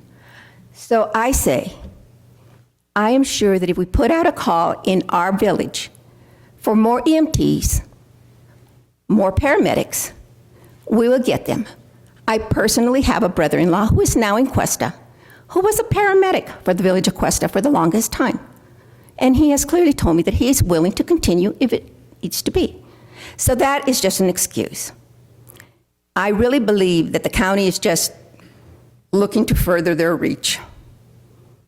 But I am a resident of Cuesta, and I am not in favor of putting our ambulance under the county. Do you have any questions for me? Mr. Chairman, just a comment. Thank you for your passion, and I see this means a lot to you. It does, and I am a resident of Cuesta. Mr. Gonzalez has indicated, there are 10 EMTs up there that are not being used, that probably know the area. And my main concern is the PRC waiver and the staffing issues. Which can be easily resolved, in my opinion. Thank you. Commissioner Fambro. Thank you, council member. She was my council member, so I can still call her that. So, if you ask Joaquin Gonzalez if he can do anything, because I've known this guy since he grew up, he's going to tell you yes, and rightfully so, because he knows what he's doing, and I respect that. I've had this conversation with Joaquin numerous times over the years. I worked up there since then and everything. But there's also another side of this, and Councilwoman Coggins brought that up. And the calls that she's alluding to, I'm gonna expand on them a little bit. Max or Josh, if you could help me with this, possibly. There was an electrocution a couple of years ago of a person that fell onto a power line. They were changing out the power poles on a contract with Kit Carson. Person lost both arms. When he hit the ground, his heart was stopped. Mark Ortega and Josh Casale responded within minutes and resuscitated him 3 times before he was eventually transported to Taos and then eventually to UNM. That man's still alive today. Those are pretty serious injuries. When both your arms are burned off and your heart stopped, and they were there, and that man's still alive today. There was a person it was a fatal accident at Chevron Mine. I was notified at 5-something in the morning. It had happened a couple hours earlier. My first response was our crew there, timely? Before they had the person out of the danger zone, our crew was standing by waiting to take that patient who later died because of massive head injuries. Our crew was there waiting where they could get to that person to work on him. Further, we're talking about the same people here, so I'll go ahead and expand on this a little bit, and I'm sorry this kind of hits home with you, Mr. Trujillo. But there was a very large brush fire in Cuesta a few years ago that did total devastation to a person's corral and stuff, but the most important part of that fire was it was headed right for Mr. Trujillo's house. I witnessed it myself. Had they not been on scene with 6 other agencies that got a coordinated effort, Mr. Hill would probably not be here right now because she'd be living in Albuquerque, being the grandmother she's going to be when she finally retires from all this stuff. I've worked with Mrs. Trujillo for more than a decade. She's not afraid to make the tough call. She's in the process of making one right now with other village stuff. Is there any doubt in my mind that she'll come to us and say, we can't do this, help us out? No doubt in my mind. No doubt. She knows how to make the tough call. She will make the tough call. Once again, I made this motion because I believe what we have right now is what needs to be done until Joaquin expands in his new plan, which is a very good one, and he's put a lot of thought into it, and he's continuing to put a lot of thought into it. And then at that time, he'll sit down with Max and Mr. Hill, and they'll come up with what works best for everybody else. Non-political. He'll make the decision that's best for those people. And at that time, I'll support that as well. but I support this MOU for the $70,000 to go to Village of Cuesta.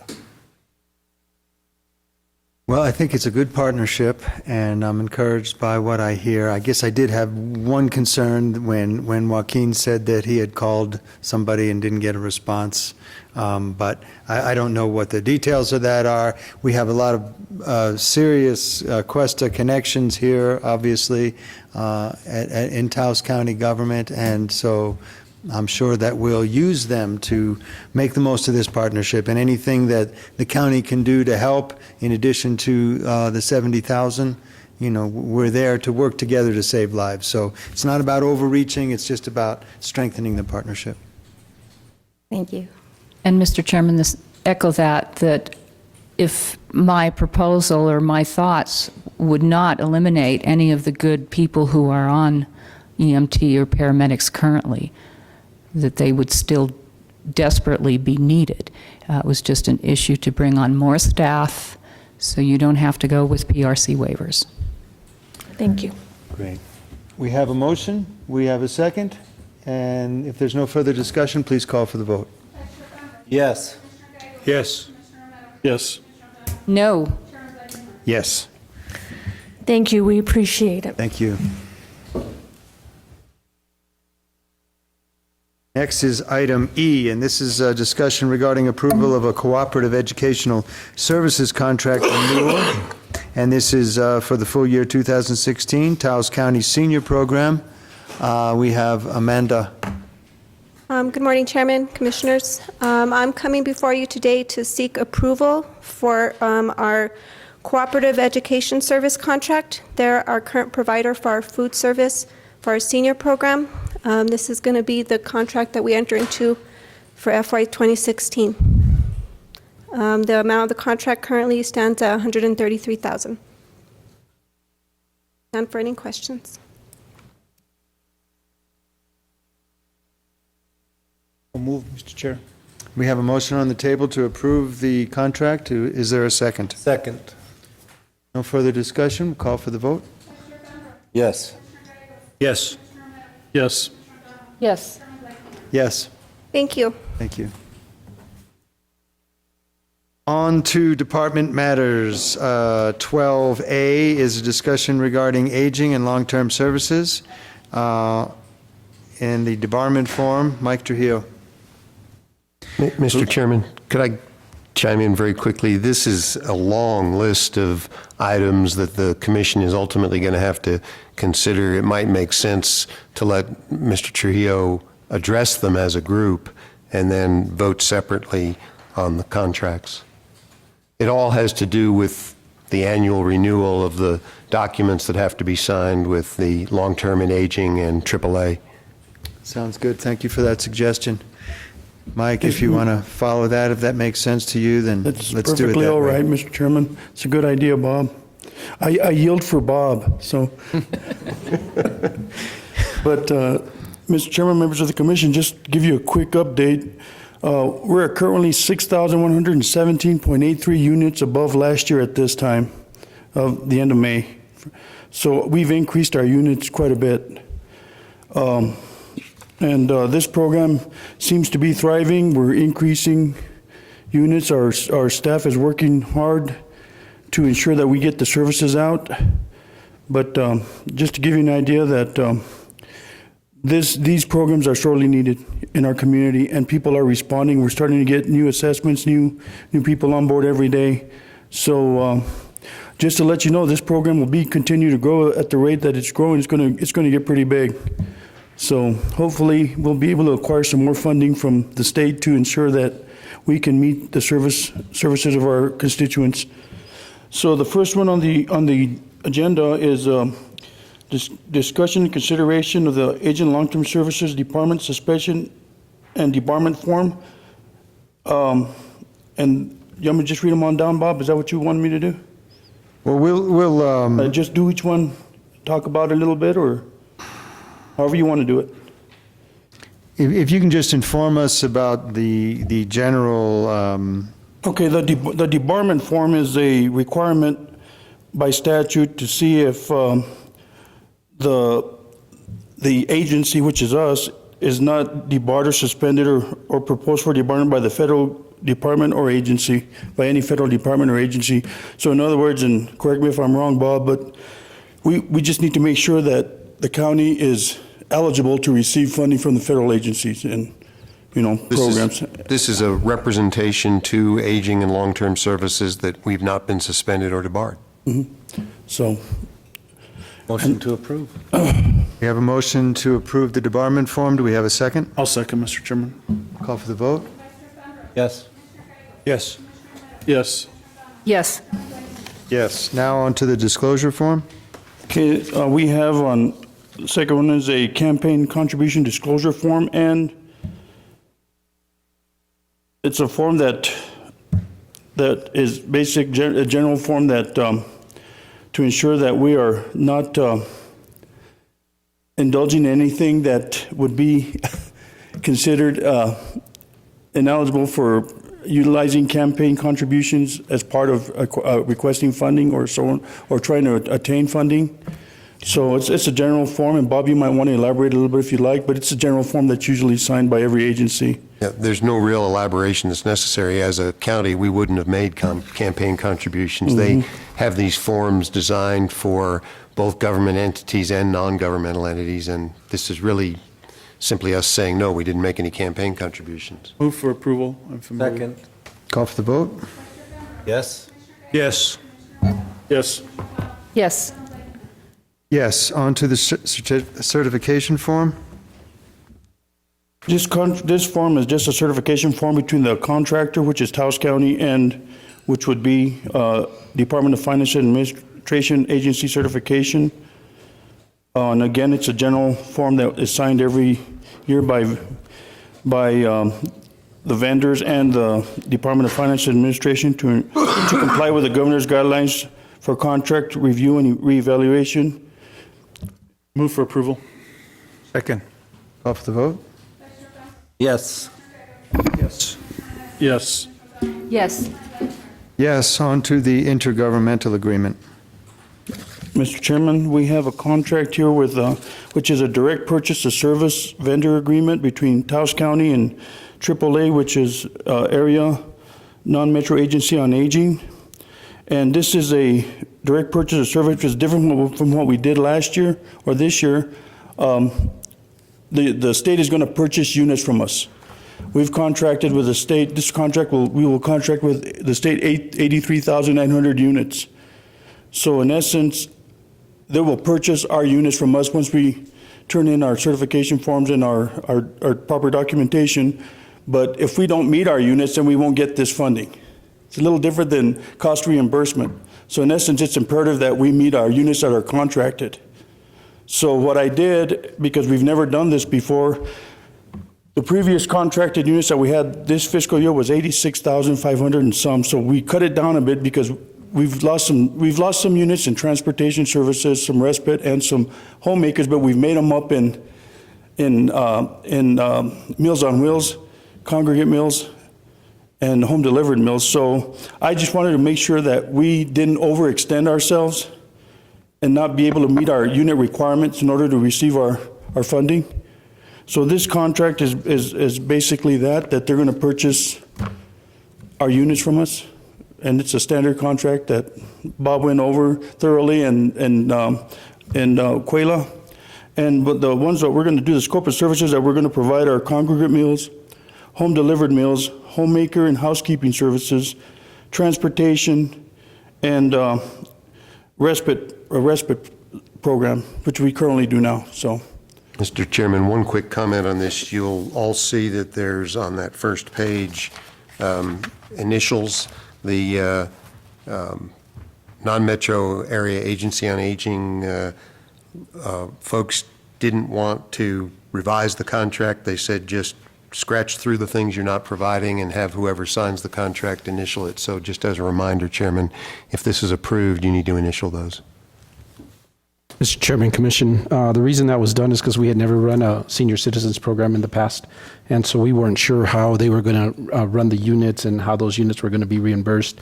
This is typically the way they do it, and so now we're actually going to fall under that realm of doing it that way. But at least now we have numbers, we know what we're providing and how those units are being counted, and so Mike and his staff have a great grasp on that at this point moving forward.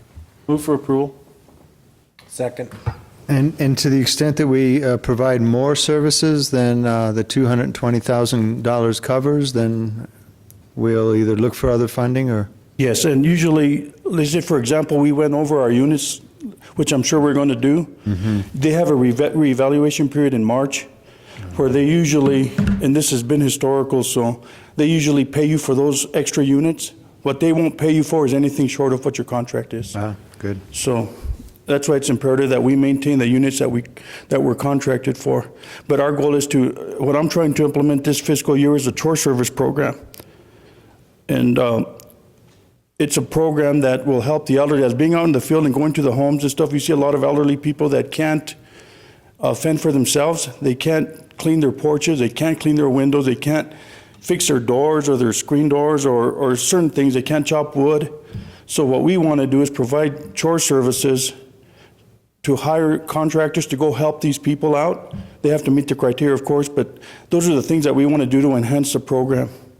And those are the things that I'm working on trying to get into the program this next fiscal year. And I've already spoken with AAA a little bit about it. I'm developing a 4-year area plan now, which is going to, for next year, we're going to have to go for RFP for this particular program. So that part of that area plan is going to include the chore service program plan. If I can do it sooner, I will, but it's just the process that it takes. I mean, this program entails quite a bit of paperwork. It's crazy. But I spend most of my time doing paperwork, and if I don't have enough cooks, I cook, or if I don't have dishwashers, I wash dishes. But it's a program that I love. It really is. This program is very rewarding because you're helping your elderly people and you're providing services. So this has been a rewarding program, and we want to ensure that we don't lose service but enhance our services. So with the help of our manager and our assistant manager and of course Bob and staff, we have been able to, in the finance department, we've been able to meet our goals and exceed our goals this year. And it's not bad for not knowing what we were doing when we got into the program. So go figure, huh? Well, we have the motion and the second to approve this contract. If there's no further discussion, we'll call for the vote. Yes. Yes. Yes. Yes. Yes. On to item E, which is assurances under the Older Americans Act. And these are general assurances that we have to comply with the Older Americans Act of 1965, where there's certain things that we, as a program, have to ensure that meet the criteria of our seniors' needs. So this is what the statement of assurances is, that we follow the Older Americans Act policies and procedures. So We have a motion? So move. Second. Call for the vote. Yes. yes. Yes. Yes. Yes. Now, item F is a certification regarding lobbying for contracts, grants, loans, and cooperative agreements. This assures that we as a program will not be out there lobbying for federal funds or getting paid through lobbying for federal funds or so on and so forth. So it's a standard agreement that we have to comply with. So move. Second. Call for the vote. Yes. Yes. Yes. Yes. Yes. Item G is a certification regarding debarment, suspension, and other responsibility matters. This is basically the same type of form that we did the first one, debarment, or suspended, debarment, declared ineligible. So it's a standard form. It's almost similar to the first one that we approved, so it just has to be done for this particular contract. Move for approval, Mr. Chairman. Second. Call for the vote. Yes. Yes. Yes. Yes. Yes. On to H, which is North Central New Mexico Economic Development District, Non-Metro Area Agency on Aging Direct Purchase.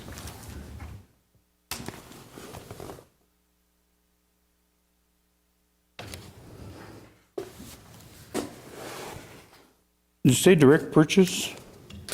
Yeah, this is item H, and it has to do with the North Central. I think we already did this one. Mike, I think you confused this one with the one we did earlier. Yeah, You got them switched. Yeah, I got them switched, so. No, actually, this contract that we did was the right one, the first one, because it has that number, 68052. But I think you guys put it on here twice. I think that's the same one. Because the only ones we have left are the, that I have copied, because there was 10. I have the senior employment and the long agency on aging, which is the AL, Agency and Long-Term Services, ALTSD. Let me see if I did that right. Maybe I got confused. I think we're on item L. Item I. It should go to item I. We're on H. No, we are on H. We've done 7 of them, and there's 3 left. Yeah, but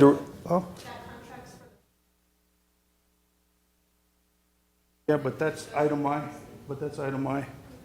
This is item I. This one that I'm talking about is item I. So I think I think it was just put on twice, the first one.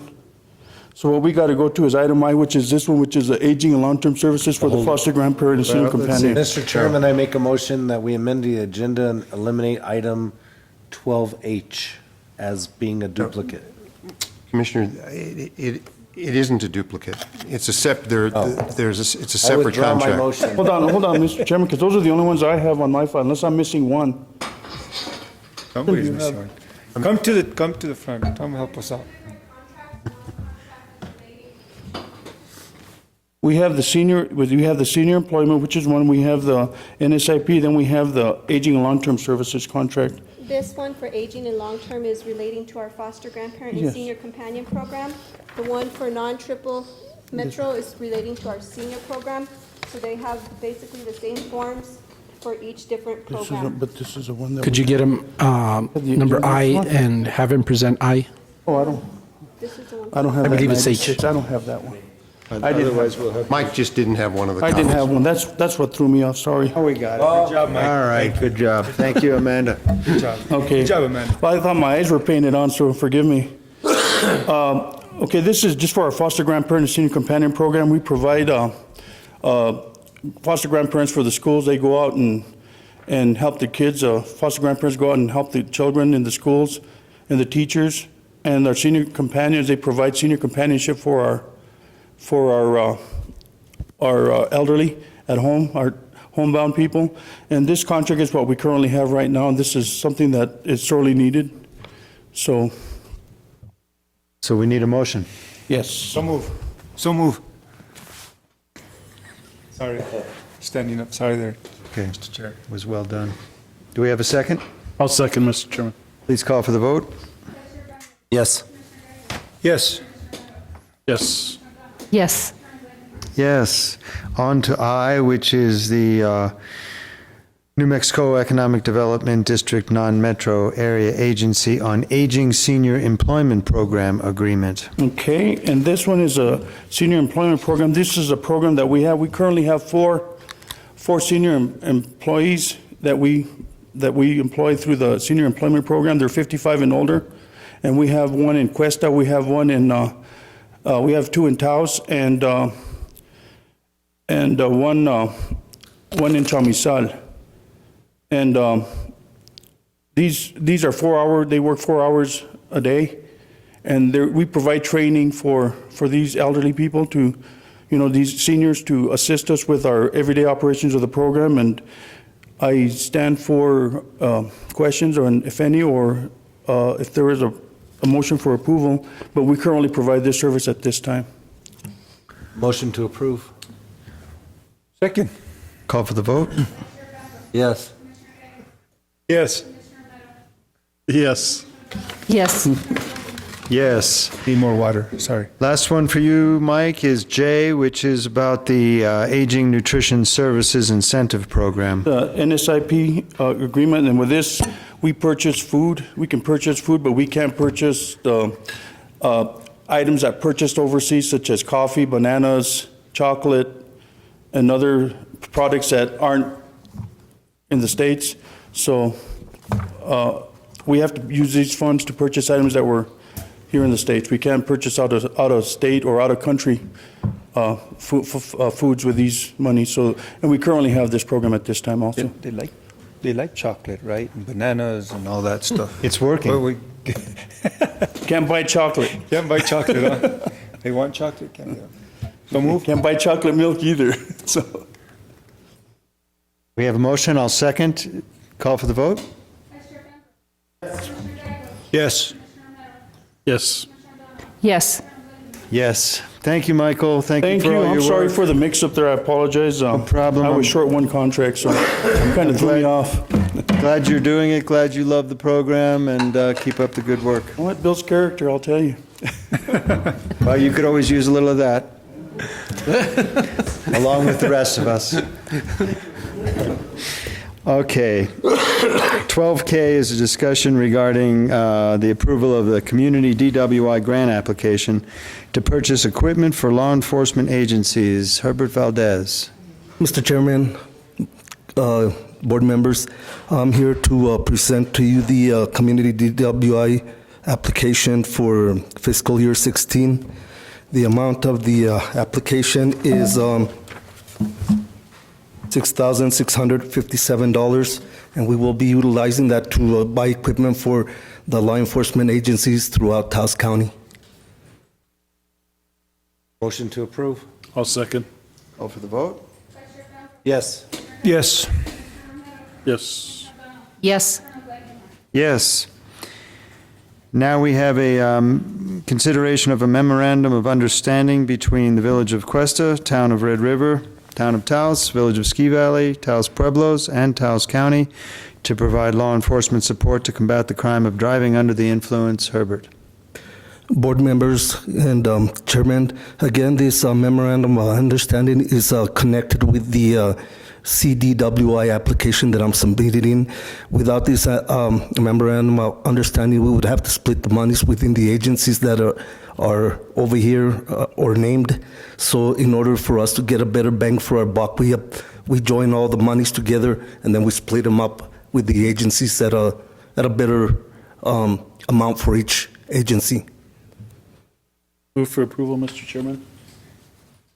Second. Discussion, all those other municipalities have already approved? I've gotten a majority of them. I'm still waiting for some of them to come in. Okay, thank you. Village of Cuestas will come in tonight. Very good. Really? Call for the vote? Yes. Yes. Yes. Yes. Yes. Item M is a discussion regarding the approval of a grant agreement number 16DJG30 for the full year 2016. Mr. Chairman, again, board members, this presentation of the grant agreement, we will be utilizing these monies basically for the day-to-day operations of the DWI program. We use the distribution funding so that we can pay the salaries and benefits to our employees. So move. Second. Call for the vote? Yes. Yes. Yes. Yes. Yes. Item N is a discussion and decision regarding the approval of the Juvenile Adjudication Fund Grant Agreement, number 16J30, and this money will be used to hire a temporary employee to assist the teen court coordinator. Mr. Chairman, council members, again, I applied for this funding so that I could get my teen court coordinator some help with teen court. We have expanded up to Cuesta now. So we're doing the Peñasco area at their schools. We're doing it here at the Taos County Courthouse, and now we're doing it at the Cuesta schools. We started last year at Cuesta, and it's working out really well for us. The reason why we decided to go to the communities over there is so that the parents didn't have to come or have the hardship to travel to Taos to bring their kids to participate in teen court. So we go over there and we provide the service for them over there at their schools. Move. Second, good job, Herb. Call for the vote? Yes. Yes. Yes. Yes. Yes. Thank you. Thank you, Herbert. That's the last one. Excellent work as always. We really appreciate it. On to O. O. Oh. Oh. Who's up? Leandro? Survey Well, says. I didn't Take care of it. I didn't read it yet. You got to let me read it. I'm just saying who's taking care of it. I was just saying, oh. Okay. Oh. All right. This is a hard job with you guys. Discussion and decision regarding the approval of actual reimbursement for the Ojo Caliente Fire Department to attend the 2015 EMS State Conference in Albuquerque on July 22nd. Mr. Chairman, Commissioners, I'm not exactly sure the exact reasoning why he is asking for actuals. However, I know that this has caused problems for us in the past in terms of reimbursement because of the timing and going over the fiscal year. So it may have something to do with that. Ojo Caliente has its own EMS grant, and it's for Ojo Caliente specifically to attend this training and to be able to use that grant to reimburse for actual expenses. It is within the state. However, I have a feeling it is associated with our reimbursement practices. If they go on actuals, it's easier for us to reimburse them without having a PO in place or any of that kind of stuff. Your recommendation? Unfortunately, I don't have one. This is Joaquin's initiative. I do know they have the budget. I can tell you that the budget's there. It's an EMS grant, and it's an allowable use of that EMS grant. Move for approval, Mr. Chairman. Call for the vote? Yes. Yes. Yes. Yes. Yes. On to budget matters. 13A is a discussion and decision regarding approval of DFA Resolution 27, requesting an adjustment of the 2015 full-year final budget to account for the increase or decrease of revenues. Mr. Chairman, Commissioners, basically this is cleaning up all of our revenues here at the end of the year. We did get an audit finding last year. It was a non-compliance other matter, minimal finding, but nonetheless it had to do with this specifically, not picking up any excess revenues or even worse, removing money that we didn't receive. So basically what we're looking at, small counties assistance, building permits, election recount fees, those were all well above our budgeted amount, so we're increasing those. GRT equalization tax came in lower than we had budgeted, so we're decreasing that. GRT in overall came in higher, approximately 6% above budget for our GRT this year, which is a good thing. For the 103 account, it looks a lot more than that because it collects all the excess from all the debt services and stuff. And then as you go through, the big one that I'd bring up is solid waste gross receipts tax. We are doing an adjustment down. We did over budget on GRT for the solid waste. We over budgeted by about 32,000. So we're adjusting down on that. GRT, however, did come in a little higher, and then bin rentals was really a good increase for solid waste. The rest of these, we're increasing GRT for the detention center. We're increasing care of prisoners in the adult and the juvenile because we did collect a lot more than we had budgeted in those two areas. We're decreasing the federal care of prisoners line item, which is actually, it says federal care, but it's money that comes from the state. That's that, it's a dwindling supply from the state. Every year we budget what we got the year before, and it just comes in less and less and less. And so now we're down to where we received only 27,000 and we budgeted 65. And then the rest of these, as you go down, really are tied to debt. Educational GRT bonds. Now that we know at the end of the year what our GRT was, we're adjusting that accordingly for these bonds, just to make sure that everything gets paid and everything is booked. So I stand for any questions if you have any specific questions on all the rest of the. Mr. Chairman, Commissioners, just a comment. The federal or the state one that Leandro was talking about that we only received 27,000 on, that was the one that was discussed at the conference with the joint meeting with the commission and the managers. And I will be attending a meeting on Thursday in Albuquerque to have some further discussion on that as to how we can leverage to try to get the state to buck up the $5 million that they're supposed to be providing the counties with that. So we'll see how that goes. And one other thing I could just point out, there's a line on there in the second page for hospital gross receipts tax. You may wonder what that is. That's a leftover, very small little revenue stream from the time when we did have the hospital tax, the tax that has been repurposed to educational GRT. For some reason, some years are a little better than others, and this year we received $8,000 in that tax. There's about $45,000 accumulated in a fund over the last decade that is available for us to use on the hospital building itself. So I let Richard know about it. It's not a lot of money in overall, but $45,000 to address plaster concerns, little things that may come up on the building itself. And that's what that is. And then we are decreasing the office of the court lease slightly, just because it doesn't look like, even though they did get their funding here during the special session, we're not going to receive our money in this fiscal year. So they may pay us, but they're not going to pay us probably in time for this fiscal year. So we're decreasing what we had budgeted on that. We should let the hospital know we have $45,000. They've got a long list of fixes, and some of them are part of the building. They probably know what they need better than us. Obviously, Richard can take a look at it and see if he agrees, but it might be a good idea to let them know that that money's available. You think that you'll still continue to get some thousands of dollars every year? I guess there's no way of They're telling. really strange, and the treasurer's brought it to my attention, and some years nothing comes in, another year we get a little bit. It's probably an error. That's the other reason that I'm kind of trying to look into if maybe there's a taxpayer using the wrong code of some sort, but I haven't gotten very far at Tax and Rev to get the answer to whether it could possibly be an error. But we're collecting it, and we have to at least budget for the increased amount of revenue that we got. Mm-hmm. And it's very inconsistent, so I wouldn't count on it in the future either. But there's 45 there now. And what was the net effect? Was it positive or negative? Positive. Net effect is positive. Yes. We did finish the year higher than projected on all our budgeted revenues overall.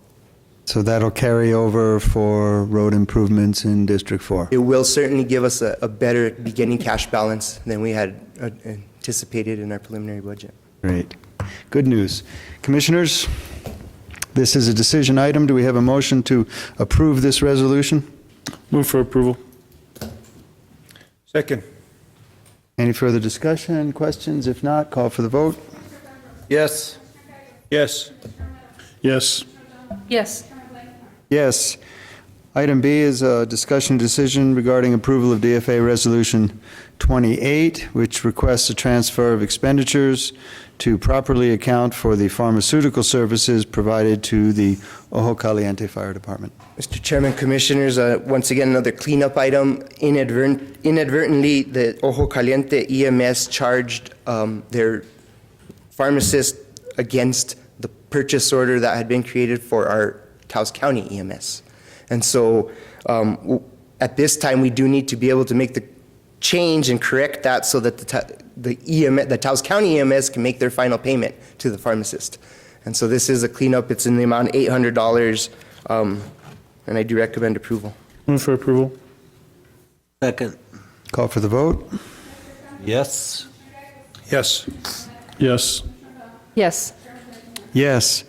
Item C is a discussion decision regarding approval of DFA Resolution 29, which requests a transfer of temporary cash from the general fund to the CDBG road project for Abregadero.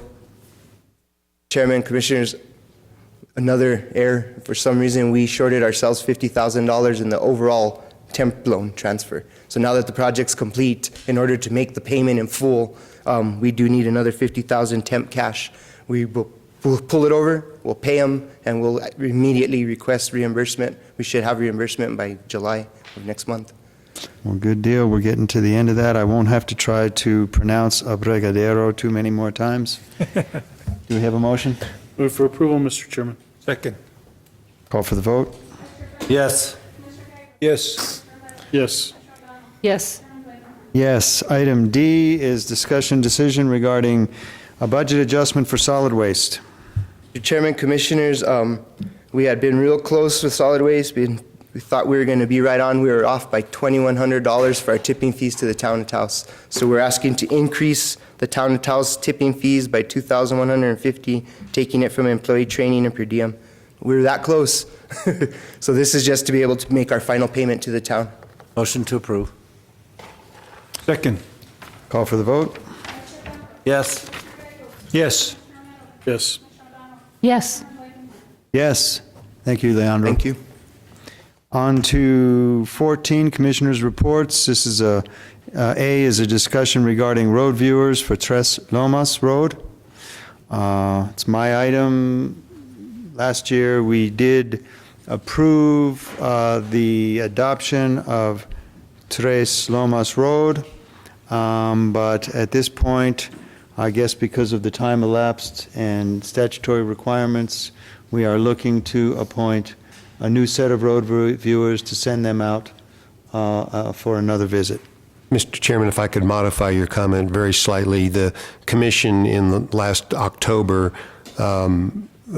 indicated that it would adopt Tres Lomas Road if the neighborhood paid for and completed a survey.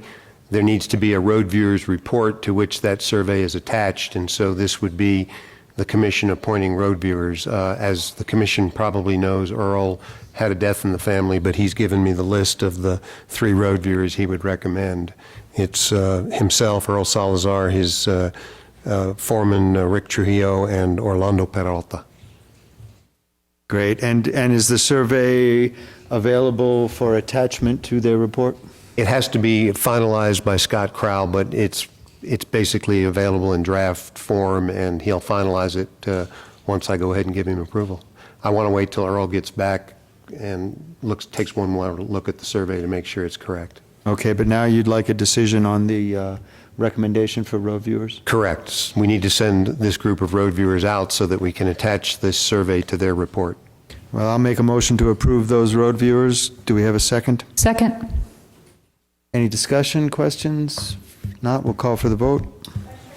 Yes. Yes. Yes. Yes. Yes. 14C is discussion regarding Taos County Veterans Cemetery. Commissioner O'Donnell. Mr. Chairman, if I could make a comment on B that we tabled, and Commissioner Gallegos suggested we do a work study, which I think is really a good idea to bring up these issues in open session. And so I'm wondering if we could keep that in mind, and let's not forget that we need to schedule a work study, and I know we're pretty busy in July, but if we could maybe at the next meeting or now pick a date for August, or just so we do not forget this item. Is this a standalone item? How long will this discussion take? I have no idea. But I just want to... It's not on the agenda. I don't know that we could do that. Well, it had been tabled. I mean, I could go ahead and bring it back for discussion so we do a work study. My suggestion is make a request for a future agenda with staff, and then we'll see how the discussion goes. Okay. And then I'd also like to suspend this motion until the next meeting, C, when we have a little more information. We're far ahead. But I do have, when we're done, just announcement. So I'd like to suspend this motion until the next meeting. Mr. Chairman, Anita, do you have something? We can have discussion. Sure, but this is an update on the Veterans Cemetery. Right, there's no vote, but I've been asked to help move this process forward. Okay. Let me help you. Help me. That's for what we did, huh? Good afternoon. I'm so glad you got to see me today because, I was just waiting and waiting. We're glad to.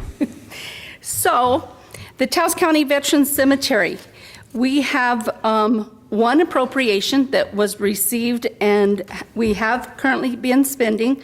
We've expended $8,493.69, bringing the total balance to $45,260. Oh, I lie. See, now I'm confused. Okay, so we've expended $8,400 out of that. We have, at the legal department, I have submitted a contract for services to have the front wall and the fence, the perimeter of the fence, be engineered.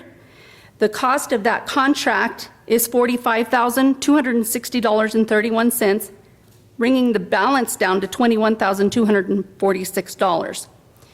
I have contacted the architect.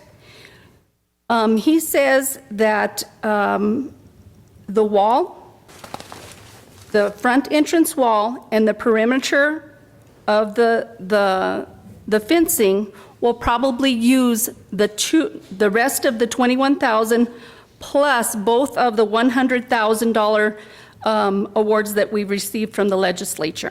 Okay, could I stop you here? Sure. Senator Cisneros has asked that we do a gate, which you're calling the front wall, correct? Correct. And that we start this in a small phase, that we actually create a small acreage so we can actually start burying people. So I guess I'm concerned that we're going to spend $200,000 to do a front wall.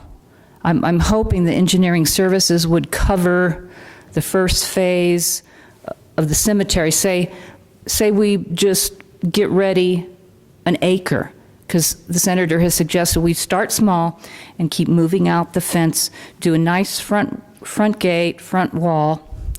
So I'm hoping we can phase this and that we can start early. The other question was, has the land been surveyed?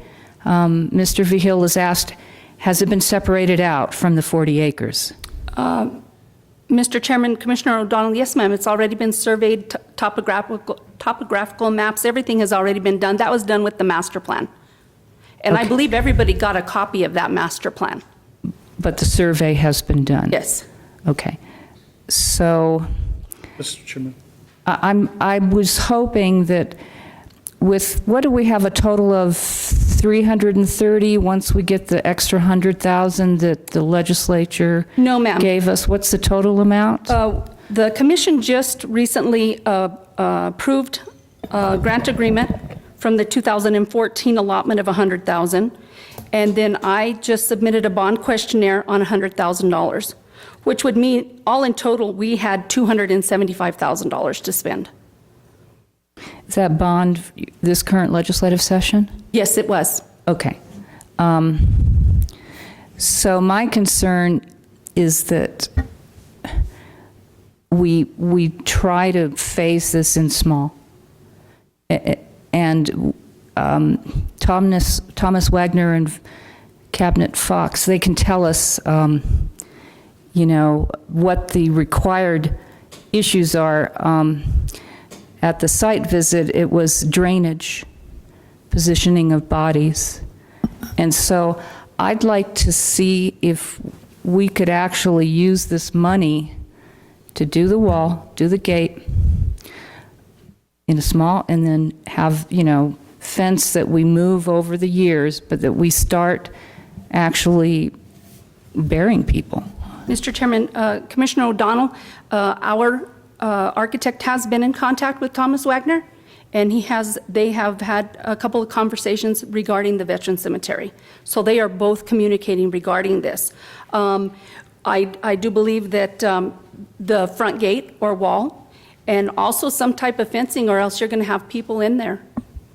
And that's going to pretty much eat up the rest of that money. It depends on how many acres we fence.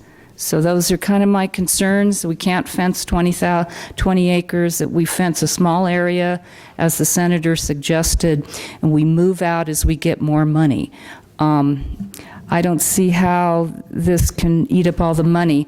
Who's going to design the gate? Because I thought we would put that RFP out for bid, so we would have a really nice gate. Mr. Chairman, Commissioner O'Donnell, the gate, the contract is for that's being, that has been submitted to legal is for the engineering fees. As soon as he has engineered the gate and that front wall, then it will go out to bid. Mr. Chairman, Commissioner Romero. I have been on this National Cemetery idea for many years now, and I don't want us to jump into some quick solutions. I think that this is something that has to be carefully planned, where we have a master plan that is going to incorporate drainage and, just done as perfect as possible, instead of piecemealing just because we only have X amount of dollars. This is our veterans. I like the idea of also opening up gravesites for civilian burials as well. But we really have to look at this carefully and plan it so that it's done well. Correct. And I believe you got a copy of the master plan, correct? Yeah. And David Henry was here to present that master plan. So that is what the vision is. Yeah. It's a very nice cemetery that has been very well thought out. Yeah. With taking into consideration the drainage and the caliche and, all the other concerns that come in that area. I guess now I'm a little confused as to how you want me to proceed. I mean, of course, we need that the front area needs to be a nice wall with a nice gate. And You don't want chain link fence in there. No. You don't want latillas. correct. That's why we have a professional working on the plan for that. I mean, so if the plan is changing, I kind of need to know before Mr. Chairman, Commissioner, if I could just add a little bit. Taos County is actually years away from burying anybody at the Taos Veteran Cemetery. First of all, the cemetery needs to be designed and implemented and phased in to national standards. That's the first thing. The second thing is that we have several hurdles that we have to pass over that we have been in contact with the senator about. The most significant one is the anti-donation issue of allowing veterans to be buried there for free. That is something that we were going to drop at the legislative session this year and decided not to because of how we were being approached by the executive team saying that they would veto that. And so that would be a step that we would take possibly next year, if not the year after, because next year's just a money year. It's a short session, unfortunately. The water right issue, we have now incorporated several individuals from the state level. Colonel Fox or General Fox, who I served under, has graciously come up and actually offered his expertise along with other individuals from the Veterans Affairs Services that have offered their expertise. We're making some of those changes based on that in order to position ourselves in the future to become a federal cemetery, hopefully in Taos County. If not, we still want a professional service. If we're going in there and burying people without putting the infrastructure in, without putting the flagpoles up, without, we're really doing a disservice to our veterans and how we're going to, treat them in the future for their burial services. Along with that, we also have to put in the infrastructure, which is all, you actually have to put the plots in. The plots have to be in and have to be set so that we can dig those out, take the grass off the top, put the plots in so that, again, we don't have bare grass, we don't have holes, we don't have any of those things. And all of this is designed and planned, as Ms. Padilla has stated, on a professional type environment. And so, the cost of this veteran cemetery is going to be in the millions. And we're in the process of moving towards that. Our hope would be that once the federal government, and again next year, will make application to them to say, you guys are well on your way, you have the land, you've already started the process, you have the plan and design, that they would eventually step in. If not, the senator has made a commitment to say, we will fund this at the state level if we have to moving forward. And so there's a lot of issues that are still needs to be discussed and decided, but I don't see those, within the next year or 2 years of actually being able to bury somebody, and they're having all the watering, the infrastructure, veterans, the families are not allowed to go to the burial sites. They have a communion area where the family gathers, and then the veterans are taken and buried, and that's by national design for specific reasons. And so those things need to be implemented in place before we move forward. Thank you for that. But does that mean that we have to design the full 20 acres now?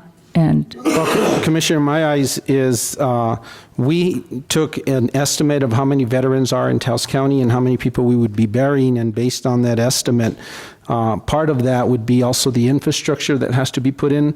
When we put in the grounds maintenance department, again, we have to have a specific area. The plumbing has to be run out there, and since we're running plumbing to the ground maintenance, which is going to be at the back of the 20 acres, we're also going to be running sprinkler systems, watering systems, hydrant systems, all of that stuff that needs to be run through there, and that's all the infrastructure that needs to be put in.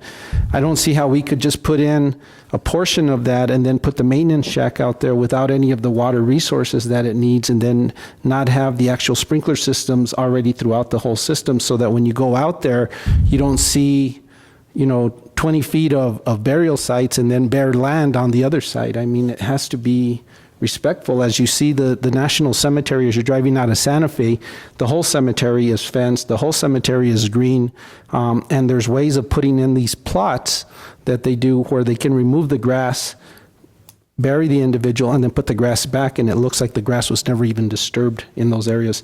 Unlike in Taos County, when we bury somebody here, you can tell because it's all bare dirt in that area. And so all of those are by national design. so if I could just get clarification of how the 275 is going to be spent for the front wall, for the gate, And for the perimeter fencing. and then the whole 20 acres of the perimeter fence? Again, Mr. Chairman, Commission, the 275,000 isn't even a true number. We just did, or Anita just did the survey for 100,000 of that.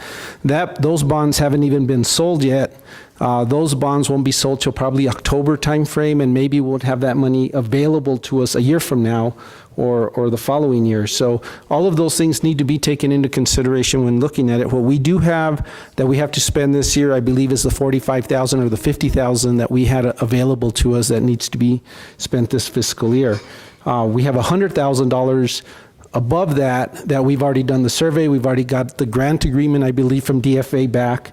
And so then the portions of how we're going to bring in the wall and that front gate area would probably be the use of that.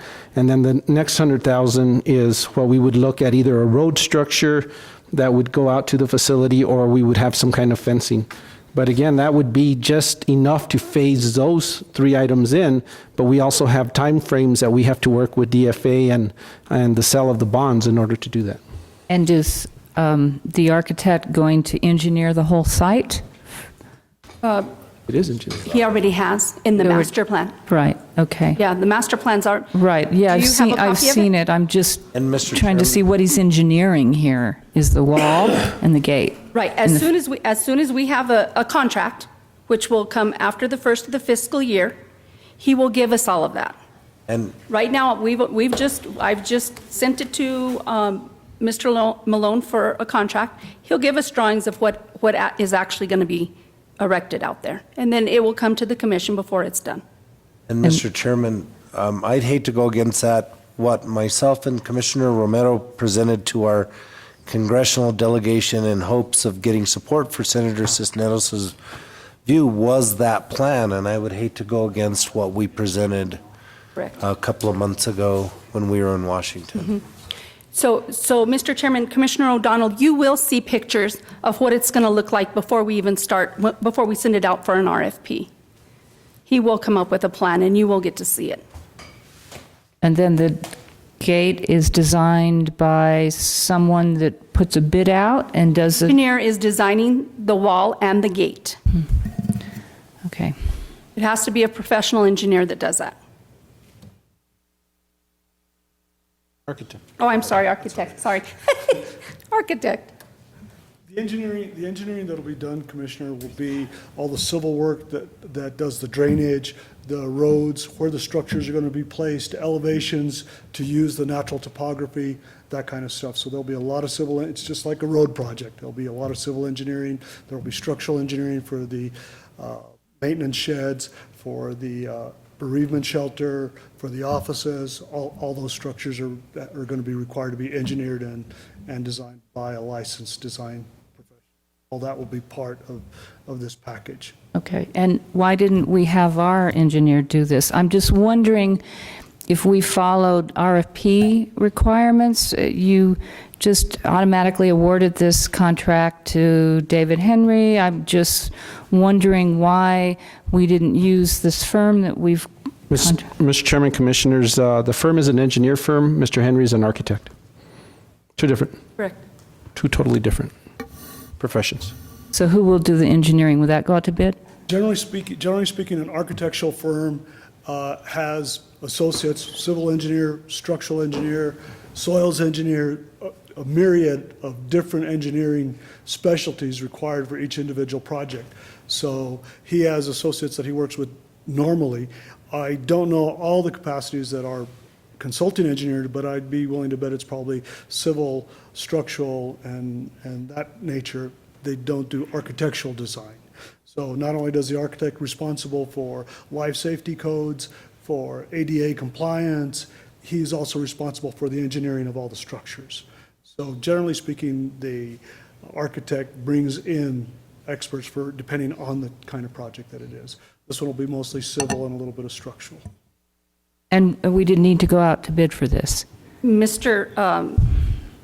Chair, Commissioner O'Donnell, it was in the best interest of the county to contract with David Henry because he's already completed the master plan. We don't want to start back at Okay, square one. I just wanted to know. So it was, I mean, I believe number one, it saved a lot of time, and number two, it probably saved us some money. Okay. David Henry. All right, thank you. You're welcome. Thank you, Anita. Welcome. I do. That wraps up the agenda, Commissioners. I just have one more thing. I'd like to just let everybody know, just pass this around. The Cultura celebration was a huge success. I just wanted to show you the maps that they put out. I went to the Friday night Ancianos where they honored 80-year-olds. It was quite impressive, the whole list of the Ancianos. It was just a great program. I actually went to Las Trampas and bought chicos and talked to people about canovas, and I just wanted to say it was a great event. They put it together quite well. It was well attended, and it's something that I think outlying rural communities could also model as a good model, just so you saw all the things and all the different things that were going on all over the Penasco area. That's all I have. Thank you. Thank you. This was last A couple weeks ago. weekend. It's just a great event. All right, well, congratulations on the success of that event. Thank you for that.